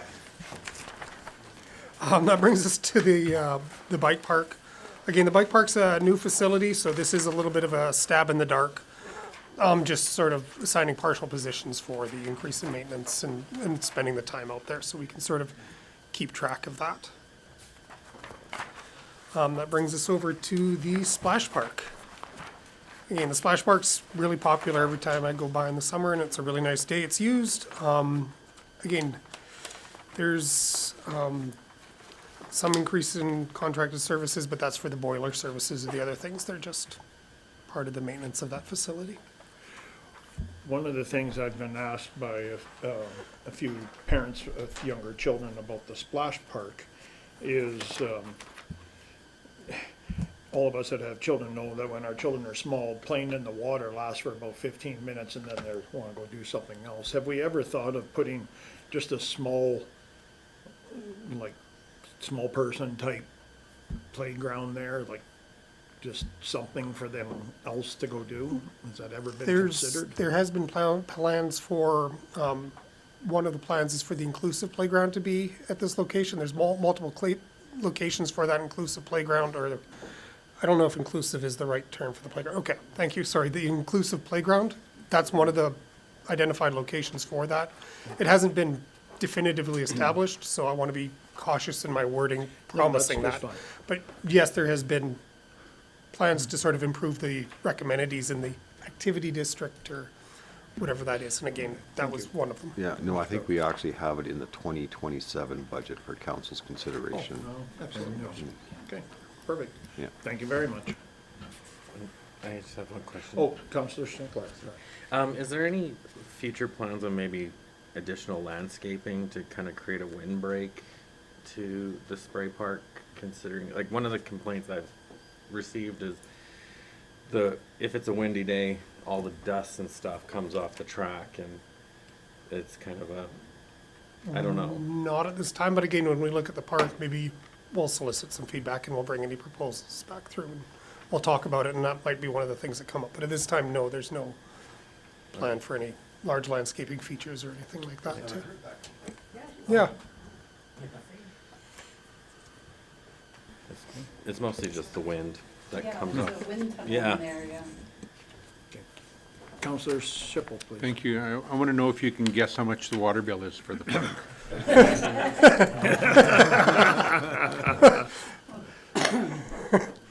Yeah. Those come from, yeah. That water bill used to be $43,000. We've dialed back the flow and on the features to bring it down to closer to 20. No, good job. The spray park is actually a fairly large usage of water for the town, so it, right now, one of our pumps is right at that on-off stage, and the water park actually sort of the straw that breaks the camel's back on that last pump kicking on, so Gary can tell when somebody goes to the water treatment park because that pump kicks on and off, so it is, we watch that fairly closely, and it can also look like a water break. So we watch the water park fairly closely because it's such a intermittent use that it operationally causes us some headaches, so we keep an eye on it pretty close. That brings us to, I might have been skipping, no I didn't, parks, the NSRP, again.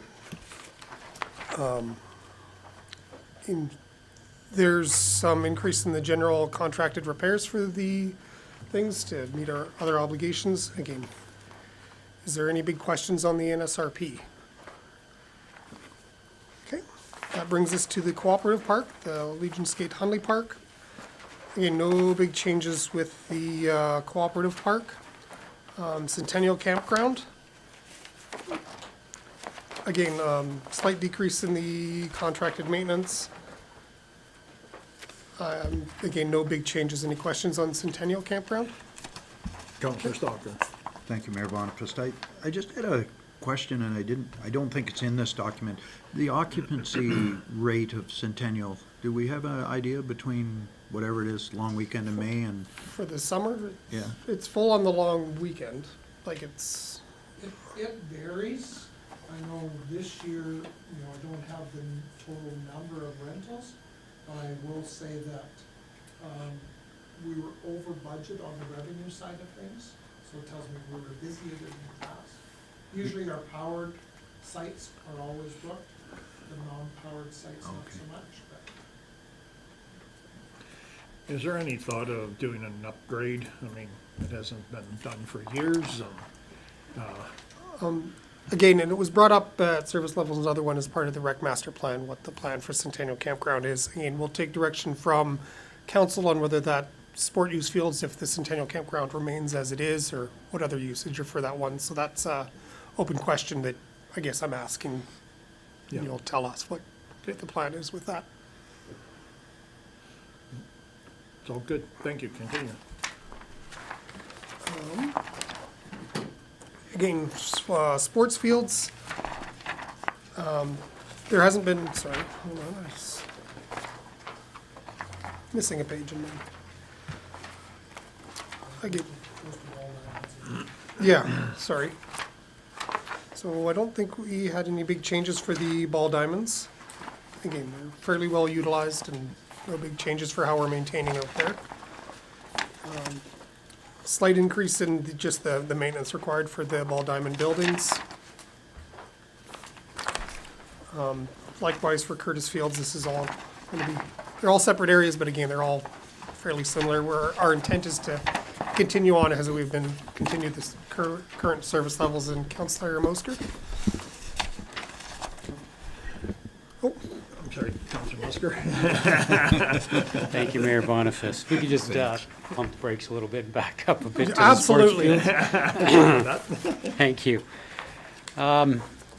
We heard a lot last year about the weed problem in the soccer pitches, and I'm wondering if there's anything in the budget or if we have any arrangement or agreement with Wild Rose School Division regarding dealing with the weed problem on the soccer pitches. Thank you. We do have a weed program under the parks operation, is sort of the spraying for that. So that's for all of the non-field locations. As far as the field locations go, I don't have any. So specifically to the soccer fields, no, we don't have any agreement working with Wild Rose School Division on those lots yet. I will be having a meeting with their superintendent sometime early in the new year. So it's all connected between their soccer fields, them wanting us to not charge them for maintenance of Curtis Field and the disc golf location. So that's all kind of intertwined in the same negotiations. But in this budget, no. Thank you.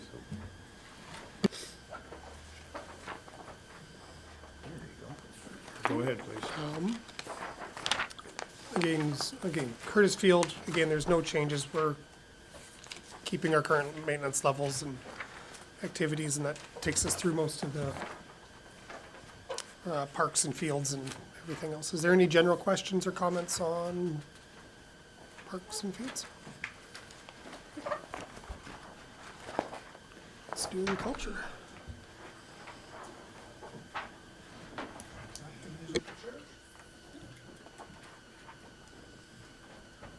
There you go.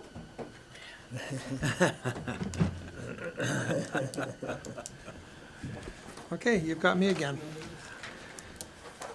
So we'll, under culture, we'll start with the Lusopet Community Center. Not a lot of changes in the operations of the center. You know, revenues and those types of things, we're predicting to stay about the same.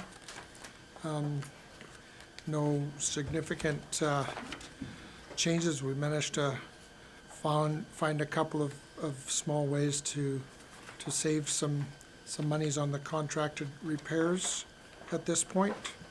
We are planning to do in 2026 just an internal review of the energy usage and part of our life cycle assessment.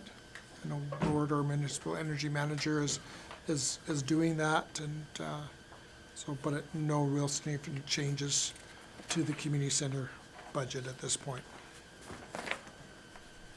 Did you have a question, Councillor? No. I do. Okay. Okay, Councillor Boniface.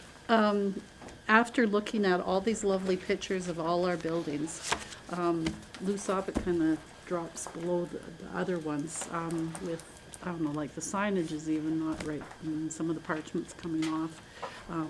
Is there any way that maybe this year we could do a little fix-up on there, or is that scheduled for some Well, time? actually, if you look in our 10-year capital plan, there is some funds set aside for 2027 for upgrades to the communities. And that may be internal or external, we haven't determined that yet. Yeah, because it's, I know we're looking to, the sign itself is missing a couple of letters, so Yeah, we're yeah. working on that with, okay, because to yeah, get little that things like that would probably make it look a little bit loved. Okay, I do have a question. With the way that it functions for revenue generation, like, is it just based on availability and when somebody wants to do something in there, or do we have anybody that's actively looking for bookings to maybe have events and stuff come to our community? we don't have a person assigned to go and seek out potential events for that committee. The center is pretty, I know my assistant is the one that does all the bookings, and it is fairly busy. There's times where we say, well, we get a call, no, it's not available. You know, summertime for weddings, this time of the year for all the Christmas functions. Northern Crossings has it booked for the whole month of April for their production, and then they've just had it this week for 4 or 5 days. And then we got the turnaround. Sometimes my staff are coming in the middle of the night to clean up from one function to get it ready for the next function the next day. So, and then there's times, well, it'll sit vacant for a couple of weeks. But that allows our staff to get in and do the deep cleaning and those types of things that we need to do. Councillor Stockton. Thank you, Mayor Boniface. I had a quick question on page 451, the communications increase. I was wondering, under expenses, I was wondering what that item was. Yeah, so if you look on page 452. 452, thank Under you. Starlink, is we were under Shaw, our internet. Got it. Was point of going from the pool, the point of sight to the Lusopet, and it was very unreliable. We switched to Starlink, particular before elections, to make sure that, yeah, I'm looking at Tracy, just to make sure that our internet was gonna be reliable, so that has been an increase on that line. Thank you. That covers my question. Thank you. Thank you, go ahead. Any other questions on the LUSOPET? The library, I'm gonna turn that one to Betty. Last department. So the library, and we've had several discussions with council, like over the last couple of weeks. So we operate the library building, and we provide them with grants through, there's kind of two. They give us a requisition that we pay as the town, and then there's the Parkland Regional Library Grant. So on page 457, it's really just grants and transfers. So they give us a requisition as well as the per capita, which is at $9.99. We use the population figure of 67, 65. There are different ones. And then the county contributes 1/2 of the allocation of the library request, and then they pay 50% of the operating costs for the library building. So we're just maintaining the building and doing the requisitions. We do also pay the salaries as a service, which we charge them for, and then it runs through our books, and then they reimburse us for them. Question, please. So, a couple of weeks ago, the library did an ask for some emergency money, and it was approved by us as a council, but then the same amount that they had asked was approved by the county. So, we both approved the same amount, so are we only gonna each pay 50% of that amount, or will we be paying that full amount, both of us? I believe the full amount was 46,000, and we're each paying half, so we're Okay, each I paying understand now. 23. That was my mistake. Thank you very much. Yeah. Counselor Stockler. Thanks, Mayor Boniface. To that point, I'm wondering, and I was having trouble trying to find that number in this new budget. Has it been forecasted in this new budget? Because there was a shortage, there was an emergency shortage for this current year we're in, but there was an ask for this coming year, and I'm wondering if that's reflected here and on which page. That would be in on page 458, the 434, I believe. Let me just double check and I'll tell you. Where do you think it is? I don't see it.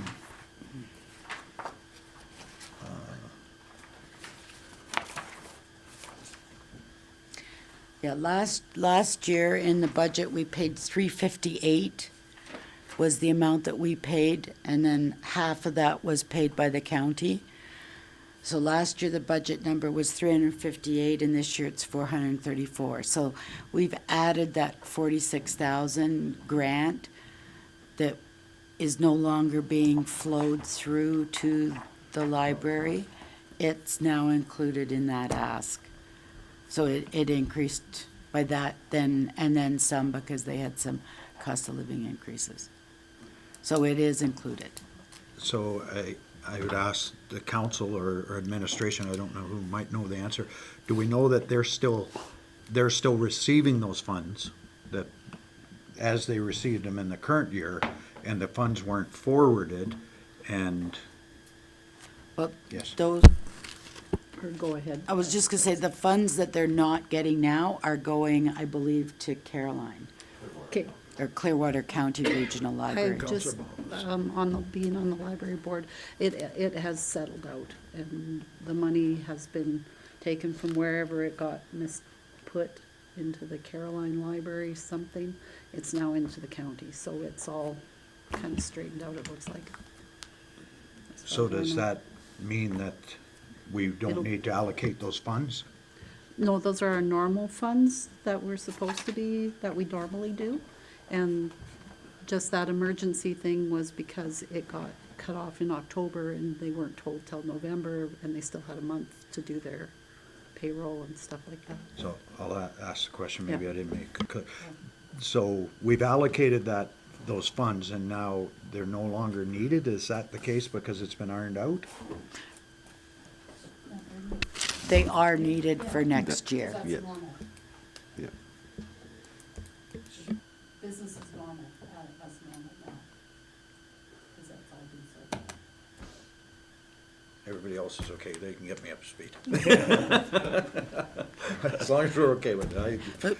I'll just maybe try to summarize. So both councils approved emergency funding for 2025. The checks are in process, so the library will be given those monies for this year because they haven't received them. In 2026, we increased the Rocky Library request for 2026 has been increased by at least that amount because they are not going to receive those funds because they're staying with the new Clearwater Regional Library. So we have increased that by that amount, and we will pay 1/2 of it because the county pays the other half. So the funds are coming in, but they're staying with the Clearwater Regional Library. Well, And- they're not even coming in anymore. They're going straight from, I believe, Parkland County Library System to the new regional library. They're bypassing us completely. I guess There's where an- I'm having the problem is, has the Rocky Library requested those funds, they're requesting us to make up the difference when the money is over there at the regional library. Have they requested those funds and been denied those funds? Am I missing something here? Those funds are going to a new regional library that was created that's part of Clearwater County that will deal with, I believe, Caroline, and would it deal with Nordegg as well? So they've got those funds because those were rural, classified as rural funds. And the Rocky Library is not part of that regional library. No, because they created a new one.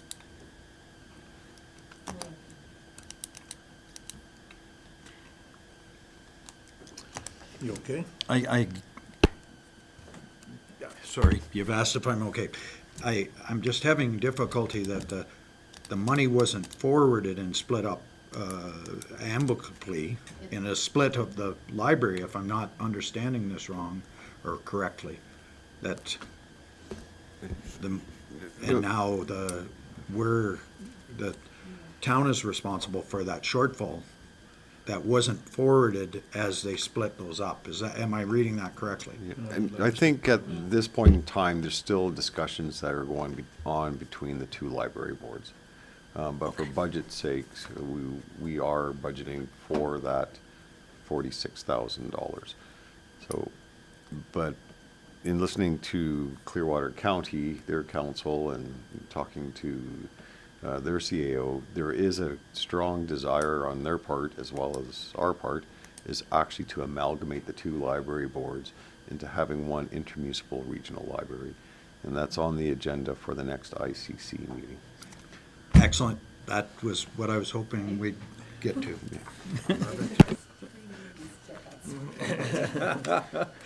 Sorry.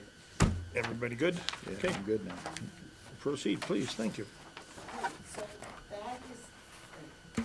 That is the completion of your operating budget. Maybe just to recap, the one change we have made is there's a motion that's been passed to reduce the COLA from 3.84 to 3.0. Okay, And just to let council know, because Betty confirmed to me what that means, that's a $64,000 drop in the operating budget, which reduces the tax increase at 2.86%. So that's where we're sitting right now.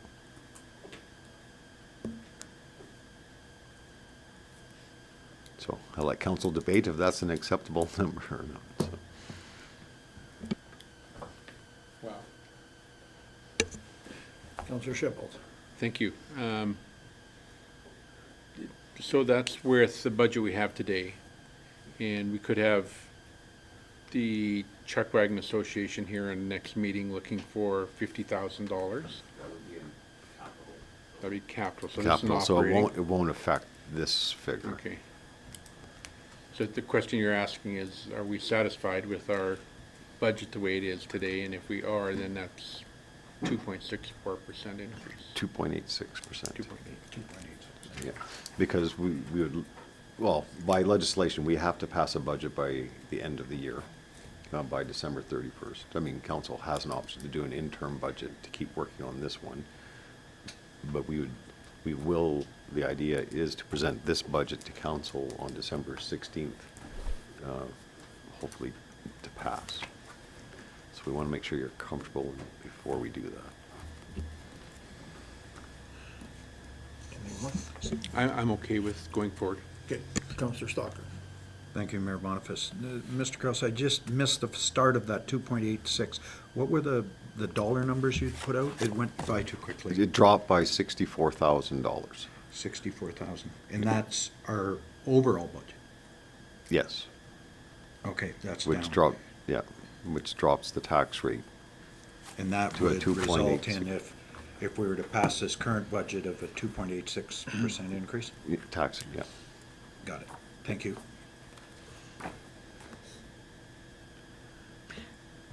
Just one comment on the tax rate. That does include freezing the vacant residential and non-residential that you requested that we include in the budget. So I went in and kept those rates frozen, so they are not increasing by 2.86.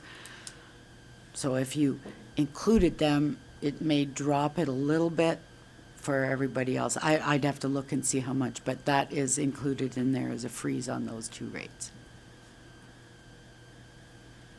Okay. And I guess we don't need an answer right now. I mean, because council can think about it overnight and let it digest, because we still have a budget meeting tomorrow. Right? But this is where we're at right now. Do you have any more questions? Sorry. Please proceed. Okay. If you're comfortable going forward, we've got at least an hour, maybe an hour and a half. I'm not sure how long you want to go till. Well, I guess that's a question. If we finish this today, is that better for all, or like we could stay an extra half hour and finish it off? Or Councillor Shipbold? Thank you, Mayor Boniface. I think we should call it a day and come back tomorrow morning and have our minds fresh for when we start talking capital. Sounds good. I think we're gonna get partially into it today and then finish tomorrow. I think we should do it all tomorrow is my Councillor Boniface? One thing that I would like to put on the table for tomorrow or something, is the CAC and the community grants, like talk about that a little bit more. Should we do that tomorrow or today? Or? What's your question? Yeah. Just like the Light Up the Night program wasn't as well attended as it was last year, and the weather was warmer. And if there's that many community members that are asking for grants, if we're not able to look after the community and we're putting it in the CECs, I'd rather see the community grants get it. And divide it up amongst more people and not be paying counselors to blow up the balloons. Councillor Musser? Thank you, Mayor Boniface. If I can speak to the topic, the reason that the previous council got rid of that is because we wanted to get out of the business of picking winners and losers when it came to grant applications. We just didn't think that was our part because, it's the community's money. Also, we were getting applications that we had to choose, like, for example, organizations out in the county were applying. So it just became very convoluted, and I wasn't comfortable picking winners and losers. Some of these applications were for fundraising events, and so we just thought that's not the purpose of this granting policy, and we tried to tweak it a few times, and it just never really became what we would have hoped it would become, and so we just decided to cancel that altogether, and then go with the Community Events Committee. The question for this council is the Community Events Committee the right replacement, I think. But I just wanted to give you a bit of background on why the granting program was abandoned. Right, okay. Yeah, I agree. I'd like to see tweaking the community grants or changing it to something else, or, because I'd like to see a broader range of community people involved in it than just the events committee. I guess I need more information on how many people applied for grants and how much interest is in that. And maybe if it was clarified a little bit more on that it is in-town people and it's for a community event, not, yeah. I know from Look at past it more. experience, there was years where it was getting close to the end of the year and there was still a little bit of grant money available. And other years, by the time we got to month number 8, we were out of grant money. So it just kind of depended on the grants coming in and how the council accepted them. But I agree with Councillor Musker, trying to pick a winner and loser. You've got 3 people applying for grants Yeah. and they all want $500 and you have $500 left in your kitty. Yeah. You kind of like throw Yeah. the dice and see who gets Yeah, to or win. first come, first serve, or, Councillor- Maybe to help Councillor Boniface and myself, what kind of groups were we talking about? If it helps council, we actually keep a list of the previous grant recipients on our website. I can put it up on the screen for you. Sure, that would be wonderful.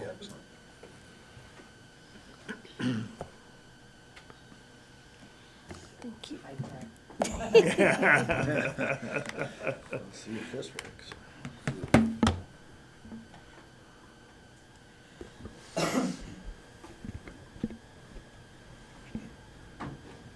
So I'll actually go up to 2024, the most Councillor recent. Musker? Thank you, Mayor Boniface. So on the screen, we have grant recipients. These do not include the applications. That's true. Oh, this is just a recipient. This is just who successfully received a grant. and does it have to be a non-profit and prove that they're not making money, or? Yeah, I could pull up the old policy. It was rescinded in 2024, I believe, or late 2024, early 2025. But it was, but it was absolutely a nonprofit based in recognitions. So like Northern Crossings has paid employee, paid people in it. Rather than what, Northern Crossing does do an honorarium program, but there's no paid positions in it, and they have a nonprofit society status.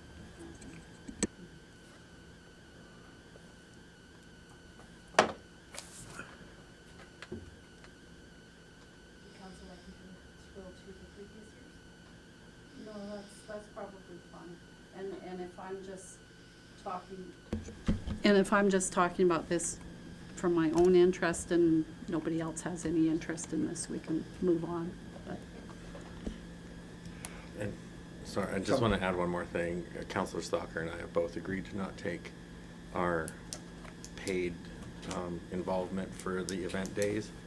It's just our meeting status is according to Right.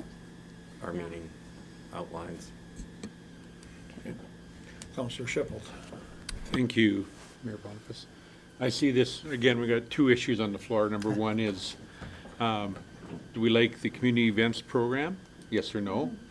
And are we going to start a new program giving grants? Yes or no? So, to the first line is the community events thing. It's new in its conception. When I hear the numbers were down this year from last year, it is a lot of work to do those community events. Do we get value? We got $15,000 in the budget. I can go either way on it. I don't care.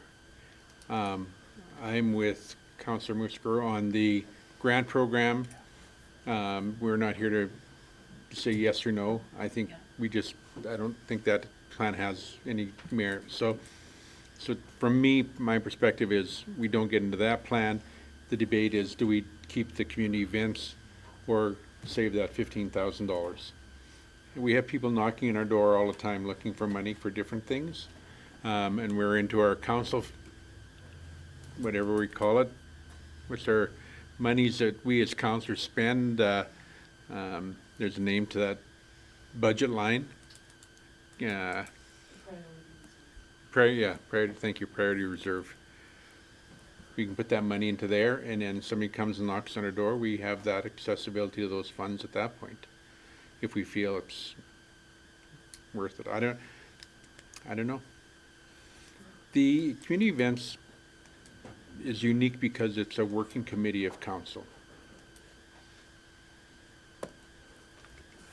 Is that council's role?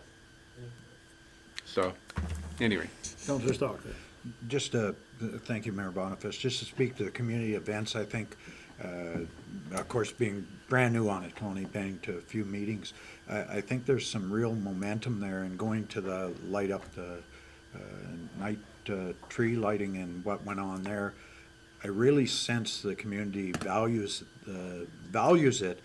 Although the numbers were down, I had a number of people, how can I become involved? They really appreciated, the one lady came up and said, oh, this is great, I was here last year, I want to, and I think we're going to catch some real momentum. We're talking about a chili cook-off on Family Day, I think it's the 16th of February, don't quote me, but the Monday, chili cook-off on the outdoor rink with outdoor skating and those kind of things. And I think once there's some momentum start to build up and people go, wow, that chili cook-off, I think there's some value in that to bring the community together and just, again, change the narrative that this is a community that's welcoming and open and everybody supports one another and come out to those events.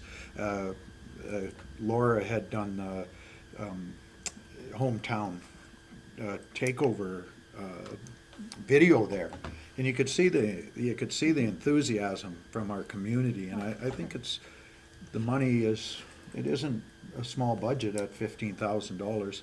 On the other hand, I think there is great value there. Just the short time I've been there, and I don't know what Justin would have to say. Councillor Boniface. I definitely, because like I went to the first meeting there and I was really impressed at all the enthusiasm and the energy, and that's exactly what the town needs and stuff like that. But I wonder if it could, maybe instead of going to the grants thing, maybe have it morph into something that the public starts taking over instead of the counselors. So like maybe it has to be counselor energy that gets it going, and then morph into the lady that likes the chili cook-off. Then she gets to be in charge of that one and she does that, and then somebody else goes, oh, why don't we do this? And then they can build it on their own and we can support the community that way. I'd be happy with that too.